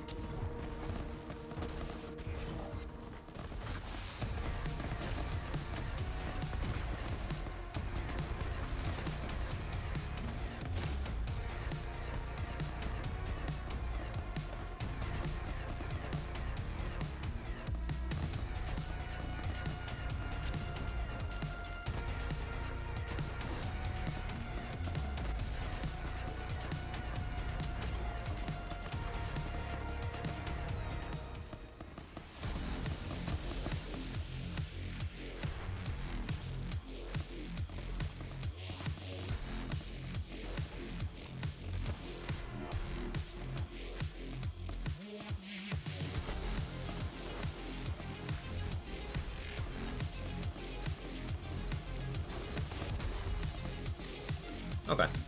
I can definitely shave off a lot of time there. Can definitely shave a lot. Having the appropriate Sentinel augment on does a lot, so after GTD, I need to make sure I go into here and switch from Winter's Drone to Almighty Ordnance. Arguably even during GTD, honestly.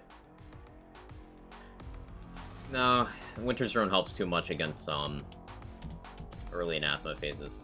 But if the hive proves to be enough, then it's a wash.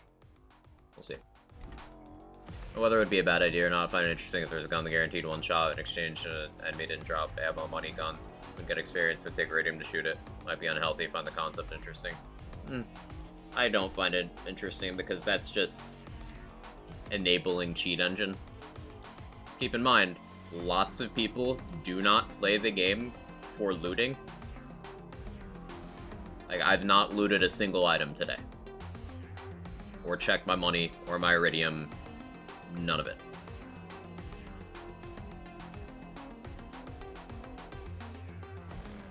So I would just use that gun and nothing else.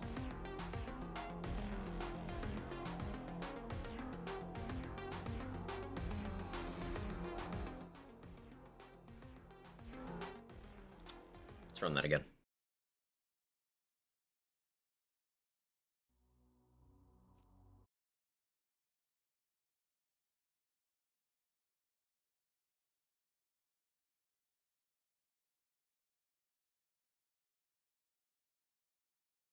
I suppose since Twitch is reminding me again, hey, if you're new here and you're not following, that's an option that exists, I guess.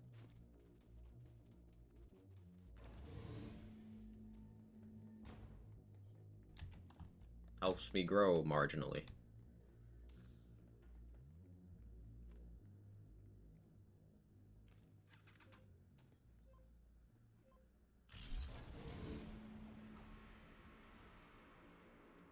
$5K plus, still irrelevant amount. People would just then spend time either save editing or grinding their iridium up to a point where it no longer matters. I don't even know how much iridium I have on most of my saves because I almost never use it. So I would have enough.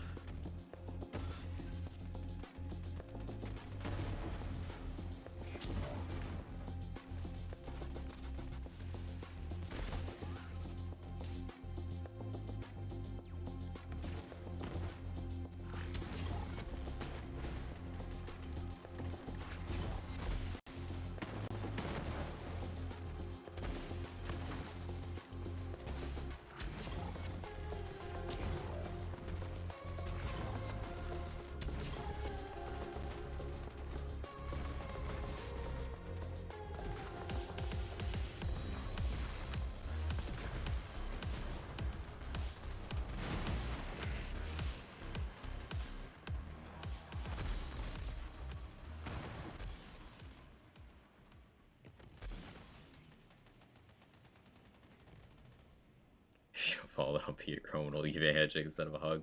Based.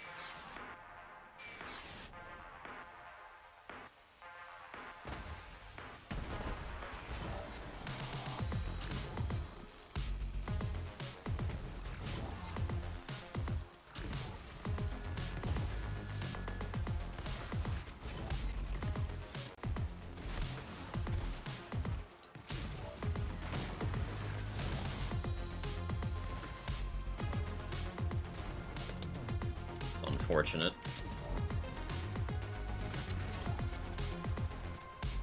Man, fire sucks against armor. It's painful.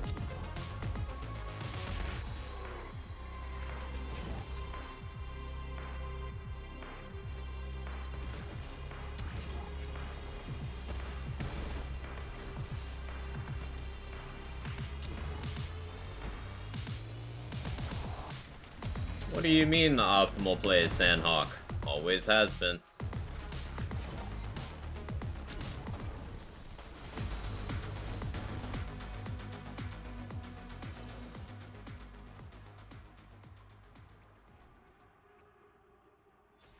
Just my hug? No. Just no.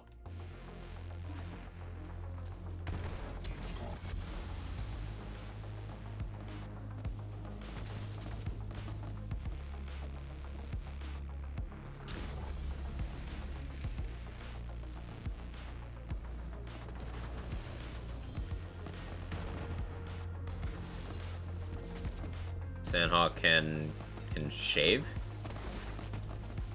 Like as in a beard?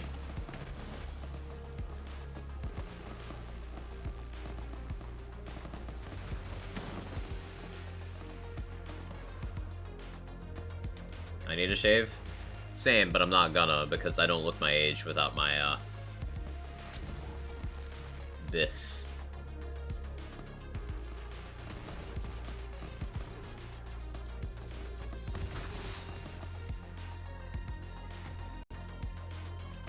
And I want to look like an adult. I'm an adult.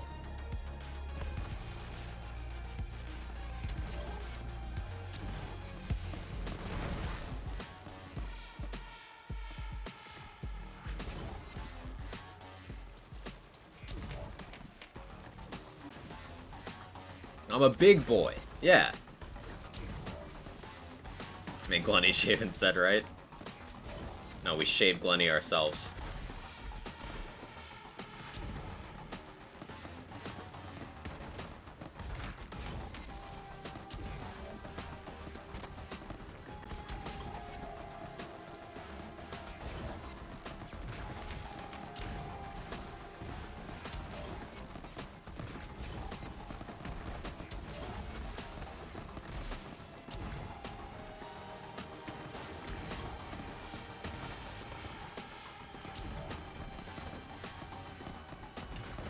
Shave the upper half of the face.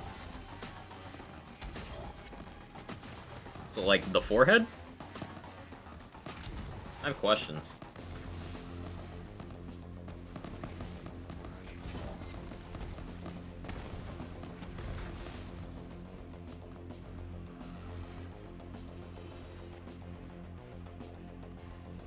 You don't shave your forehead? Not usually.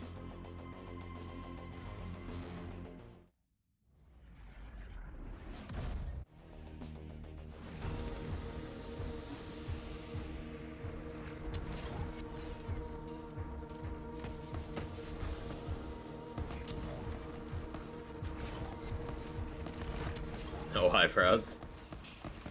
I forgot eyebrows are a thing.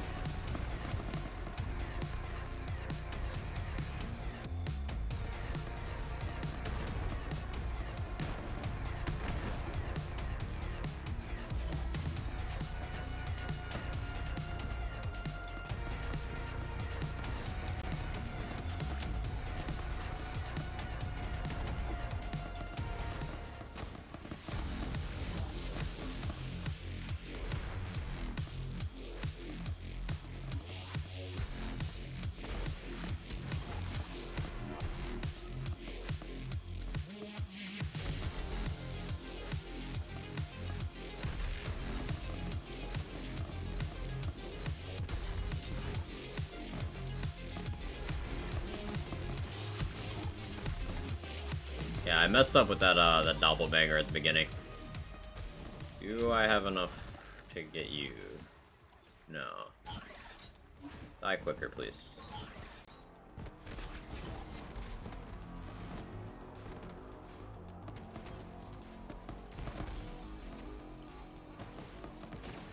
Really? Dick. Alright, we'll try Hive through the whole run. That's just probably better. Pain.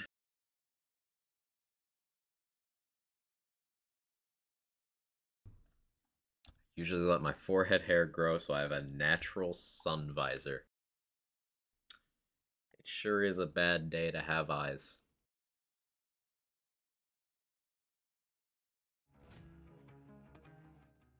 Just, not one of the greatest hits of, people with conventional vision.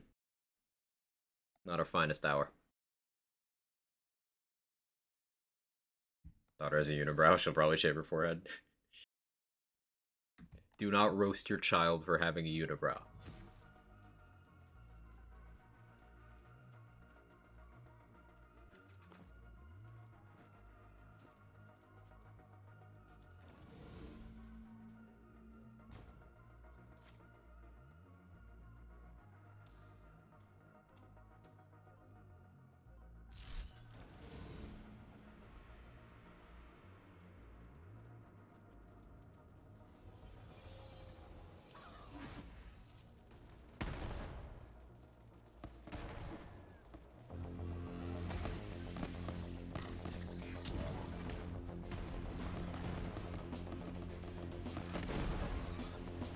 Oh, he blew himself up.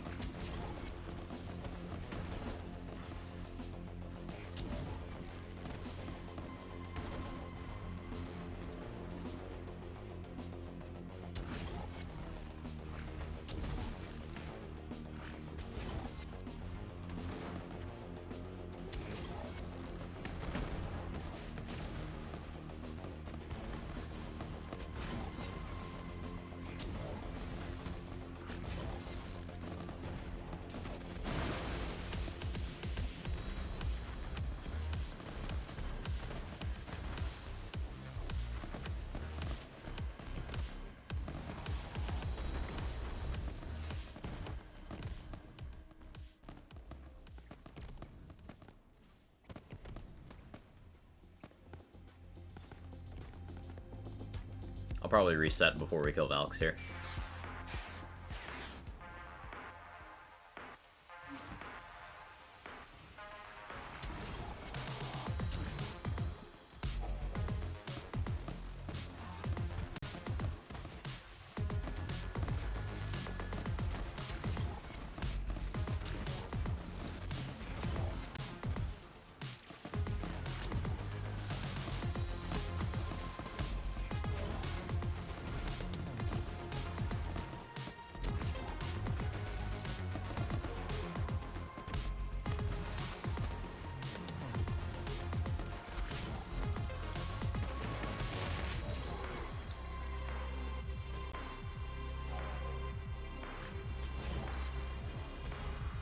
Nope, I don't like it.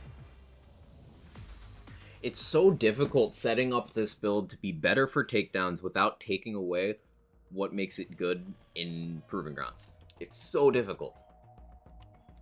Because the more I optimize for takedowns, the less my area coverage is Clifford, nah, it doesn't count. It doesn't count. That's an intentional reset.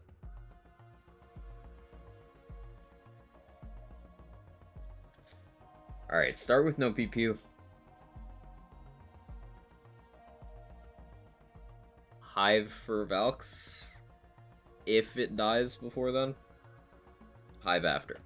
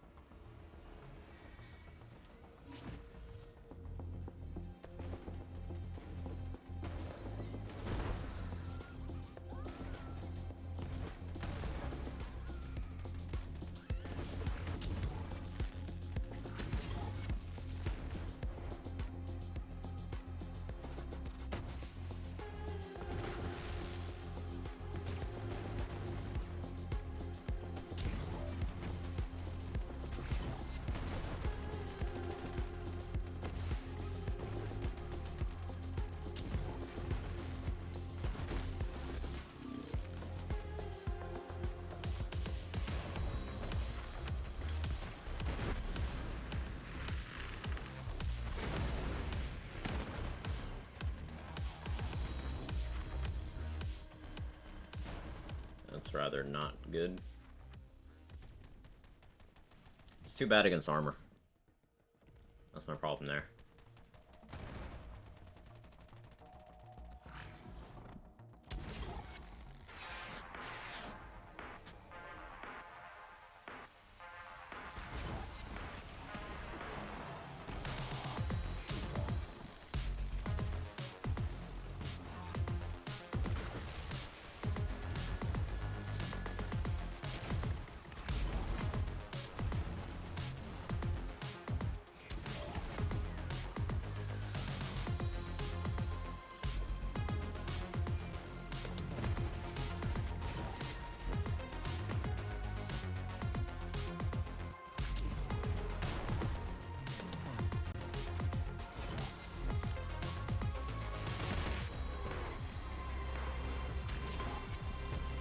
That's a good groundbreaker.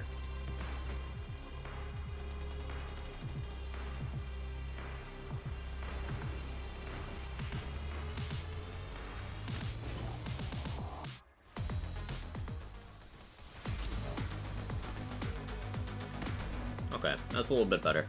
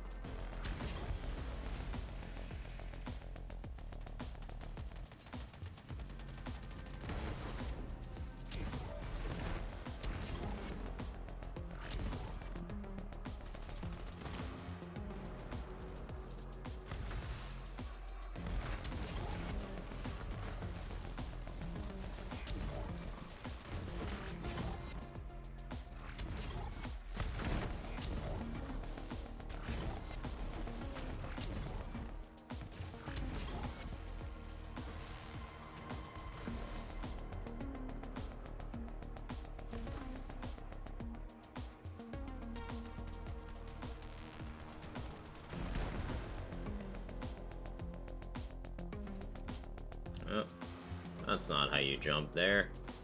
Silly me.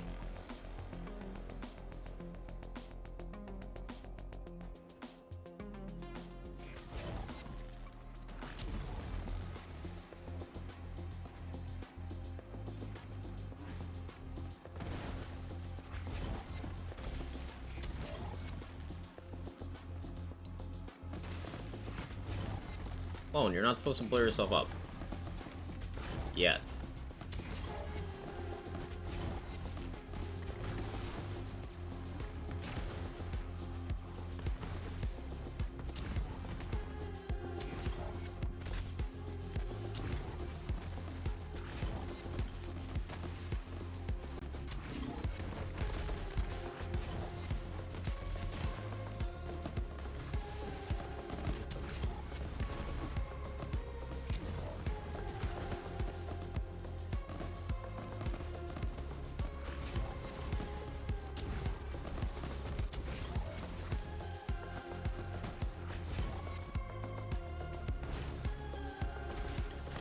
You do not have my permission to die.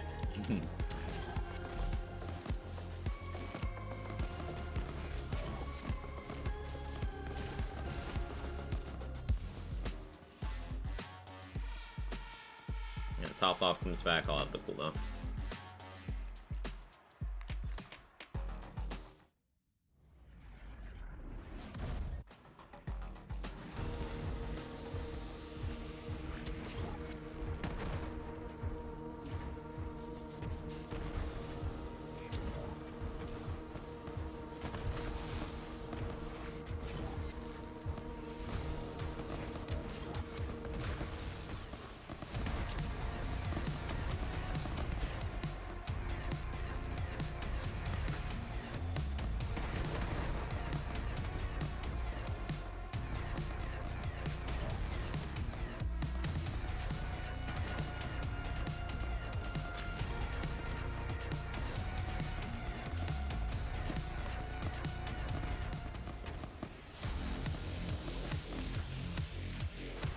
I need to stop going for that. That's way too risky.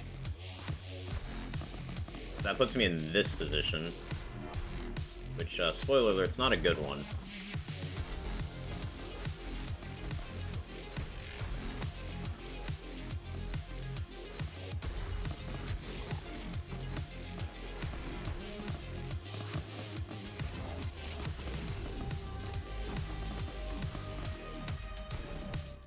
Scratching my head. I don't like Hive here. I really don't. I want to.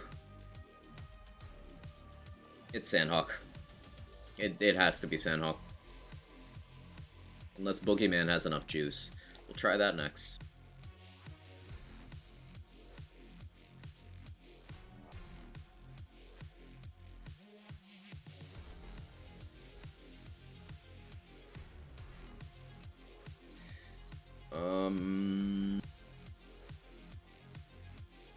Yeah, this will have to be the play.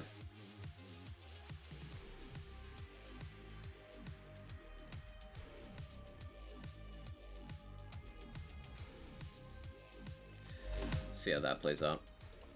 Try a run with Boogeyman. No, not Sanctuary.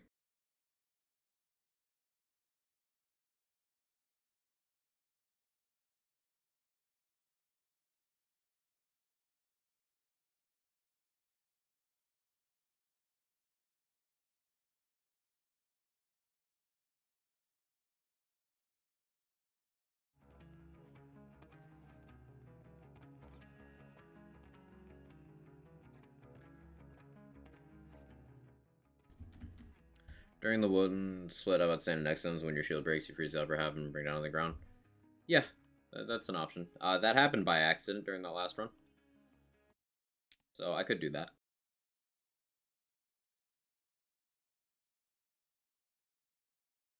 I'd want to position Clone to be behind me so that it would be able to just shoot into the better half. That's an option. Let's try giving him Boogeyman, see how he does with this.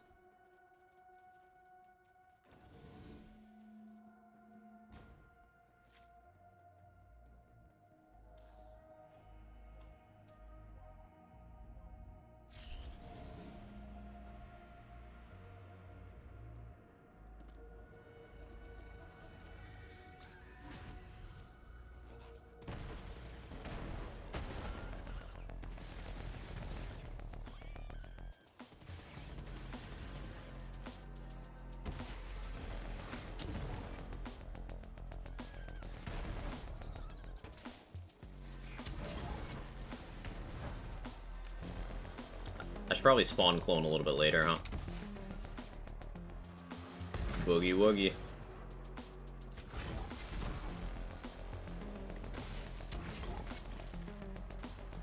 That's a layered reference if you factor in the clone swapping.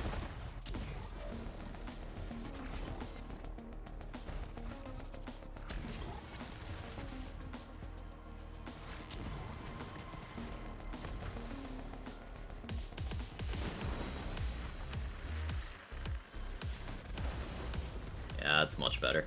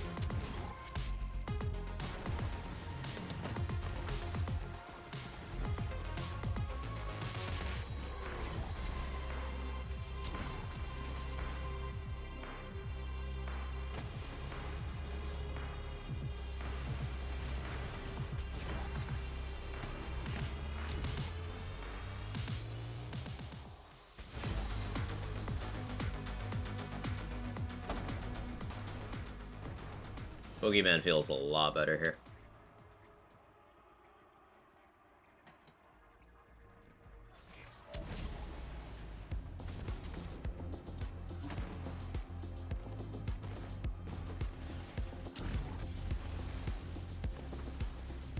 You feel good here? Hey Glenda, we were just talking about shaving you.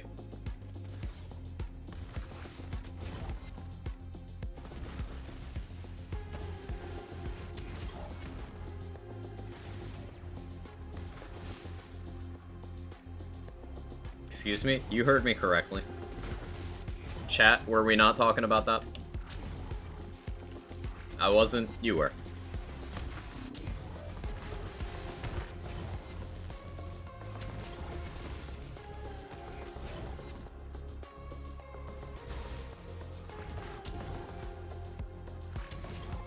Why? Why not?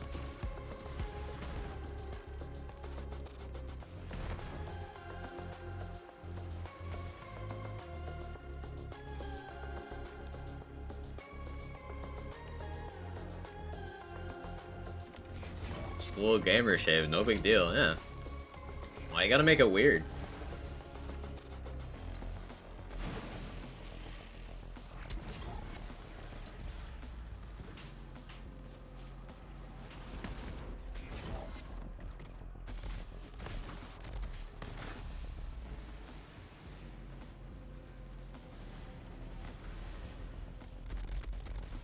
Clone, please kill something.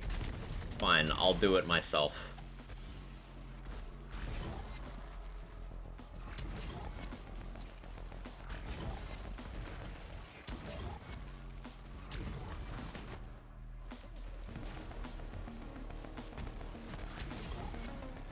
The reason why this Corrosive Boogeyman is something I want to stick with is because that will be very useful in a few of the Proving Grounds and Slaughter Star. So if I can run the whole EGR with this Boogeyman equipped, that'd be nice.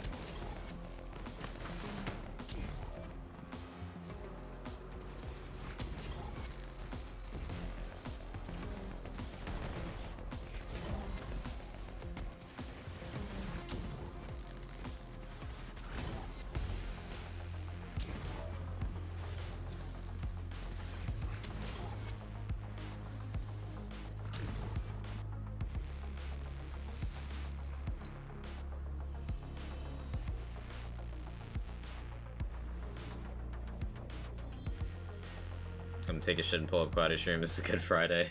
Hell yeah.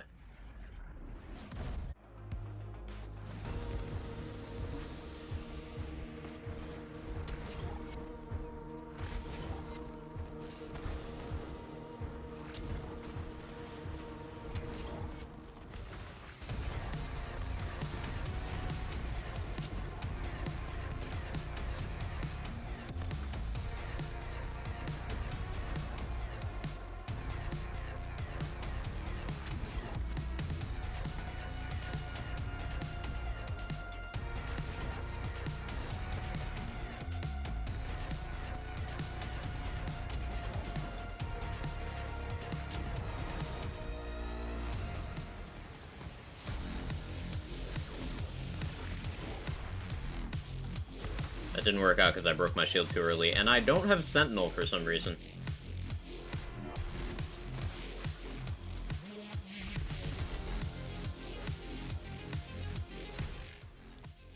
Nope. Run it back. I made poor decisions there. You don't mind clone dying a lot during mob, Breath of Dying as an option? Yeah, I like Breath of the Dying on a clone. I took some Proving Ground records with it back before Lucky 7 was run. It's just not going to be good against bosses. That's the thing. It'll be fine, not good. Probably has enough damage for Red Rain, Blue Fire. Definitely not enough for Scourge Anathema.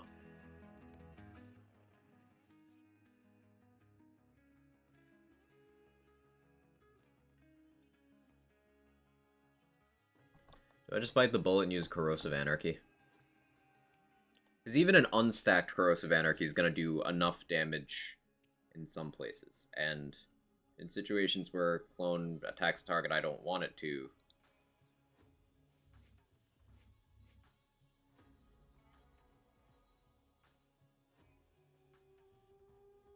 it'd be increasing his damage.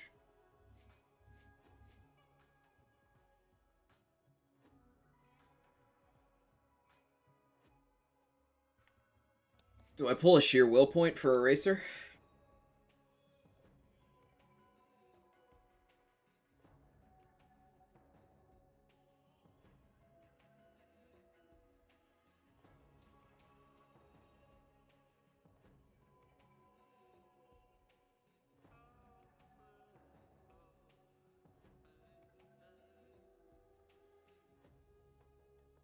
One second.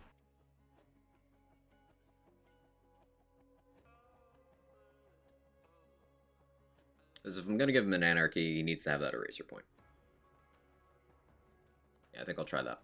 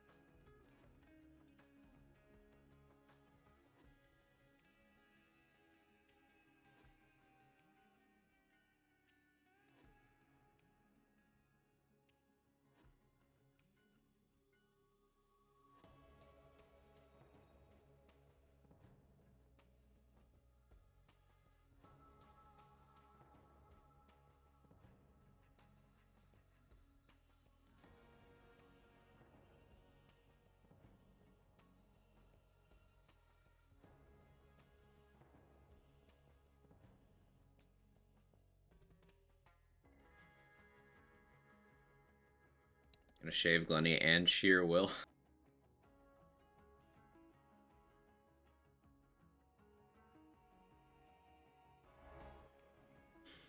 I hate you. God damn it.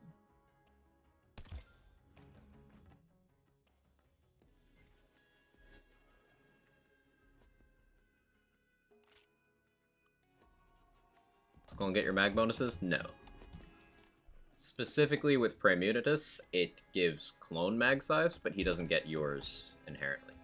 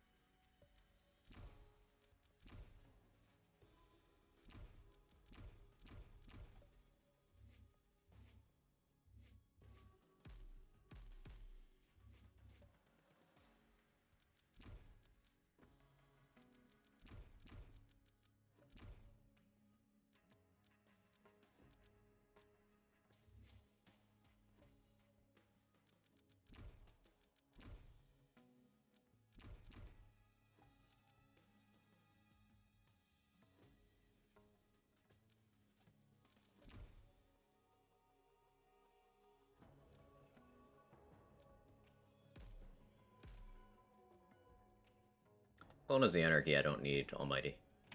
Let's go back to Winter's Throne. Less menuing. The biggest thing we've done here today is we've eliminated a lot of menuing from the run. The only thing I can think of needing to menu with the current stuff we have equipped, provided it works out the way I want it to, is we will have to change grenades for Proving Grounds and change guns for Hemo. Other than that, I think, provided this works, this will be pretty static spec.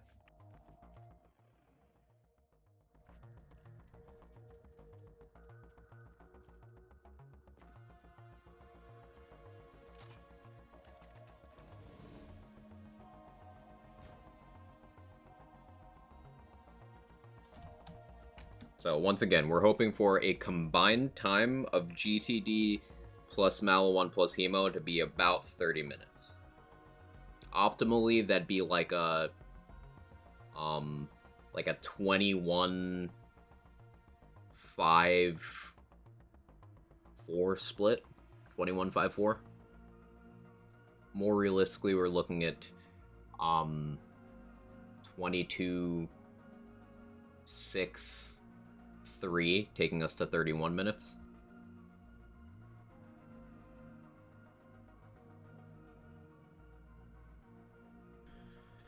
But let's see.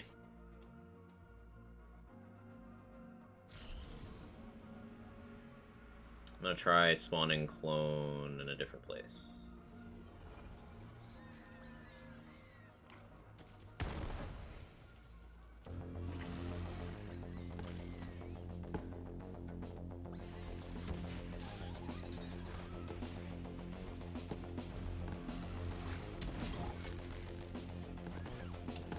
Nah, that didn't work out. Well, at least he's got stacks.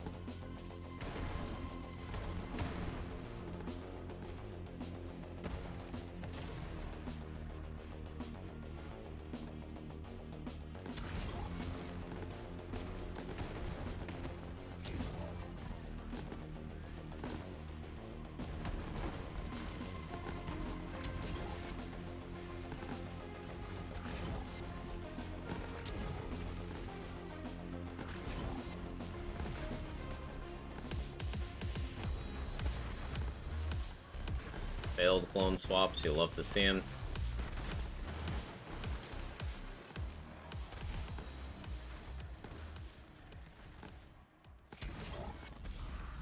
Reset that. Looking for a 420-69 split. Nice.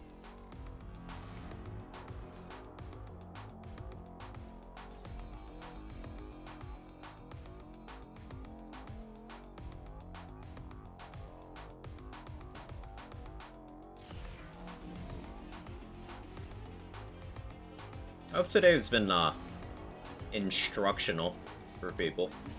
It's been very informative for me. Very happy with some of the progress we're making.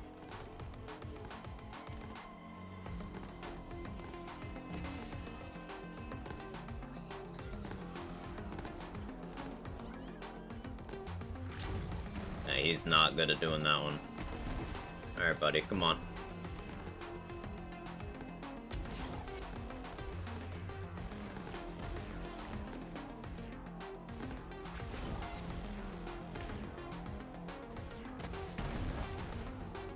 I think I gotta, like, inch him forward.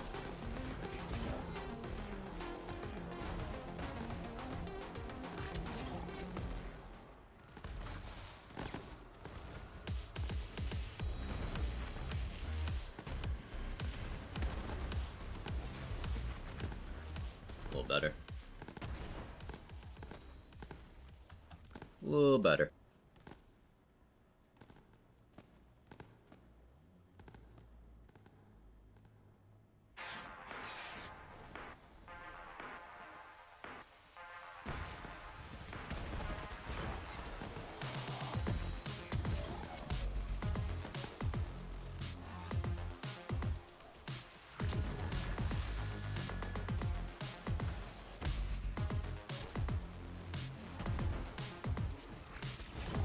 Really, clone swap bug? Fucking really? I hate that so much. He's now holding a GA.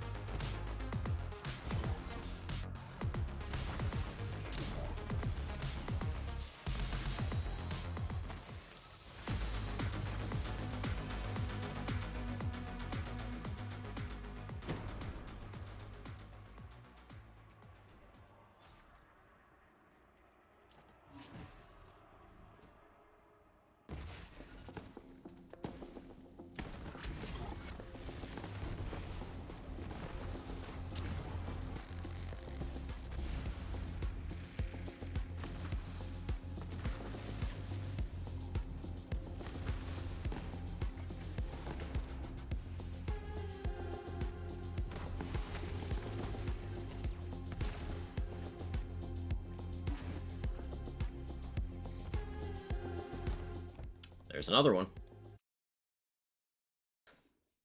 I really wish they hadn't broken action skills in very basic ways in June 2021 and then never fixed it. Would have been nice, a timeline where that didn't happen.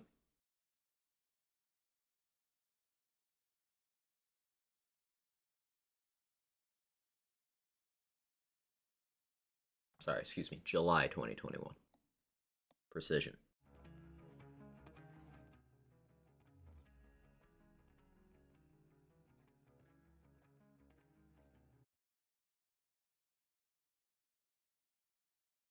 Start no PPU. Blow him up, place him with Anarchy in the courtyard. I'll have the cooldown.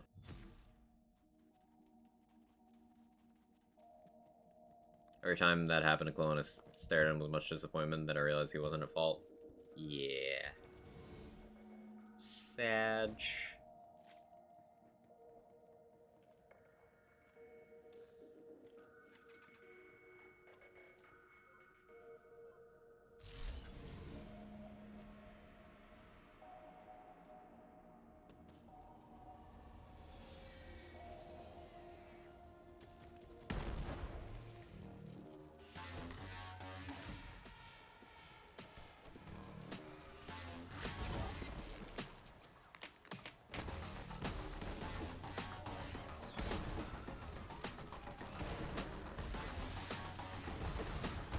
Clone, please target the enemies I want you to.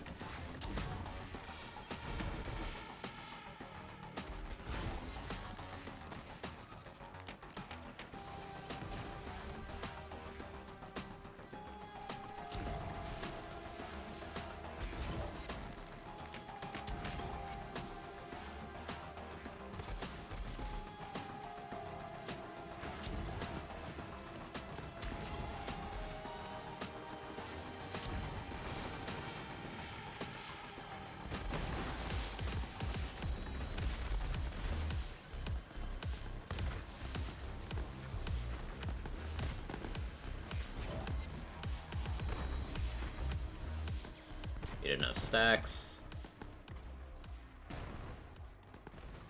Come on, build your stacks while you're over there, Clone. I believe in you. You can do it. Build them up.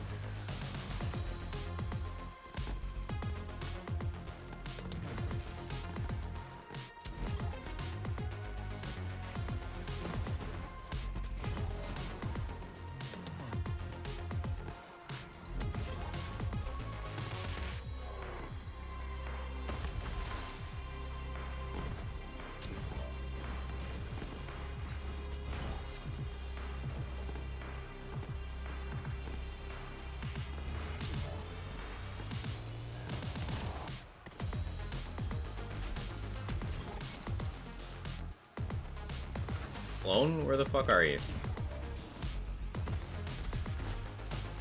Oh, you disappeared into the floor for no reason.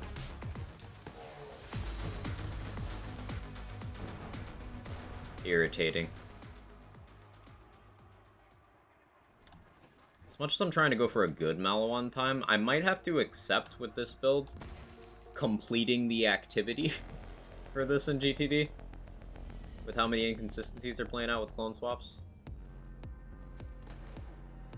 And things of that nature.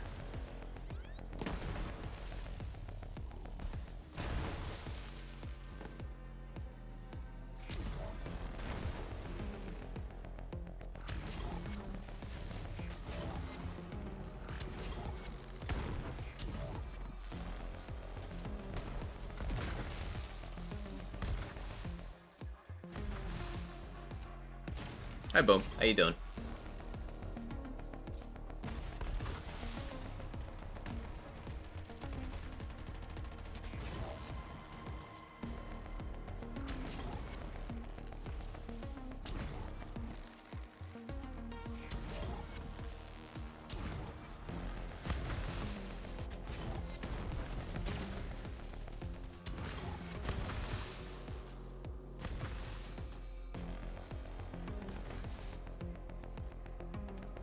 Oops. Too fast.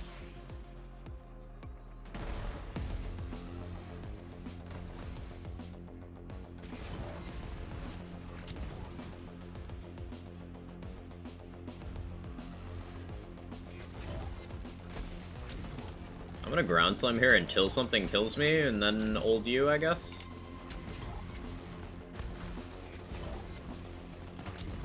That's the play, right?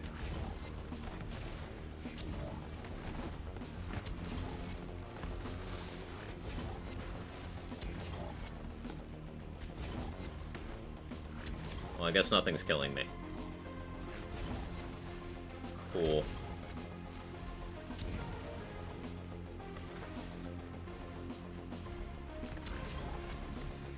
Cool.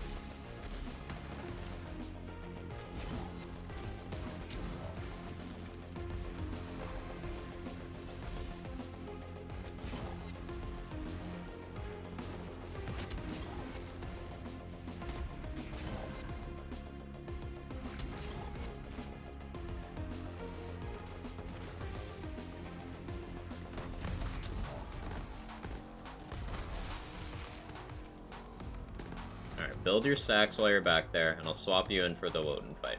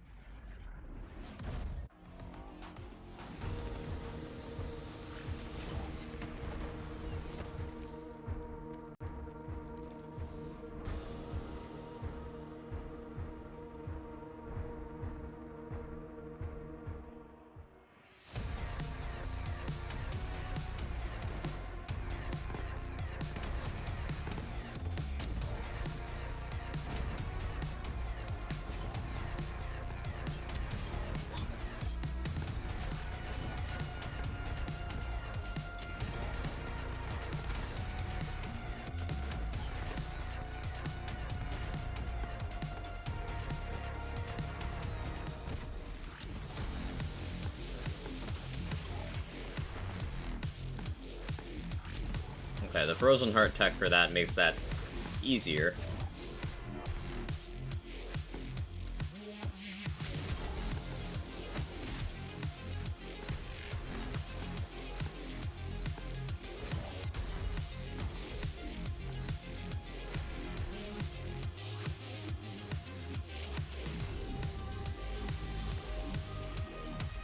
I had to punch it. I'm still not quite happy with that.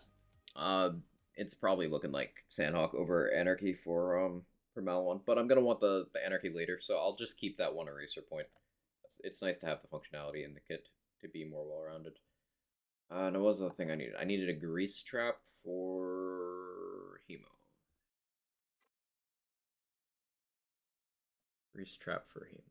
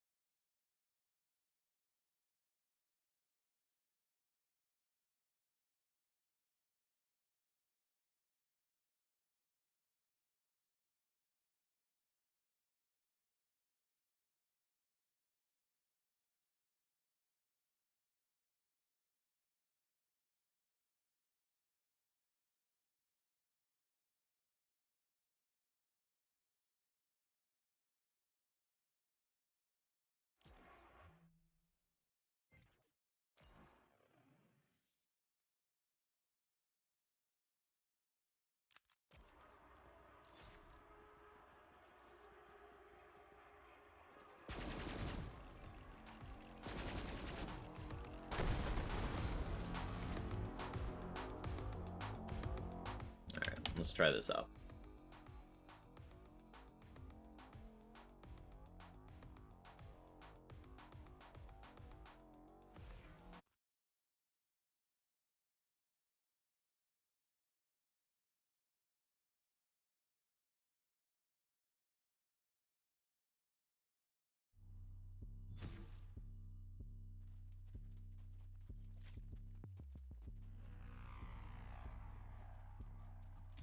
Frozen Heart's not going to be terribly useful.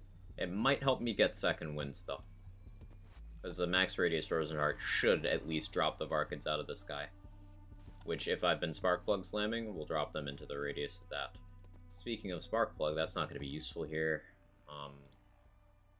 Hot Drop is the play. It's not that Sparkplug's not good, it's that Hemo's hitboxes are awful.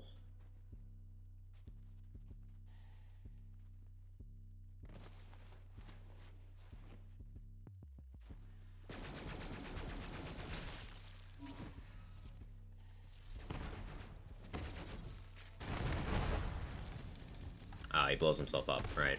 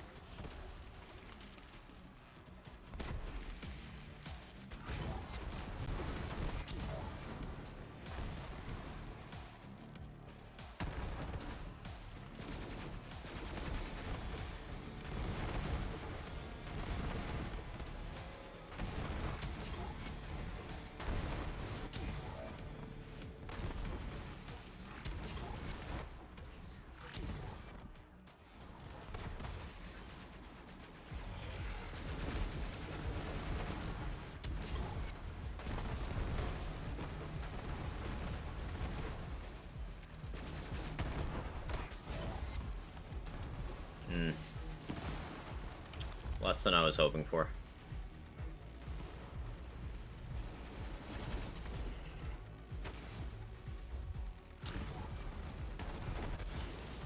Scott off work. Hey, Viper. How was work?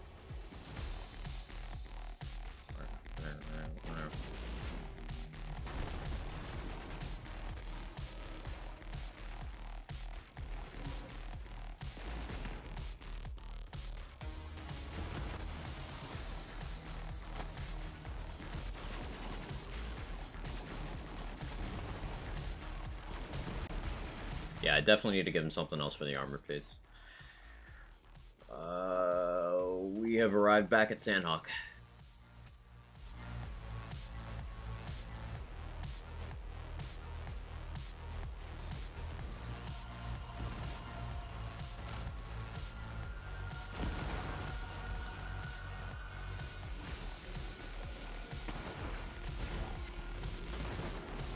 Yeah, that's very comfortably the winner.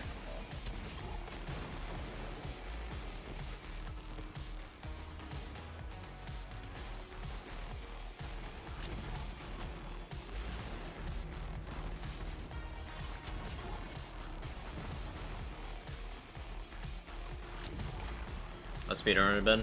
It's been informative.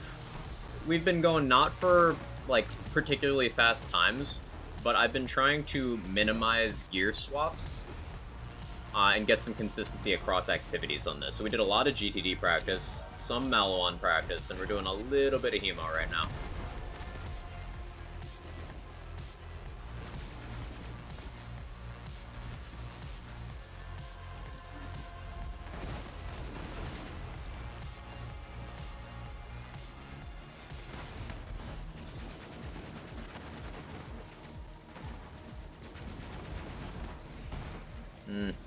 Clone's not quite doing what I want him to do. I don't think Grease Trap's the play here. I'll be keeping it, but I don't think it's the play. I really think it's Ember's Purge here. It's either Ember's Purge or no PP.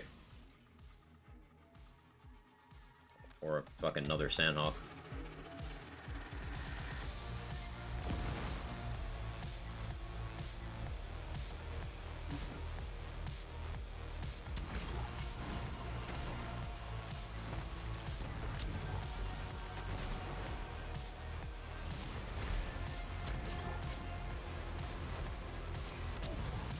Yeah, it's Embers.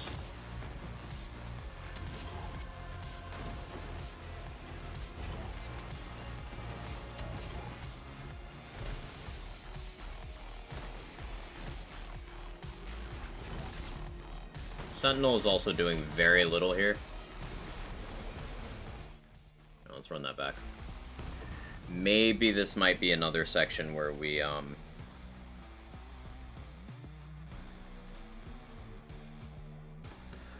unequip Sentinel and equip Fish.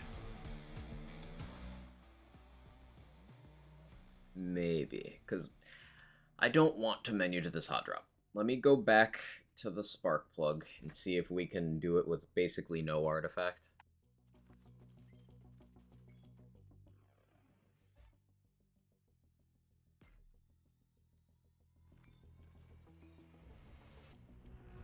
Ground slams. Love me some ground slams.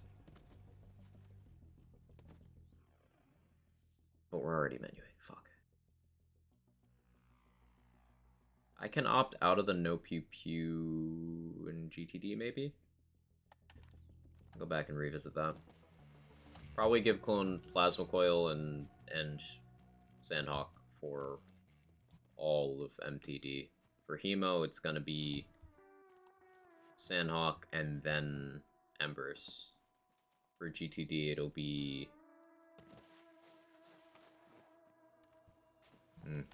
that's a question.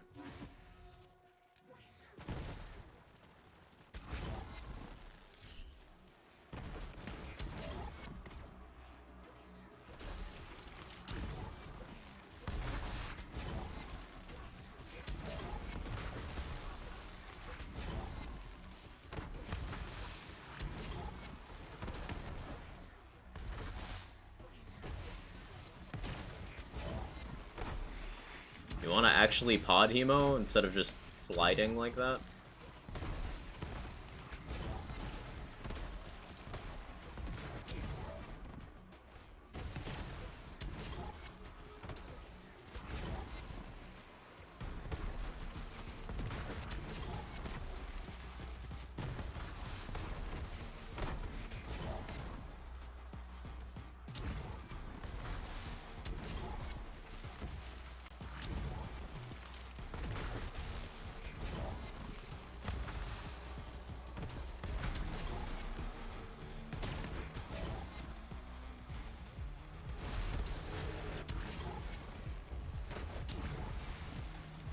I forgot to...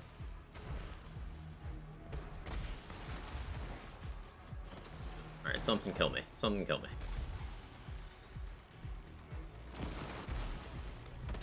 Hurry up.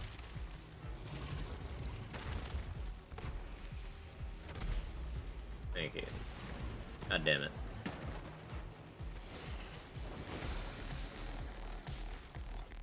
Alright, that was, the doppelbanger hit a bunch of eggs and phased her. That was amusing.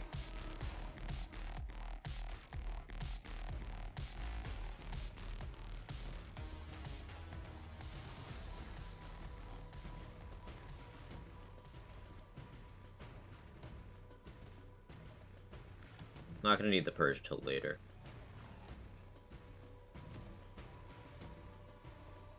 This is interesting music.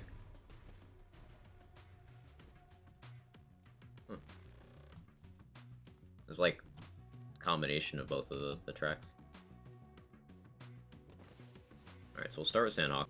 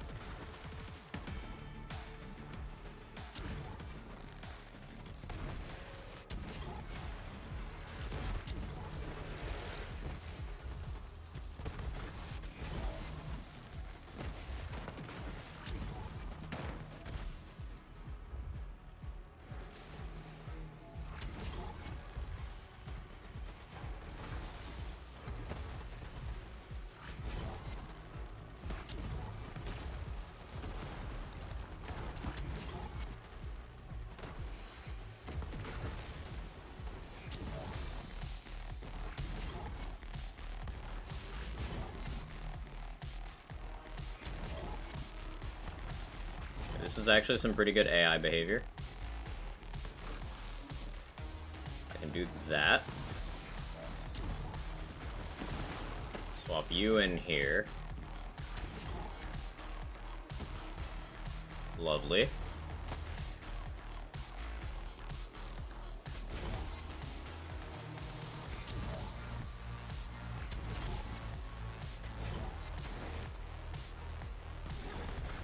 $2 minutes.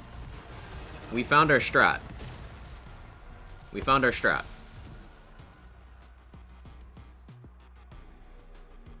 That's way faster than I expected this to be able to do. Now, the question is, can we do that consistently? But, 2 minutes dead for Hemo is really good for this build. Especially considering how much of our kit we're not using. Like, we do not have a Revolter on right now, which is a huge thing. I was expecting that I would need Revolter for GTD and Hemo, damage-wise. But us being able to do the takedowns and Hemo without losing too much time means that we can have Frozen Heart for some comfort tech for other content. I didn't have to resort to fish. And Sparkplug is almost useless in the actual, like, boss part of this area. Plasma Coil we don't need to swap out for anything. Sandhawk we can keep in for basically the whole run. So we've eliminated most of the gear swaps to the point where for a whole EGR run, I could potentially only swap Ember's Purge for No Pew Pew and Anarchy. So I could limit to, like, I could shave my backpack down to like 3 items.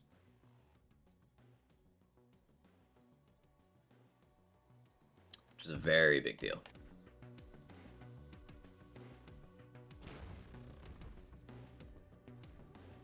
We're gonna test for consistency though. Which means we gotta run it back.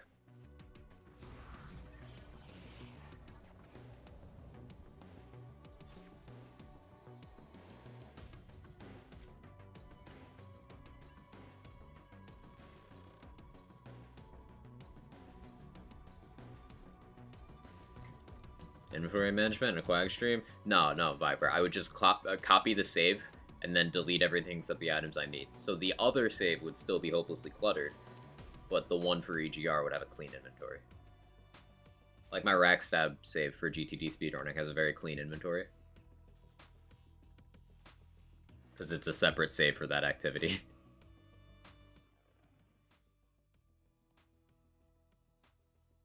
For having an EGR specific save, I would want, as much as some of these things are situationally useful, I would want my inventory to be as clean as possible so I don't lose time menuing.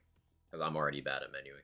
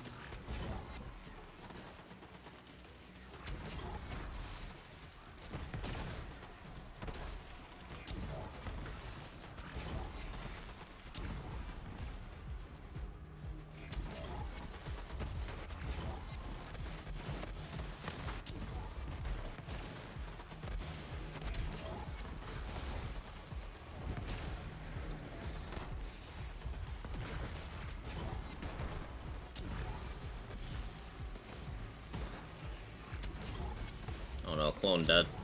That ain't good. That ain't good at all.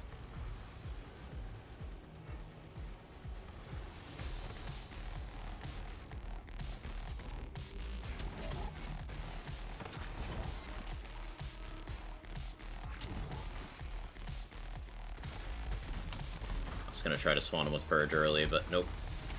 Can't risk that.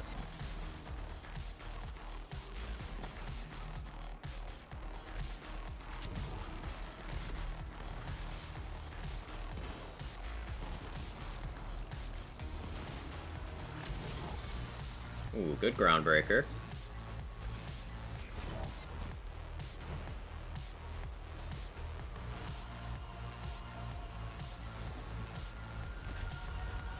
I was hitting the button. I was hitting the button to spawn clone.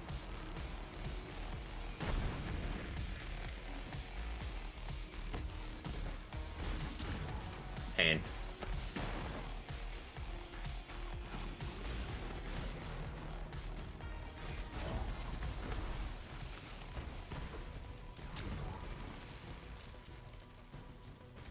Still, as bad as that went, we only lost 33 seconds.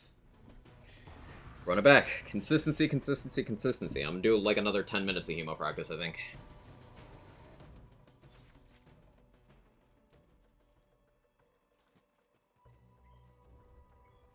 I should also set up EGR splits for this. I don't want to run against my flak splits, that'd just be discouraging. Probably create some and then, like,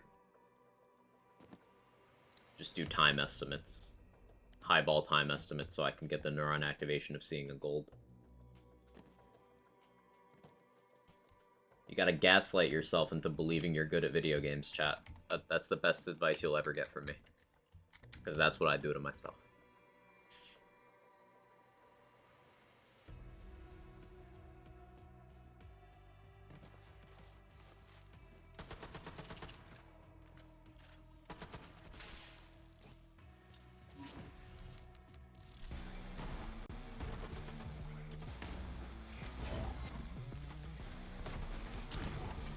Hey, Lucky, how you doing? It's not gaslighting yourself. You get world records, you are good. Not of this world, maybe. Like, what about other worlds?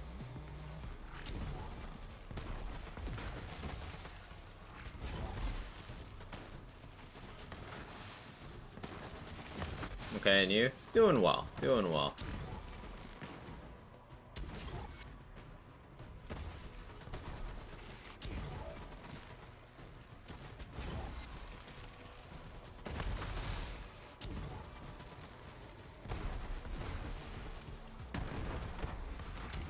Set up the QCU. Yes, sir. That's a very unfortunate time loss.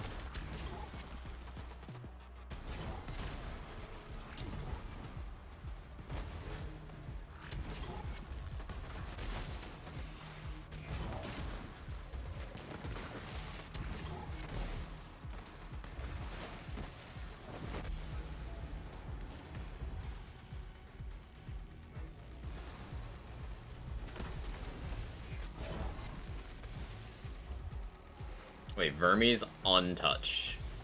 That's very awkward.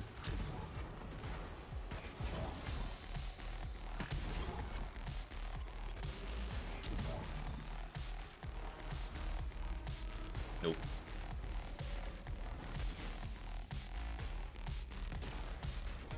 In other words, BL3 hasn't released yet and they're sad about it.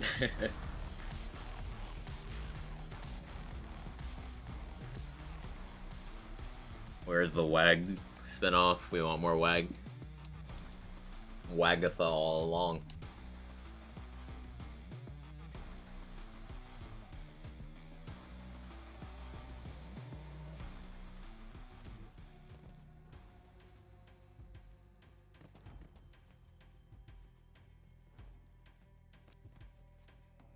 Who's we? We. The royal we.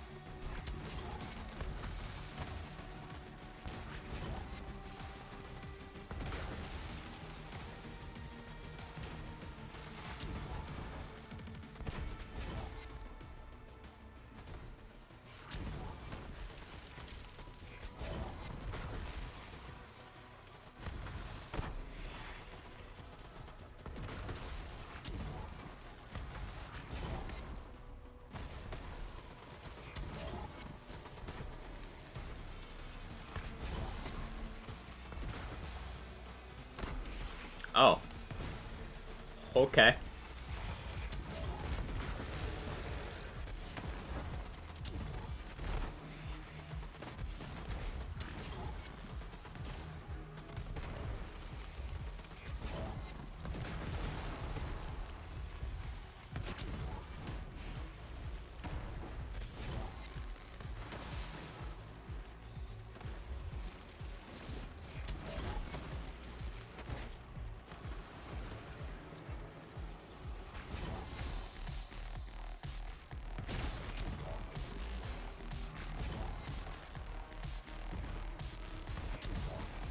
Clone is so bad at, like, shooting when Hemo's in the air.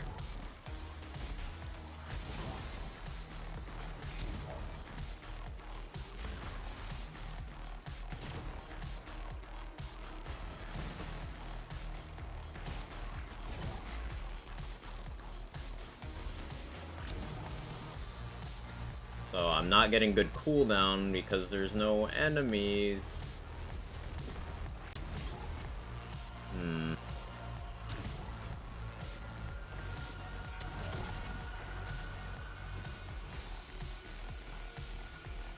This is why we practice. What do I do in this scenario? Do I swap clone right underneath? Alright, that's what I have to do. I have to swap clone right underneath and hope it doesn't do this. What are you shooting at? Bro.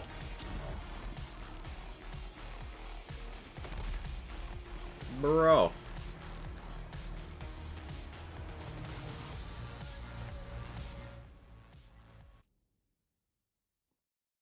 Like a Hive work? Yeah, but I don't want Clone to blow himself up either. That's the thing. And Hive didn't work out favorably for a couple other activities.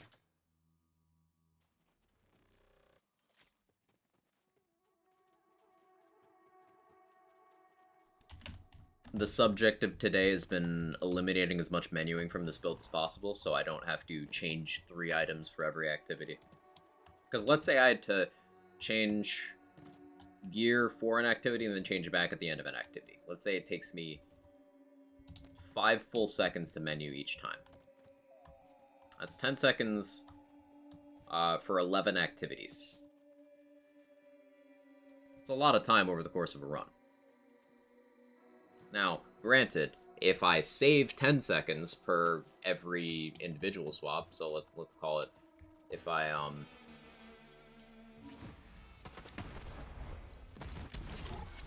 like end up minus 15 because I took a plus 10, that's better overall, but I can't guarantee that every activity is going to be like that.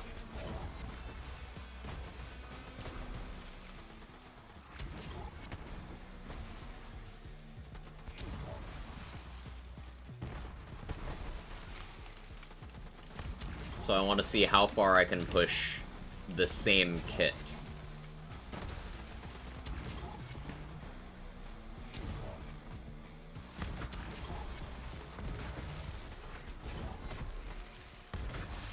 I don't know why it did like 5 slams there.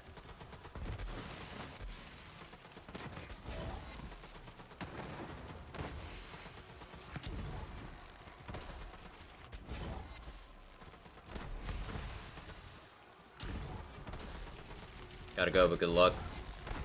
Thanks, Boom. I appreciate it.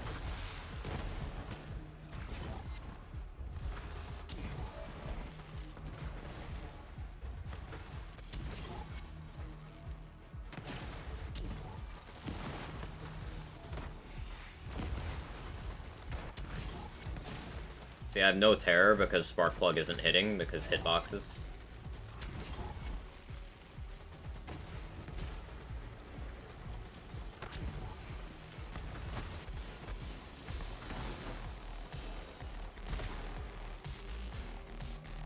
Okay, at least got Vermi back on the ground. Wait, I don't think that's a good thing. Because it's more aggressive now.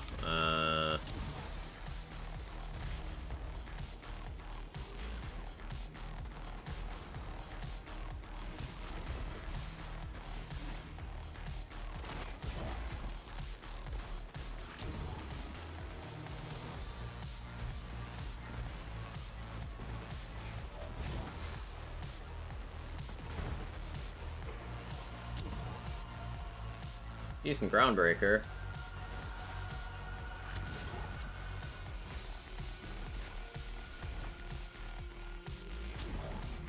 A sentinel back.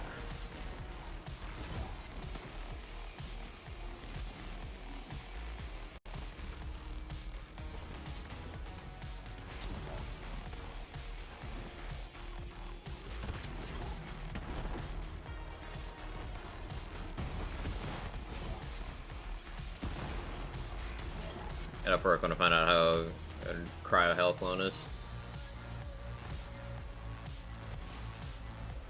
It would help keep itself alive with the Moxie thing. I tried it a while ago. I wasn't overly impressed, but I was definitely gearing differently. So, maybe.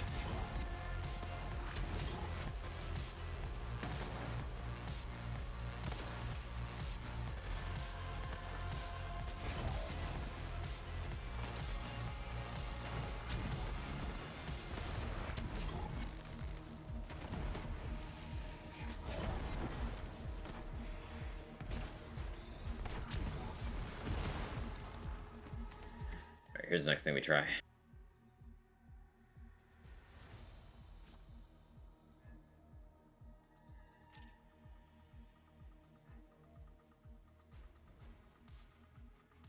I changed all this.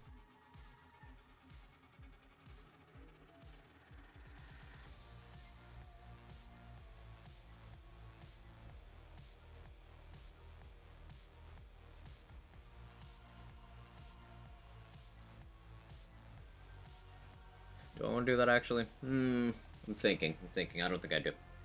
Let's try Revolter, see how consistent that feels.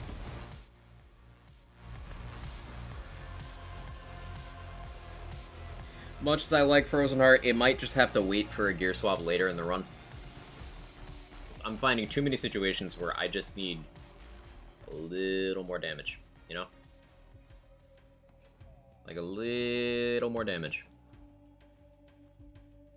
We'll get one more decent kill today, I think. As I mentioned earlier in the stream a couple times, my goal is to have EGR boards up and running by Monday for time trials.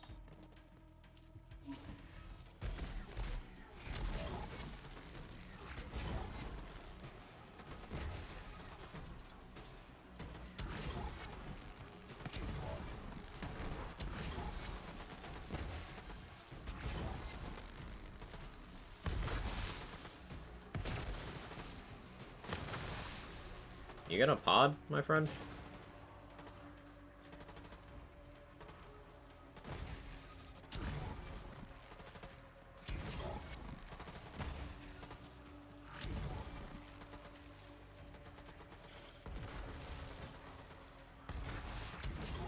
Seeing how this does with me, like, neglecting my sentinel usage.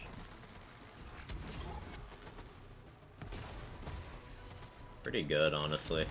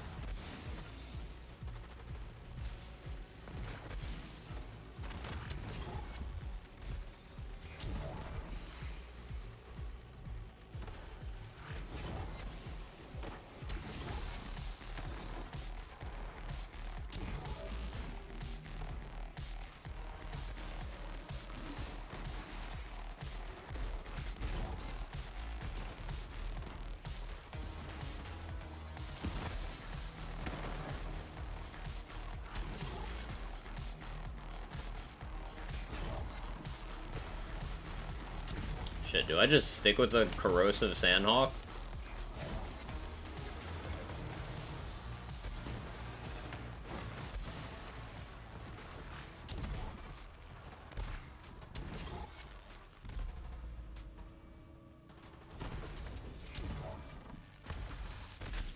I shouldn't have ult you there. So that was that's decent. I'll quit out so I don't have to get more iridium there. If I go with Revolter, it looks like Corrosive Sandhawk's enough to go through.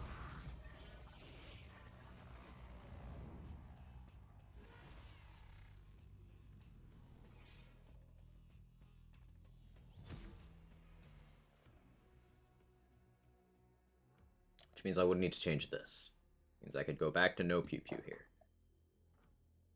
And then if I did GTD with this, then this would be locked in. Wouldn't get the Frozen Heart strat on Wotan, but I can just play better, hopefully.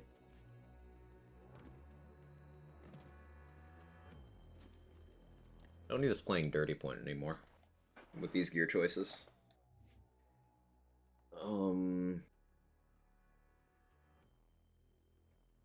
Which means I could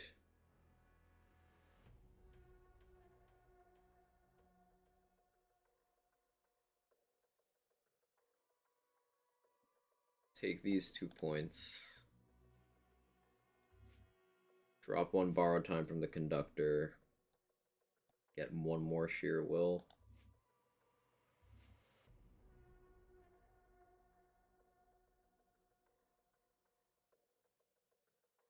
Maybe. Missing Deathfall is close kind of sucks. I really like the sheer will cooldown. But if I'm just going to use the Sandhawk, and I have enough options, I don't think I need it.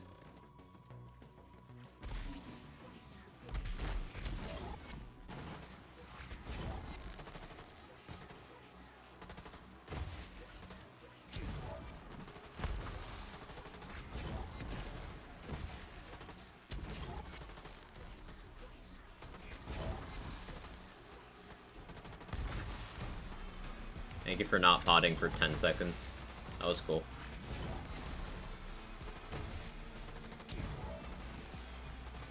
Revolter's also applying to the binary system Novus.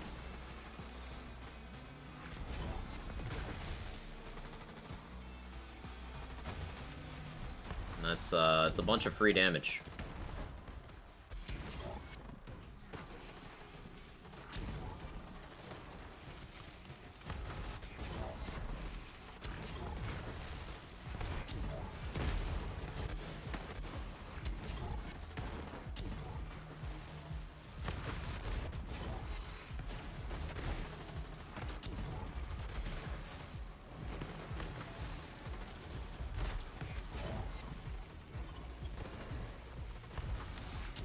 Goes training Hemo. It goes. We got a 2-minute kill. And reworking the methodology a little bit to try to get consistent in the 2 minutes. Instead of like 1 in the 3s, 1 at 2 dead. Work in progress. So you can see here.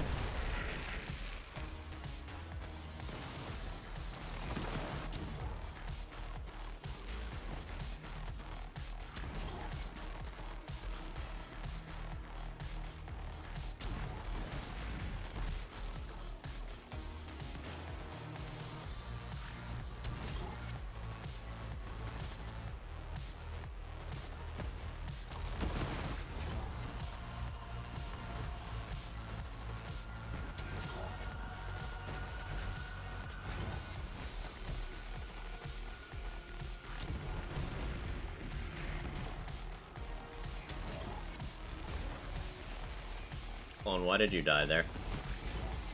Why'd you do me like that?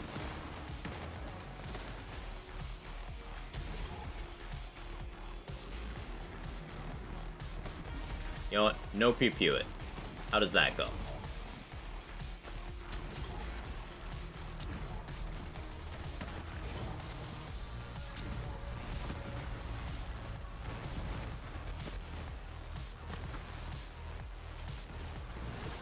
Gives me some adaptability.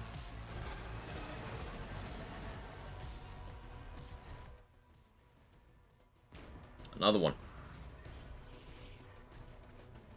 Oh, I'm an hour over. Oops. Alright, this will be the last kill.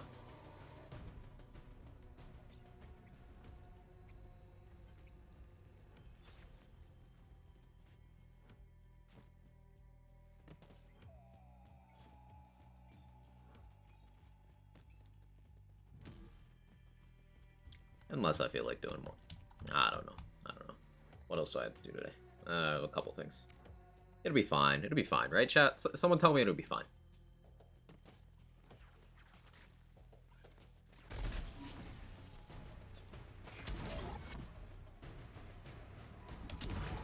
No? Oh. Blanked out. Be fine. There you go.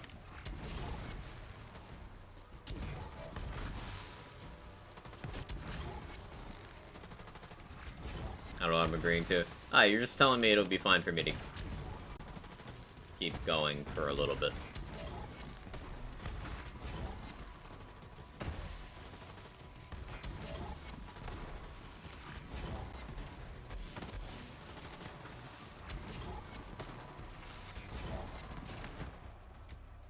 Oh yeah, I popped Sentinel early. Whoopsie.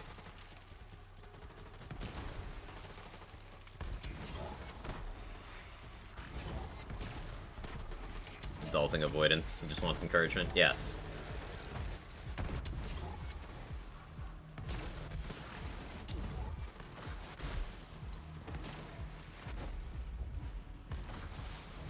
Oh, we got a clone bug without a successful swap at all. That's fun.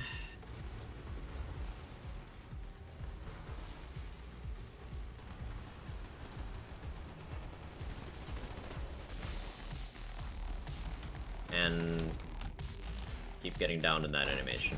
Ugh.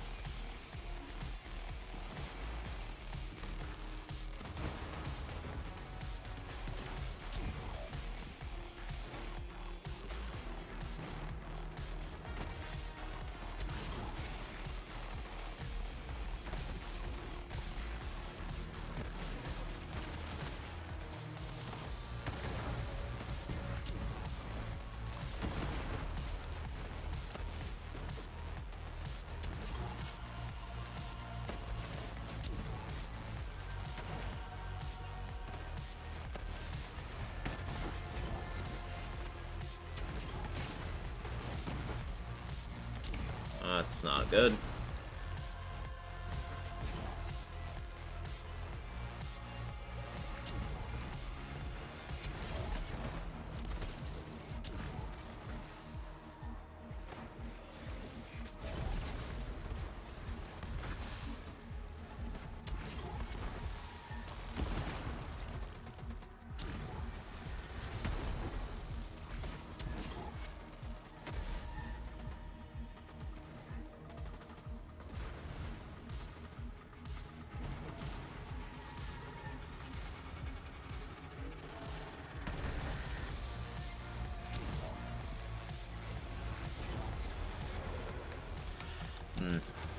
So even a run that goes very badly, as long as I live, it's less than 4 minutes.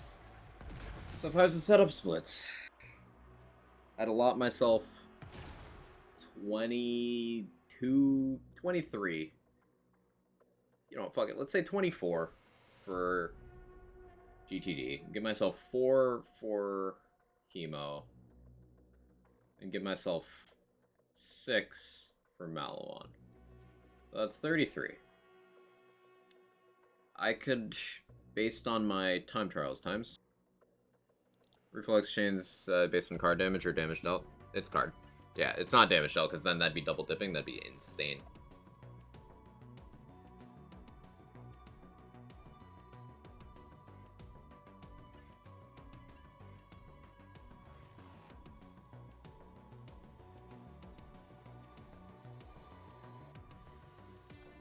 Just trying to get a projected time for EGR for this build. Cunning 211. Let's give myself 230 for that. So 3530. Survival I have 234. Get myself 240. So 3810. Get myself 240 for discipline. So 40, 50. Give myself 2 minutes for supremacy. 4250. Give myself 3 minutes for fervor, even though that's gonna be red. And give myself 220 for instincts. So we'll call that like 48 minutes.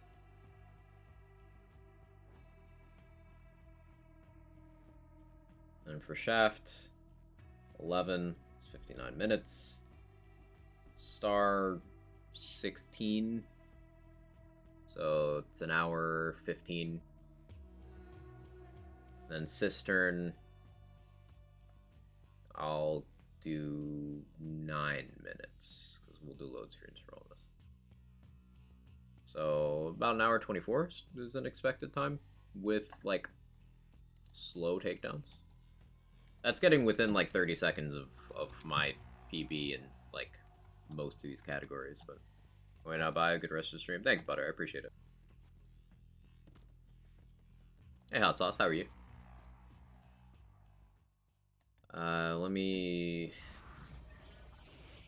go back to the Death Follows Close spec, see how it does here.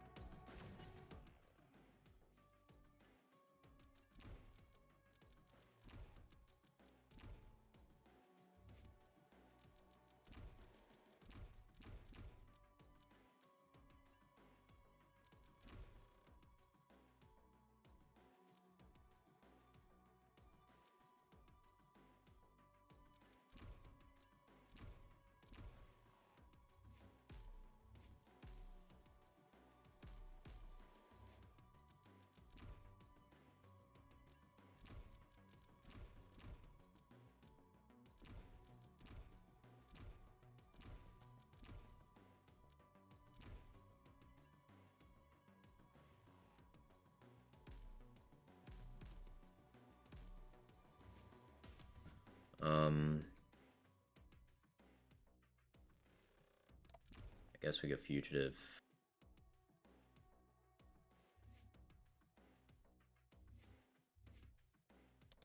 Adrenaline. I'm gonna miss having sheer will, but it doesn't really turn on Hemo, so.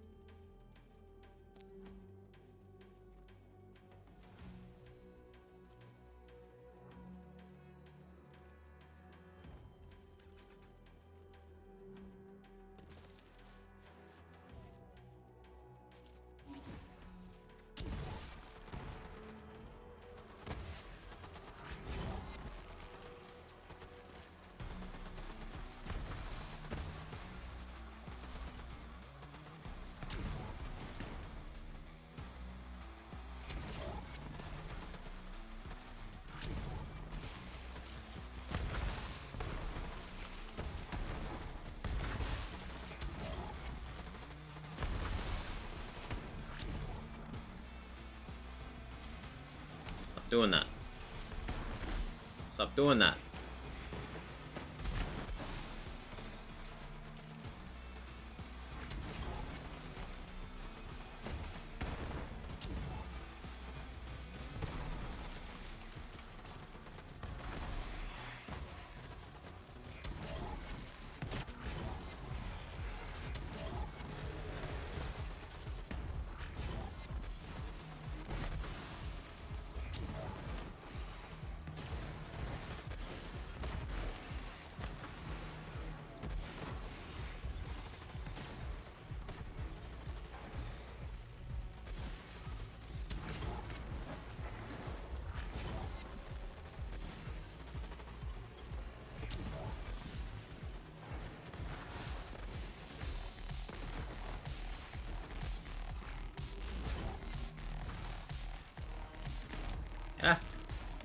Oh, leave me alone. I like this. God damn it.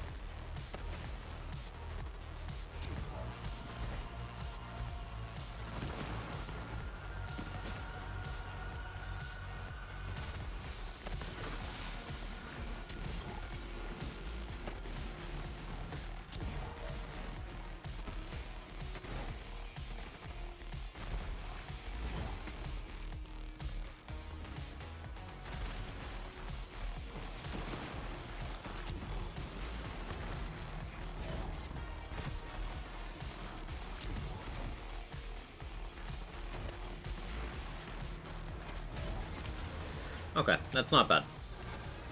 Considering how wrong that went very briefly. The thing I need to remember to do is clone swap enough to keep him alive through, Quick Breather.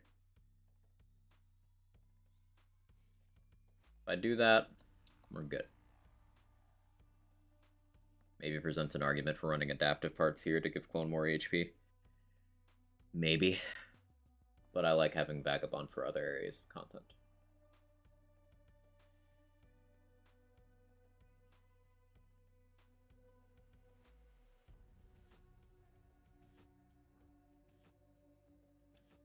Maybe splash damage, action skill damage, action skill cooldown is optimal here. Not having that radius kind of sucks over in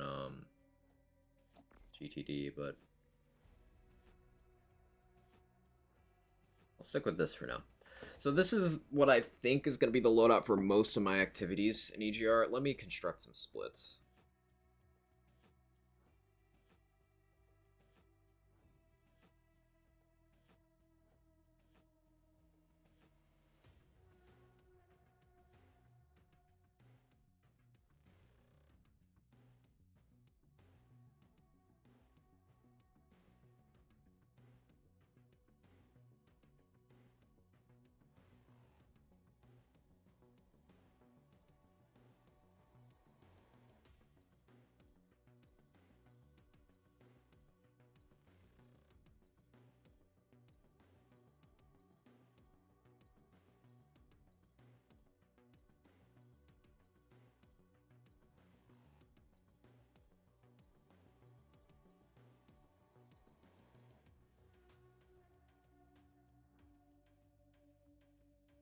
Okay.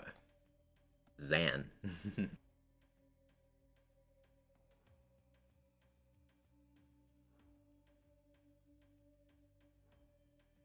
Probably want to do Guardian. But Guardian, Humo, Slaughter Shaft. No. I want Humo early, but Humo and Slaughter Shaft next to each other is optimal for menuing. That's only a couple seconds. Since I'm likely to gear swap for Slaughter Shaft, I need to put that after Humo.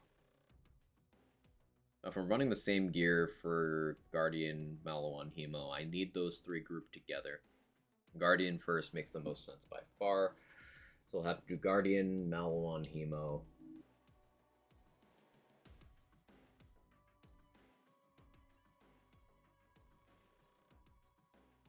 I'll do Shaft. And Cistern. After Cistern, I might not need the no PPU anymore. I might still use it, but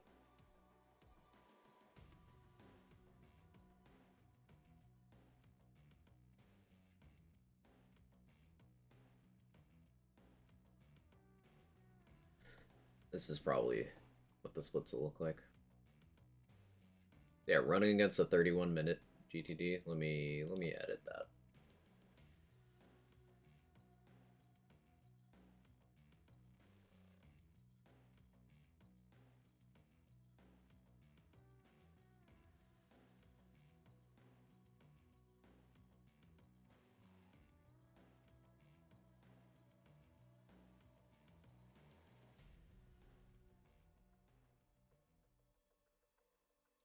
Actually, no, that'll be fun. This will be fun to run against.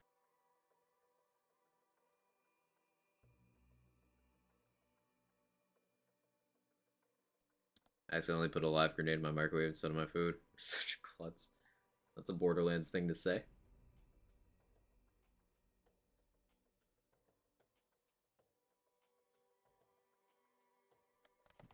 Okay.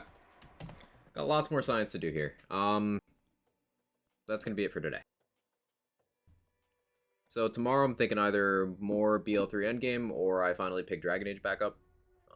We're in the middle of Dragon Age 2 doing full series playthrough, Nightmare difficulty. It's been, I don't know, like 3 weeks since I've streamed that. So, I don't remember precisely what I was doing. We'll figure it out. Anyway, let's find somewhere for us to go. Really appreciate you guys hanging out.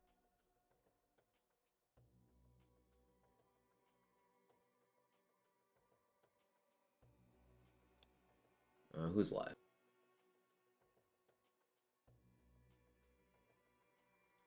Pascaroni's doing the hunt stuff. Birdman is doing a 4-year stream celebration. Let's go to Pascaroni. The hunt's close to over. So let's see if we can help raise a little bit more money for the kids and stuff.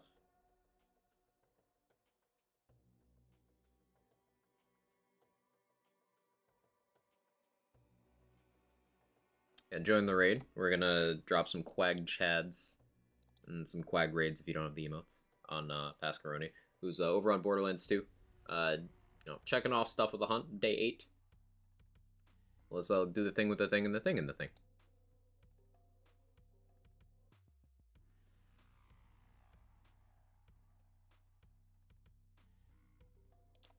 As always, thank you guys for the love and support. I will see you next time. Bye-bye.